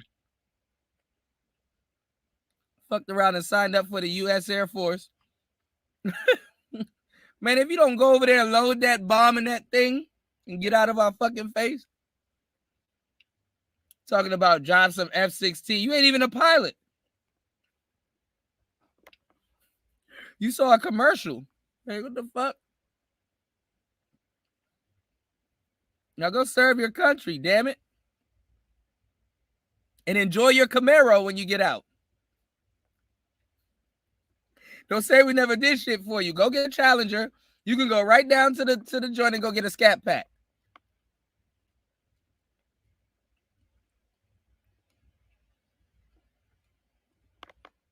Right there.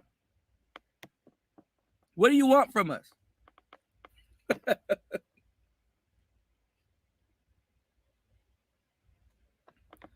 You go down to the dealership to go get your scat pack. Your salesman out there in the ammunition. It was at a rally in Pennsylvania. The former president was shot in the ear.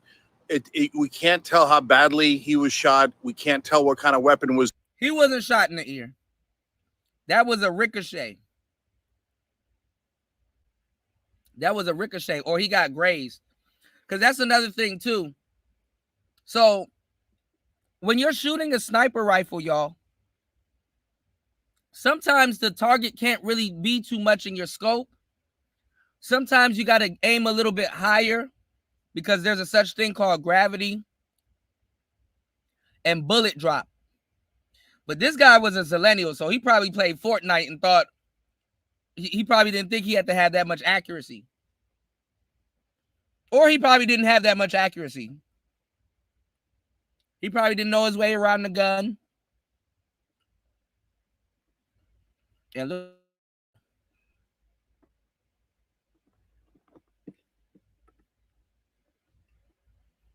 look where he at now.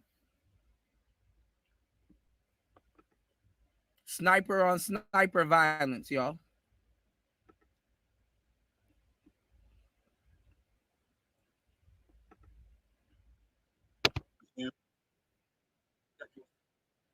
But he seemed perfectly fine. He's not dead. He's fine. But you hear the shots ring out. You see him grab his ear. We'll have the video soon for you guys. And then he goes down. Secret Service. You only get one shot. Do not miss your chance to blow.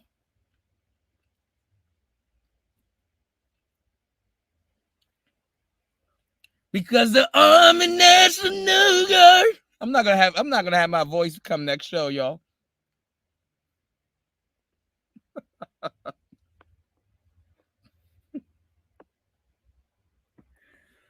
Oh my God. Service surrounds him. Everybody's screaming. And then they surround him with Secret Service. He rises up and you see him. And as they're taking him away, you see blood on his face and ear. And then he holds up like his fist and pumps it like he's okay. And don't worry. Nah, that's victory right there. That nigga said, get my shoes. What's going on, Gail? Shout out to Gail at night in the building. How you doing, love? What's going on, Andre?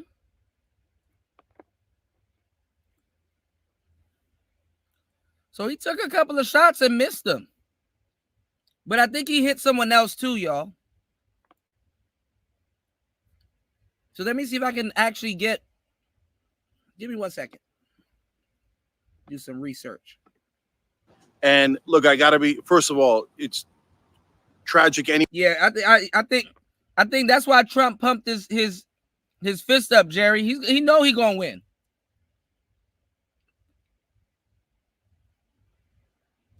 This some iconic shit that's going on. And let's say the guy did not want Trump to win, which we can clearly see that.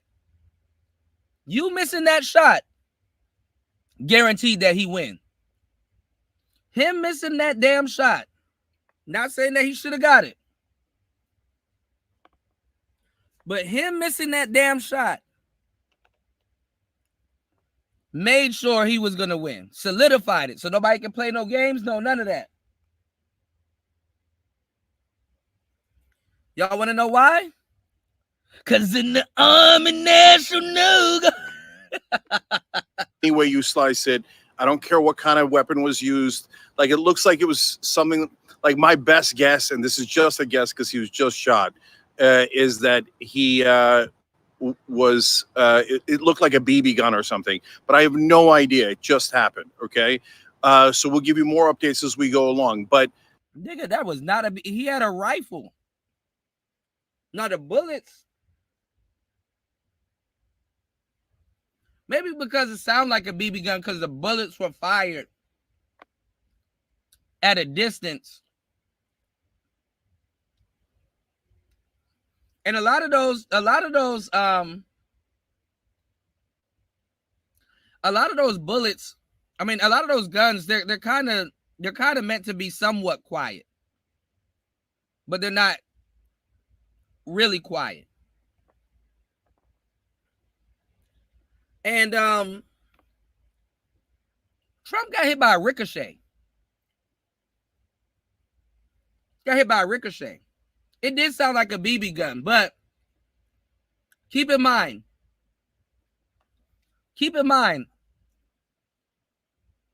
audio, if a gunshot is loud and the audio is like is a little bit off, you'll get a popping noise, and that's not actually from the gun.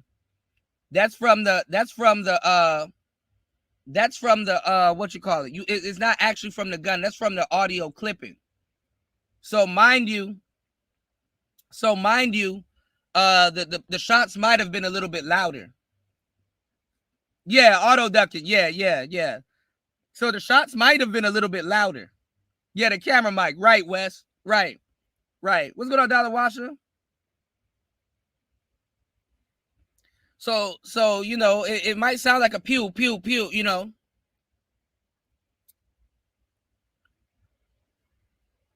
Yeah, it's basically compression. But a lot of those rifles too, don't be fooled. A lot of those rifles come with compression too.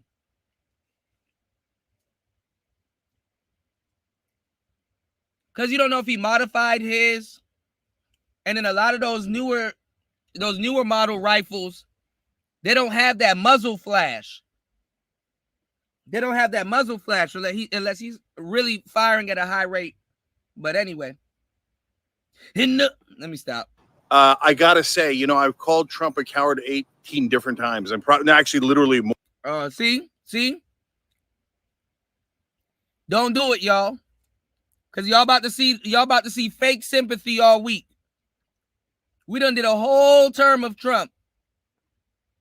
And these were the same people laughing at him when he caught the brew flu and wished death upon him. Now all of a sudden,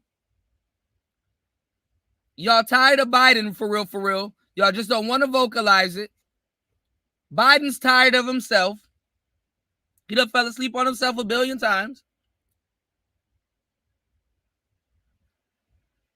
Now all of a sudden, your greatest enemy, the people that made your platform legit. You know, Trump has really put foods in a lot of these dudes that don't like him mouth. He made their platform legit. If you can go somewhere and find somebody talking crazy about him, he's fed you. Don't come back now and actually show fake sympathy now. More, right? And I've seen him flinch in 18 different ways, and he ran from Vietnam, all that stuff. But this is not the time. He actually looked strong there. Look, our job is to be honest with you guys. So first of all, number one, terrible. Who the hell would shoot anyone, let alone the president, let alone Trump or Biden? It's just such a... Give it a couple days or two. Not even. It's happening right now. There's a lot of Americans that are happy.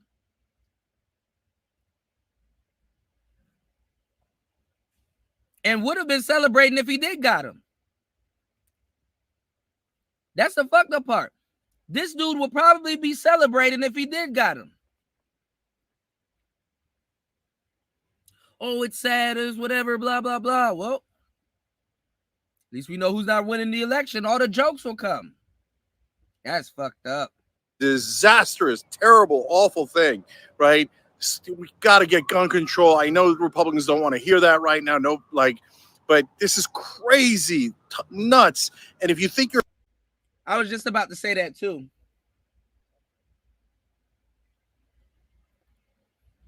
Because some people are going to be like, oh, well, will Trump fight for gun control now that he, yeah. If you're an American and you, hold on. If you're an American and you want to ban guns, you're probably a fool.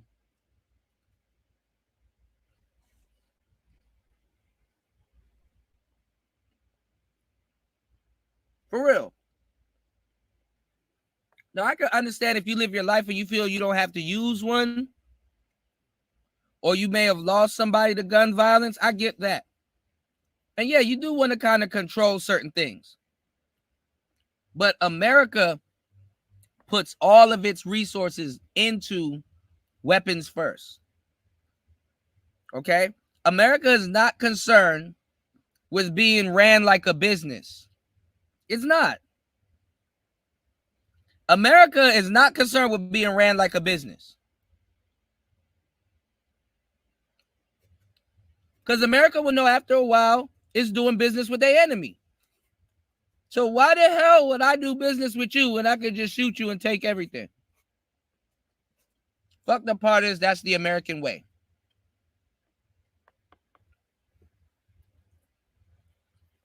This is the reality that a lot of people don't want to hear. Go into my Discord and go get that free PDF book I put in the Discord, The Richest Man in Babylon.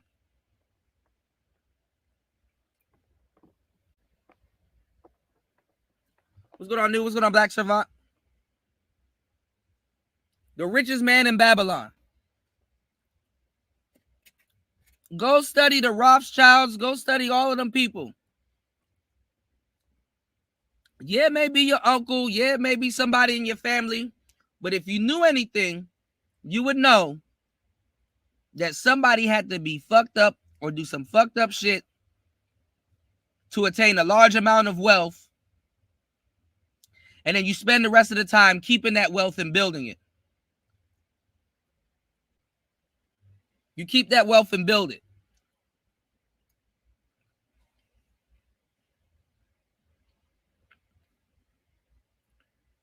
All the higher ups know this. Oh, he's robbing people. Well, it's called business at this point. We need our money back. Do business. We don't know how to. Figure out a way. Oh, let me guess. You're going to rob. You understand? Might not have to be you personally, but it's going to be somebody.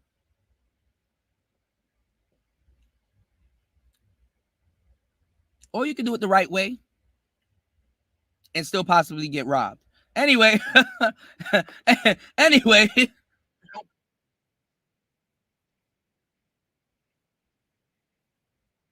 Hold on. Bring this back up.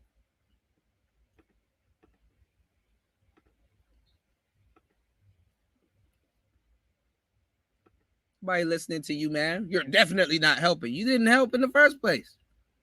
Don't tell me you his friend now. Nuts. And if you think you're helping by trying to do violence against Trump or any Republican, you are definitely not helping. And you are definitely not one of us if you do violence. Violence is a surrender.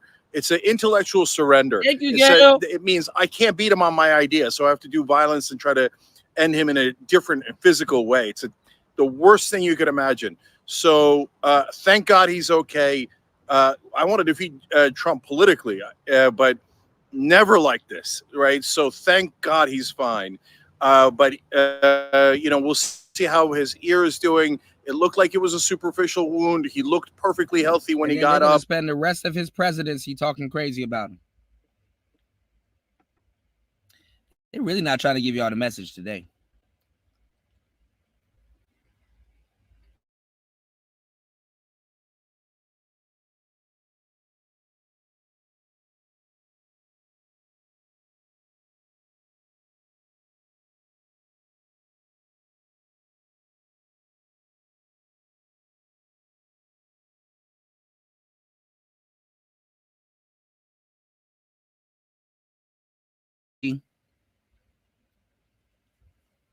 Trashing this man.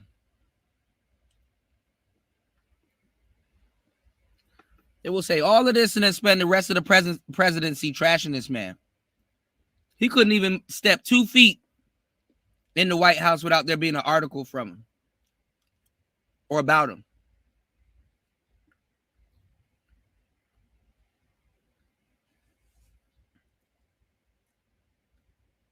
Somebody was like, oh, Trump got his own airplane, which he does. But I ain't gonna lie, Air Force One is tricked out. But let's get it. Other than, of course, the blood in his ear and his. Lord have mercy.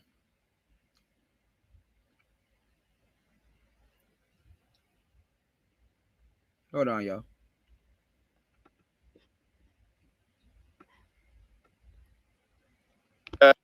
We'll see how his ears doing. It looked like it was a superficial wound. He looked perfectly healthy when he got up, other than, of course, the blood in his ear and his face.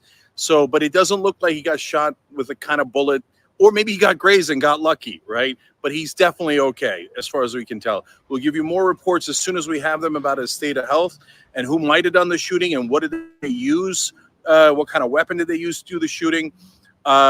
Secret Service, pretty good job getting him out of there. And again, my job is to be honest with you guys and give you real analysis.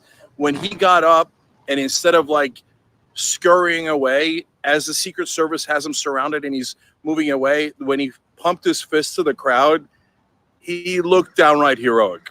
And I hate to say that. And this is what happens when you're dumb and you use violence. It always backfires. I mean, if they'd killed him, it would have been 10,000 times worse. And he would have been a martyr forever and ever, besides which he would be dead. And I mean, you couldn't hit Biden like that. I mean, you could, but Biden would have just sat there and blinked. Biden would have stared forward and started squinting and sat there and blinked. Terrible on a human and moral on grounds, right? But so that you don't kill him and this happens instead. And now he's going to look heroic. So either way, it is a disastrous course of events. No one on our side should ever do anything like this. But for now, President Trump shot at a rally in Pennsylvania. He's alive. He's healthy, but he did have blood on his face. Secret Service obviously got him on the way. We'll give you details as we have them. We'll give you the video as we have it. But the former president shot in Pennsylvania, and for now, seems to be healthy and perfectly alive. More updates as we go. And obviously shows Monday through Friday at 6 o'clock to 8 o'clock Eastern. Right.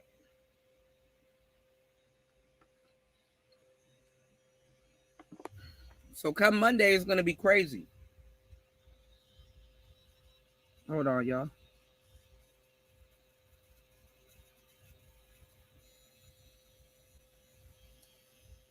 So are they saying the guy's name is Matthew Crooks?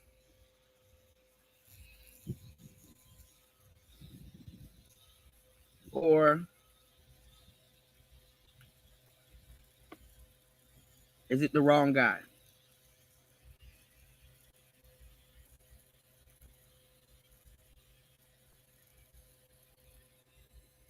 My internet's acting up. All right. Hold on.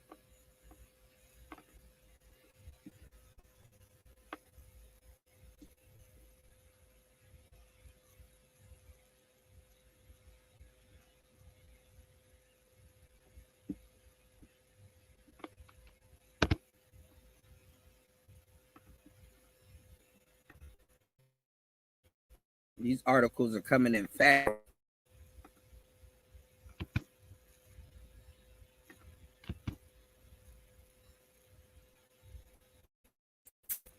So who else they went to if it's not Matthew Crooks?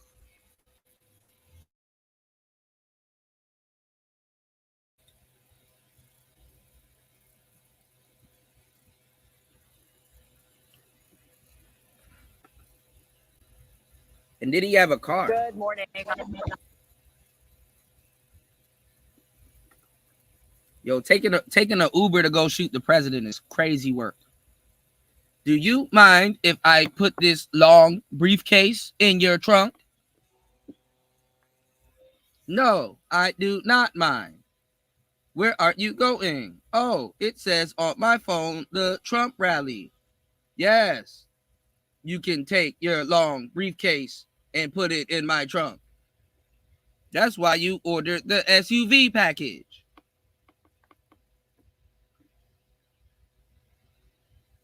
Bruh, taking an Uber to go shoot the president is wild.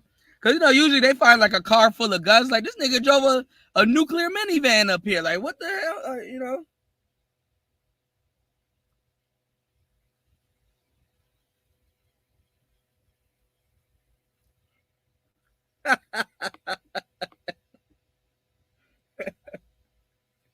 He pulled up like the Secret Service. Let me get a Yukon Denali sent down here, please. Bordash. I heard there was another sniper loose in Jersey.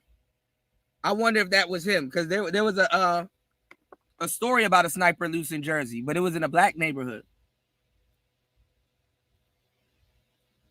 Now, I don't know if y'all were around, but in the DMV area in Washington, D.C., nigga, we had the snipers. Was it John Lee Boyd Malvo and the other guy, the younger dude? Now the younger dude, he locked up, but the older dude, they had to get him up out of here. That was one of the most scariest times of my life. I had to go pump gas. I'm up there tip drilling at the gas pump, twerking at the gas pump. Nigga, I'm not going to be a still target. Got me fucked up. Nobody ever thinks about getting hit with a sniper rifle. That's not fun. That's not fun. That is not fun or funny. Yeah, we was out there twerking like shit. Not gonna be a still target. I had to walk home and shit. Nope. Oh, don't let you be in the garage. One of them big garages, like at the mall. Nope.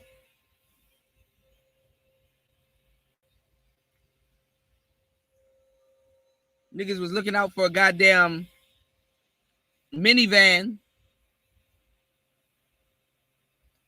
Whole team, them niggas was shooting out of a Caprice Classic.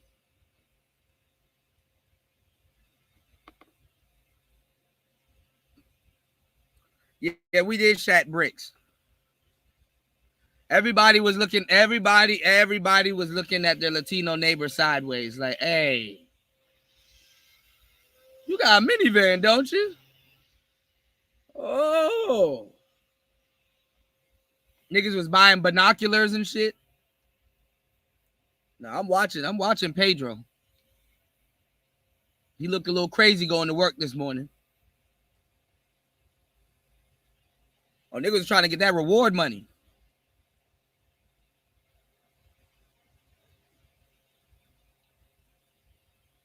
That was fucked up.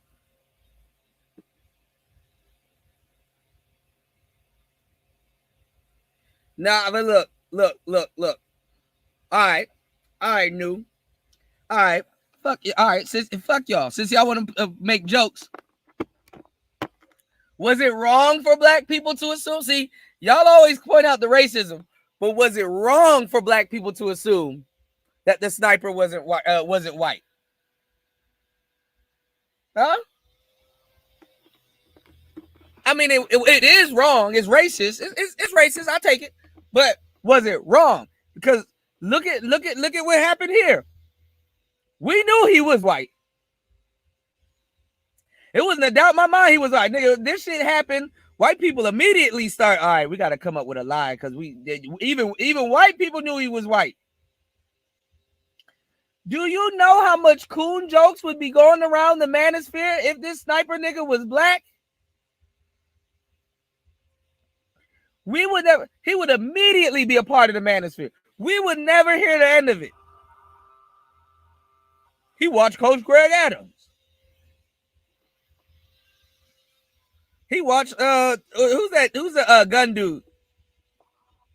Who's the gun dude with the dreads in the grill?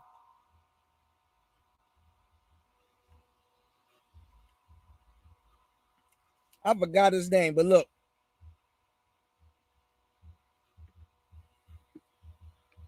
You gotta assume that he was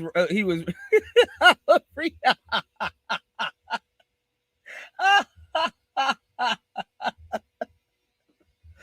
Oh, Black. What's going on, Stoic? Free. Oh man. SBE, they're gonna be like, we know what SBE really means. Sniper bullet extremist.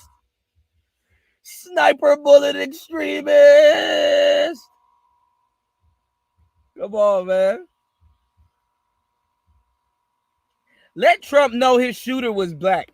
You will never see this man around black people ever again. I'm getting rid of the black jobs. That's it. Black jobs gone. It's over.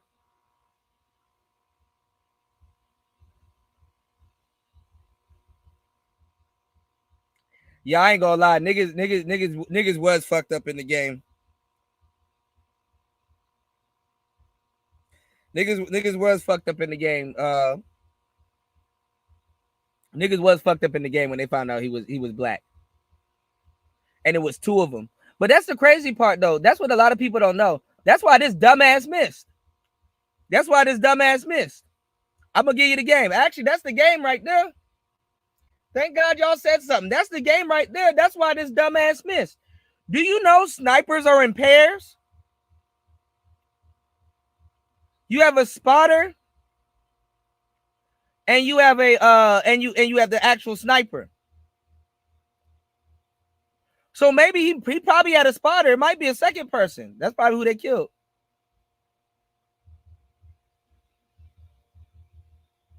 There's a spotter right. Get his ass. Yeah, snipers are never usually alone.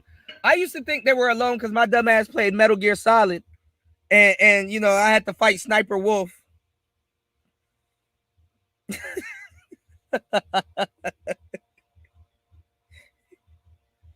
I had to fight Sniper Wolf, so I was like, oh, okay. I thought I had the hang of it. Nope. Shout outs to Ebo Sosa. Thank you, bro.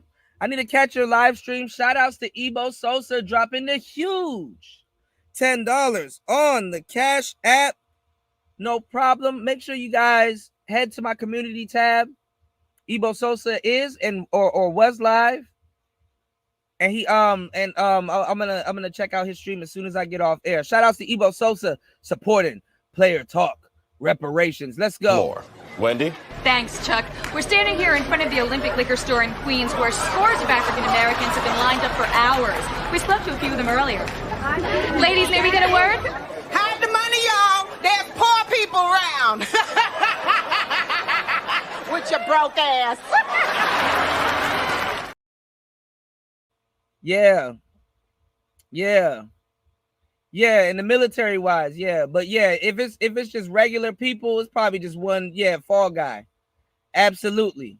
Shout outs to everybody that's enjoying the show. If you're enjoying the show, please hit the like button, share the show, and support the show. Let's go. I would like to thank God Almighty for giving everybody so much and me so little. I hate you, I don't even know you, and I hate your guts. I hope all the bad things in life happen to you and nobody else but you.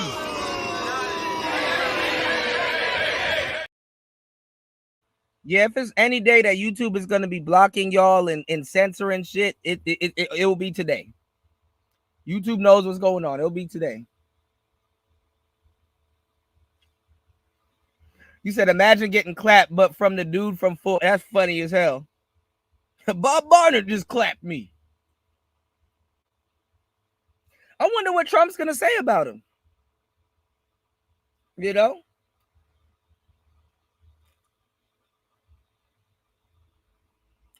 Because if the guy is really Republican like they say he is, or he says he is, you know somebody's going to be like, well, those are the people that Trump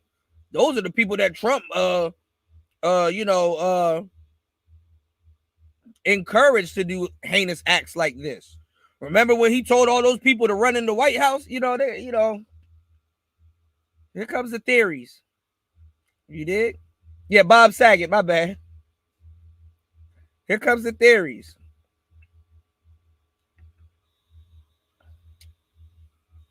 But John Wilkes Booth, he wasn't a sniper.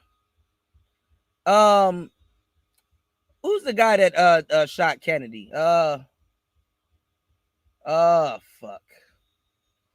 I was about to say James Earl Jones, or I think that's the guy that shot King.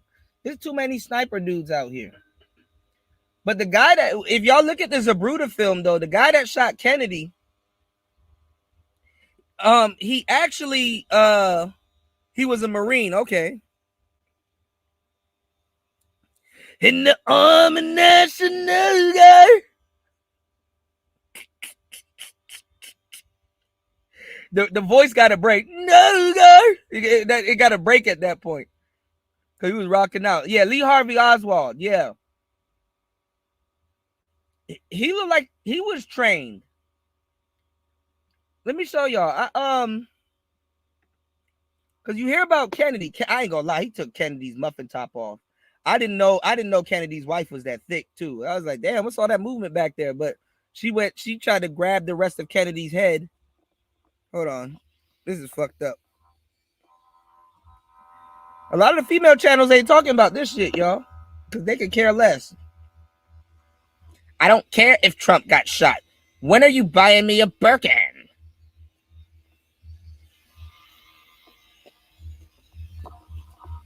They only worry what they can get. Hold on.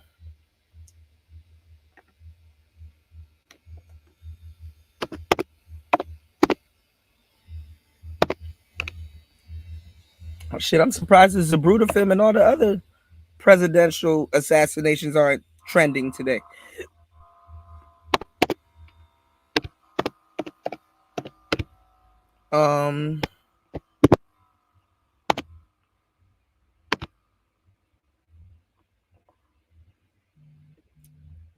Here we go.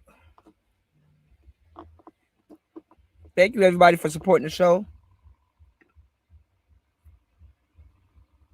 Kick it a little bit. No, I don't want to see the shit restored. Okay, here's the. Here it is. I think this is what I'm looking for.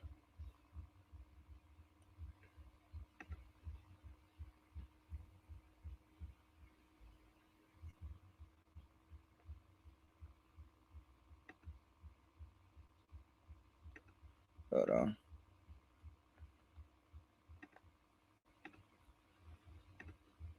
I think this is what I was looking for.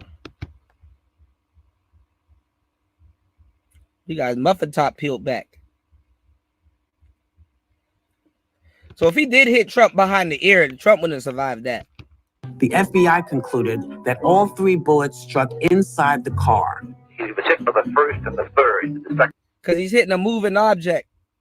So it's a little bit more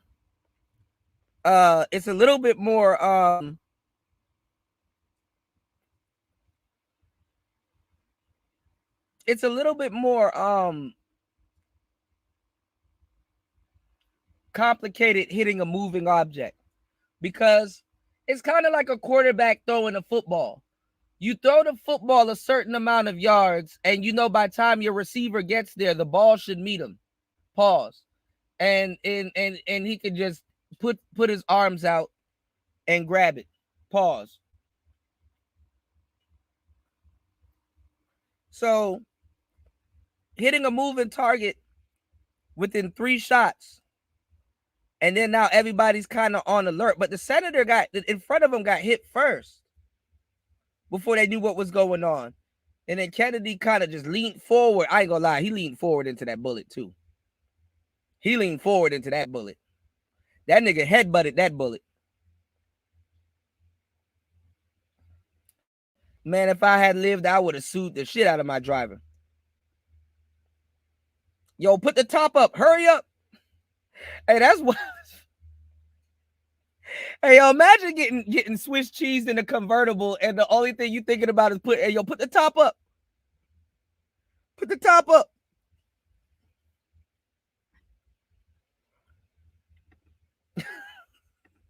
Shot hit the governor. The third shot, I saw a large part of the president's head off. The Warren Commission put itself in a straitjacket.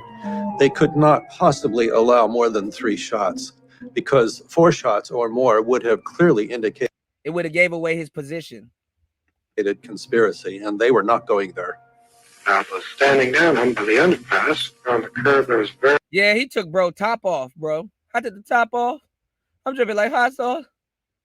He took bro top off, bro. Kennedy got his top peeled back. Eyes open and everything too. Man, y'all should see the conspiracy theories that I had, because as soon as Kennedy got hit, the morgue that took him, man, that was a whole nother shit. And then they had to fly his body back to DC. Man, I got stories for days, y'all. Back bullet. Imagine getting hit 3 times by 1 bullet. That cleared your body twice.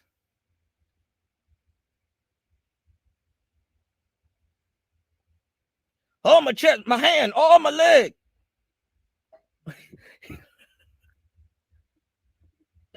I know this nigga was mad, man. Fuck Kennedy. Clearly, I'm the target. I'm getting jumped. He didn't know what to grab. Oh, my. All in one swoop. Shit.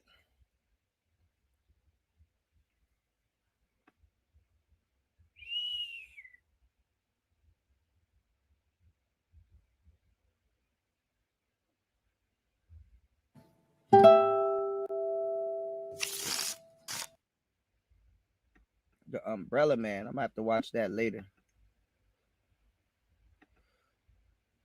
But yeah, man, there's a Zapruder film.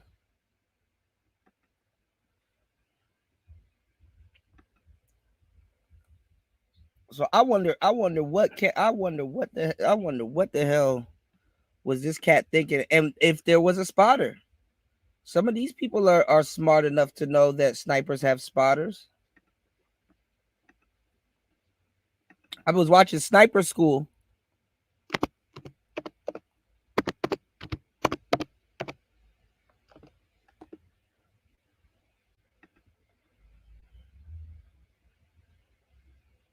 And literally, you got to be like right beside him with the ghillie suit. Oh, shit. We're going over this again. Now we got to definitely go over this now. Remember, I told y'all on Rumble, we're going to go over Nick, shout outs to Royce, Nick Irvin. He was a sniper. I don't even think this nigga had as a spotter, though. This probably ain't going to prove my point, but let's check this out real quick. This is a part of it. Had to find was a protractor, the clear square Shout outs protractors to War that we use on Masters maps. too. I want to get Royce and War Masters, and anybody, if you've been in the military or you know about guns and infantry, man, I definitely want to get y'all take on this. All right. Was taped on the side of a brick wall. Sometimes they would put a hand grenade right in front of you, like right across the line, and that would be the only one you don't find because it's right in front of your face. 9 times out of 10, the hardest things to find can be the things that are right in front of your face. Absolutely. Because you overlook it. What did you find the most challenging portion of Army Sniper School to be? Target detection. That was the hardest portion of it. Stalking was easy. I never, I could have gotten honor grad, but I was being a ranger in a regular Army school and dicking off with my other ranger guys and being sneaky, doing stupid stuff. So I wasn't allowed to get, honor grad from that. But stalking was easy. My last stalk, so it's like a tradition where you wear whatever you want to wear and you do your final stalk or whatever after you've passed all of them. Like one of our guys, keep his name, I'll call him M, a legend, really, really great guy, good sniper. He did his in like a yellow t-shirt and he stalked and he passed his stalk in a yellow t-shirt. So for me and my spotter, we went in t-shirt and jeans and we managed to pass the stalk in t-shirt and jeans. And stalking was the easiest portion, but target detection was like the hardest for me. Hiding or finding the hidden objects in the field. And dude, that's just, I don't know. It takes a different, and I'm not the best. Describe it a little bit. Yeah. So target detection would be, imagine 10 military items, a bullet casing, compass, protractor, dog tags, bootlace, things of that nature. And they put it out 50, 100 yards in front of you, and they hide it in the woods or in an urban environment.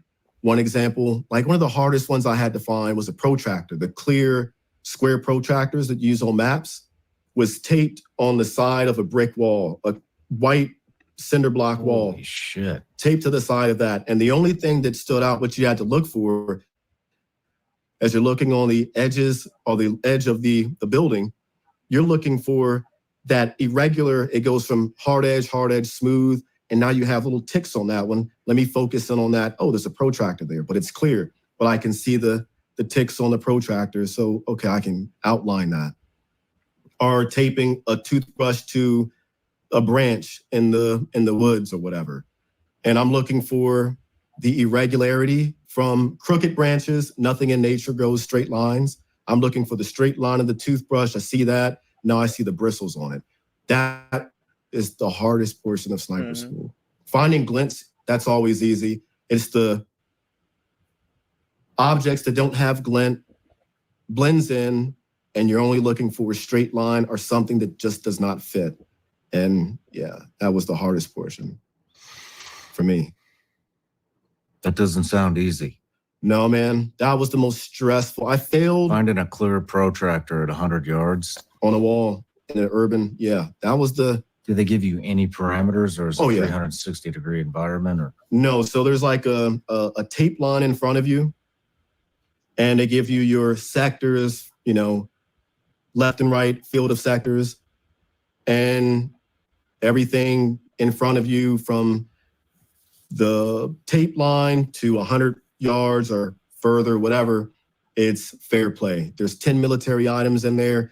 Write them down, identify them, describe them, and draw a picture of them, of where they're at. So you're looking for shape, color, description, dimensions, and you're putting all this down.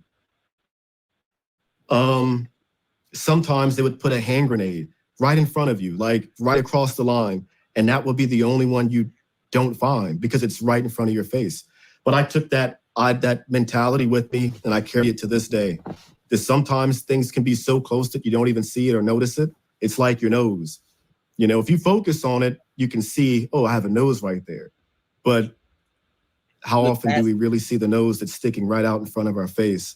It's rare. So most of the stuff that we're looking for, 9 times out of 10, the hardest things to find can be the things that are right in front of your face that no one thinks to see because they're too busy looking elsewhere.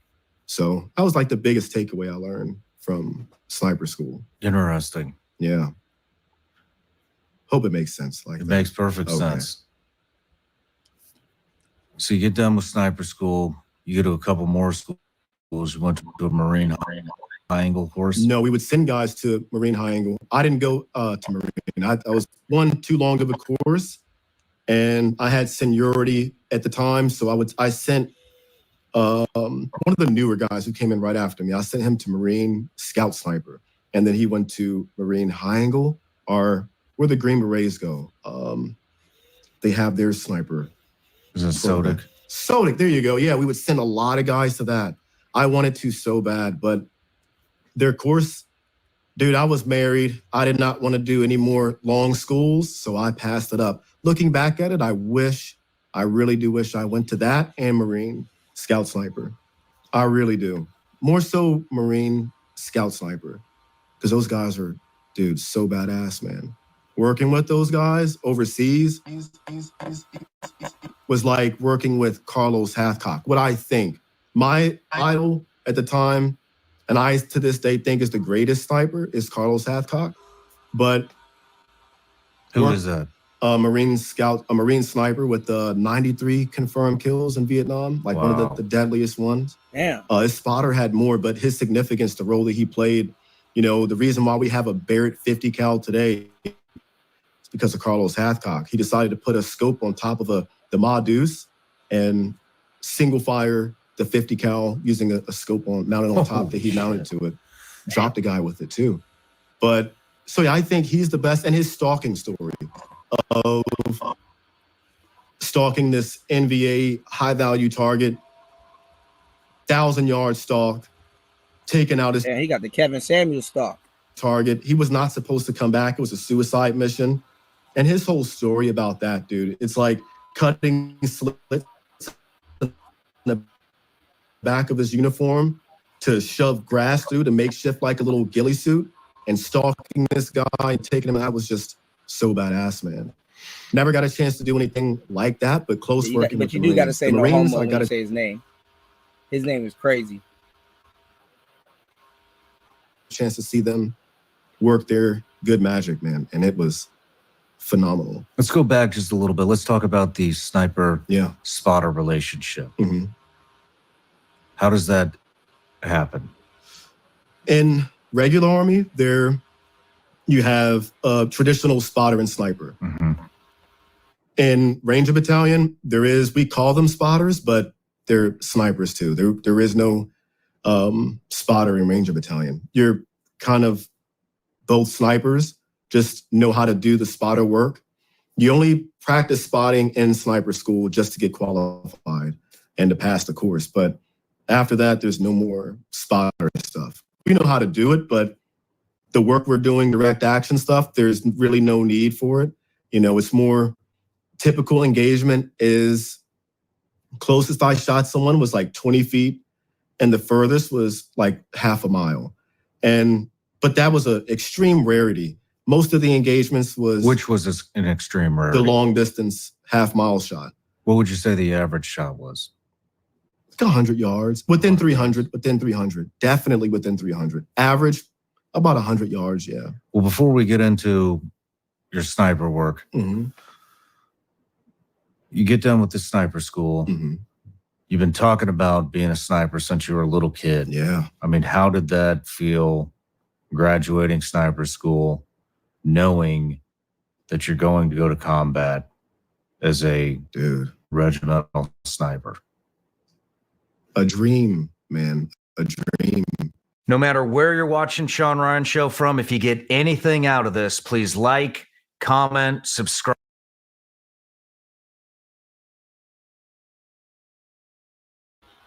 Yeah, that show is going to be lit. So y'all tune in. We're going to go over that whole show. Bro said he dreamed of being a sniper. I dreamed of peeling y'all niggas cap back. Blue.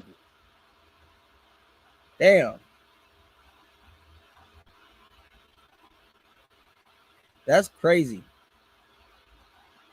Imagine dreaming of something that you'll later on live to regret.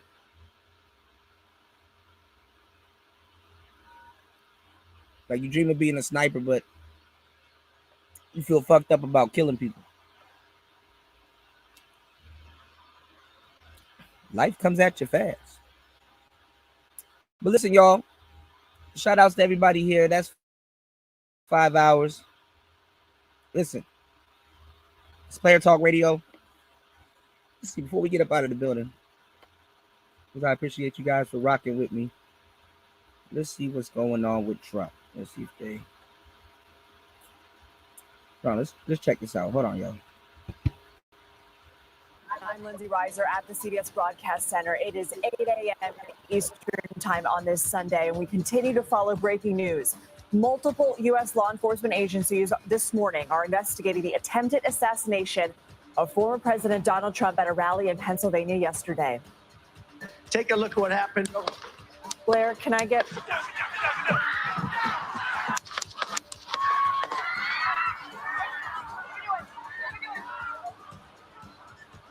That is the moment the shooting happened. Look where everybody just looking, after too. 6 p.m. Eastern Saturday. The presumptive Republican nominee had walked on stage.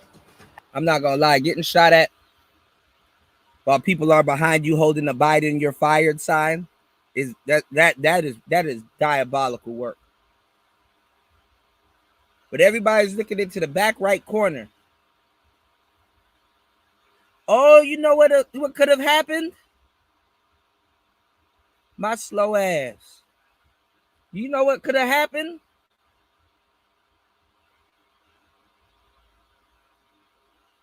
So the shots did come from behind him, which I thought, but the bullet probably whizzed past him. And he probably cocked his head to the side a little bit and well, we'll see. No homo. We'll see. That's an odd way to duck a bullet too, if that's the case. And about 6 minutes later, like ducking a bullet that's coming from behind you. The shooting left the Republican candidate bleeding from the ear. Trump dropped to the ground for cover and was immediately swarmed by Secret Service agents. He was eventually escorted off stage and into a waiting motorcade car. The former president was treated and released from a local hospital Saturday night. One other person attending the rally was killed, 2 others critically injured. The shooter was killed by federal agents. In a post on Truth Social, Donald Trump said in part, quote, "I was shot with a bullet that pierced the upper part of my right ear. I knew immediately that something was wrong and that I heard a whizzing sound, shots, and immediately felt the bullet ripping through the skin." The FBI has identified the shooter as 20-year-old Thomas Crooks from Bethel Park, Pennsylvania, about an hour from the rally. Law enforcement agents were seen conducting a search on what is believed to be the home of the now deceased shooter. The FBI has taken the lead in the investigation and said last night it will be ongoing for some time. There's going to be a long investigation into exactly what took place and how the individual was able to get access to the location, what type of weapon he had, all that. It is really days, weeks, and months of investigation. I'm joined now by CBS News congressional correspondent Scott McFarland and CBS News campaign reporter Olivia Rinaldi. They were both part of the team covering the rally when the shooting took place. Good morning to both of you. Happy to see you are both okay after what happened. Scott, walk us through what happened from your perspective covering the rally. A monumental and shattering failure at what it should have been a uniquely safe event. There were families here. There were groups here. There were thousands of people who camped out all day here under the assumption this was going to be a political rally at which they were protected. And because of the failure, a series of shots we all heard about 6 or 7 minutes into the former president's speech wounded the former president, killed one of the rally goers, critically injured 2 more, and did untold damage to the fabric of the country. So many of us conflated those initial explosive noises as fireworks. Sounds like somebody had set off a series of 6 to 8 fireworks in the backyard. When it became known, or at least suspected about 10 seconds later, that we had to get cover. I think his presidential run is legendary, bro. Too lit. Something more sinister, that it might be gunshots. We were among the few who had the luxury of somewhere to take cover. We were standing on those elevated press risers that were behind the crowd next to the cameras. We were able to jump down and get beneath the risers. But for this crowd, which was jammed in like a rock concert, standing room only, shoulder to shoulder, there was nowhere to hide. There was no ability to take cover. And I think so many people, as they exited here, trying to process, Lindsay, something our generation's never seen before. We saw Trump rally goers embracing in tears after, checking on each other. Yeah, bro, I'm about to if you streaming, okay, damn, everybody's kind of left because I was about to close down. All right, give me a second. I'm gonna try to send everybody over to your stream, and also come over, if anything. If you could drop your link in the chat real quick, because I'm about to close down real quick. Just a unifyingly tragic event. I should have waited to end it. Hold on, y'all. Olivia, you were recording some of the immediate aftermath while also, as Scott was saying, trying to duck for cover. What was happening for you in that moment? I mean, as Scott said, it was just harrowing and hectic in that moment. You could those successive shots, and I was standing just behind Scott on the riser, and someone pulled me down onto the ground. As I continued to hear the shots, there were people in front of me crouching down, and I decided to pop up just a little bit and take some videos, trying to see what was going on. You can hear the screams You can hear more of the bullets whizzing by. And, you know, ultimately I could see the crowd starting to get up. And that's when I started to get up off the ground. And I could see former President Donald Trump bloodied. And I could see him throwing his fist into the air and the crowd getting riled up with that. You know, after that moment, Donald Trump got taken into the motorcade where he was quickly whisked away. And then just he probably couldn't even see over those people's heads. That's why.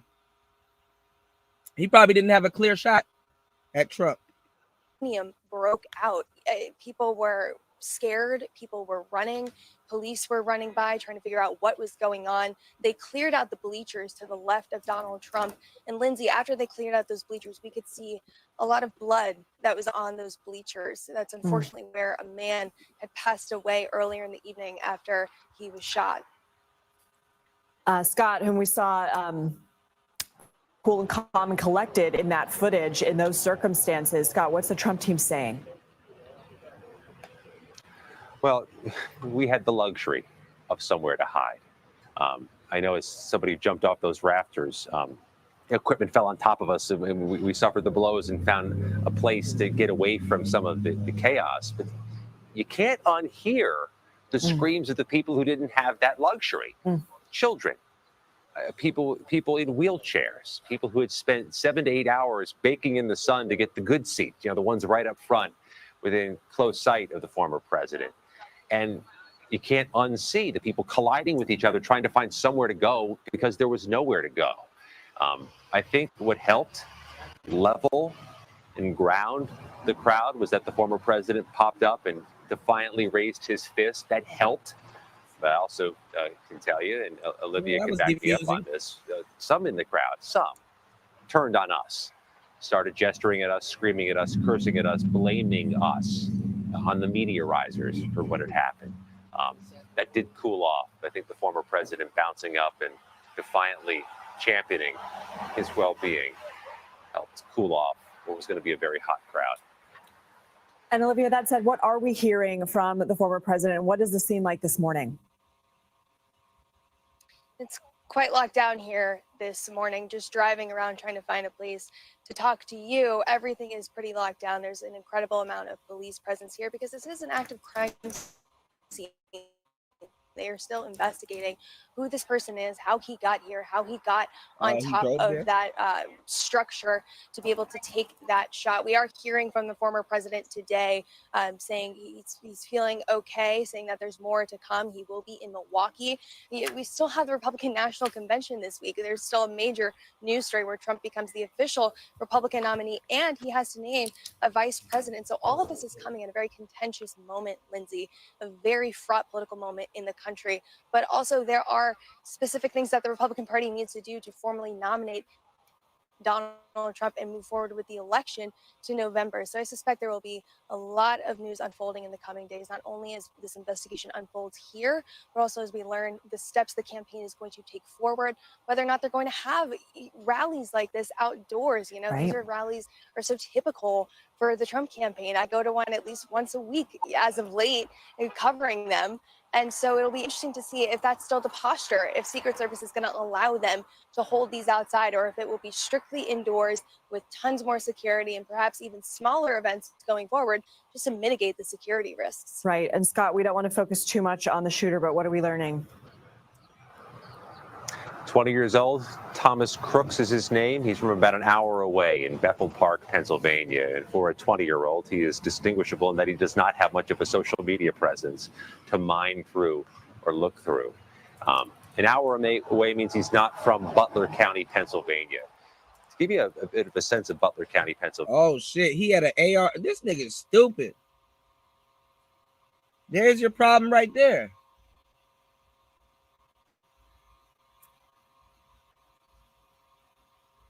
He probably had an AR-15 or ARP. ARPs do sound like that, though. He probably had an ARP, y'all. Right, Sin? Y'all hit that link.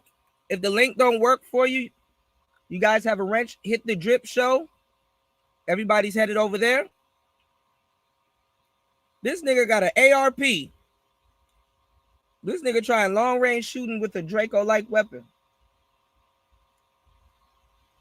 Can't make this shit up. Yeah, a bit of a sense of Butler County, Pennsylvania. You're north of Pittsburgh in a county that is Trump 2-1 in the last election. And the local congressman who represents this area, Lindsay, told the crowd they love this venue where the event was, the Butler County Agricultural Farm Fair area, because you can get a big crowd inside and easily accommodate a Trump-sized crowd. We haven't gotten estimates yet from a fire marshal or somebody official, but clearly there were thousands of people here. And some of them arrived as early as 6:45 in the morning. Those are the people who got the front row seats and had a sadly uniquely close-up perspective of what happened. We just got an update from the hospital. No change in that 2 patients are still in critical condition at a hospital in that area. To echo Scott's words, damage inflicted to the fabric and fiber of our country. We're so happy that both of you are okay and taking care of yourselves in this time. Scott McFarland and Olivia Rinaldi, thank you. Damn.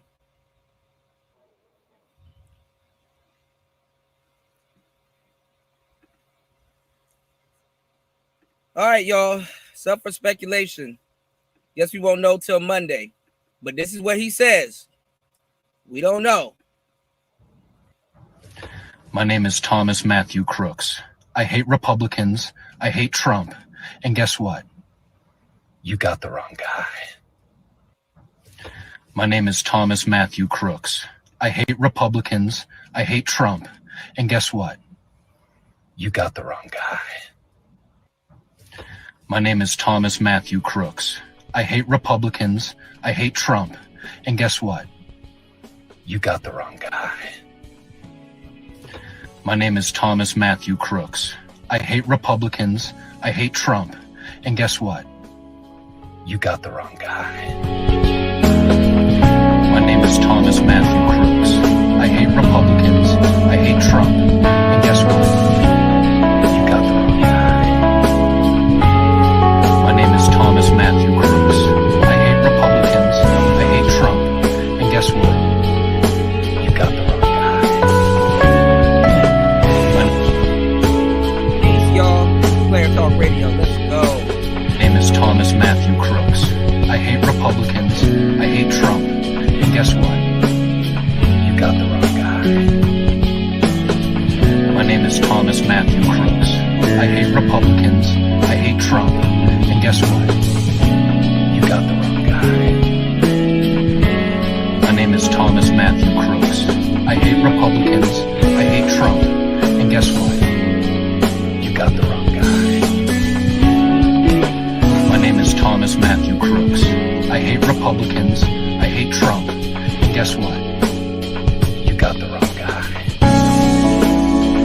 My name is Thomas Matthew Crooks. I hate Republicans. I hate Trump. And guess what? You got the wrong guy. My name is Thomas Matthew Crooks. I hate Republicans. I hate Trump. And guess what? You got the wrong guy.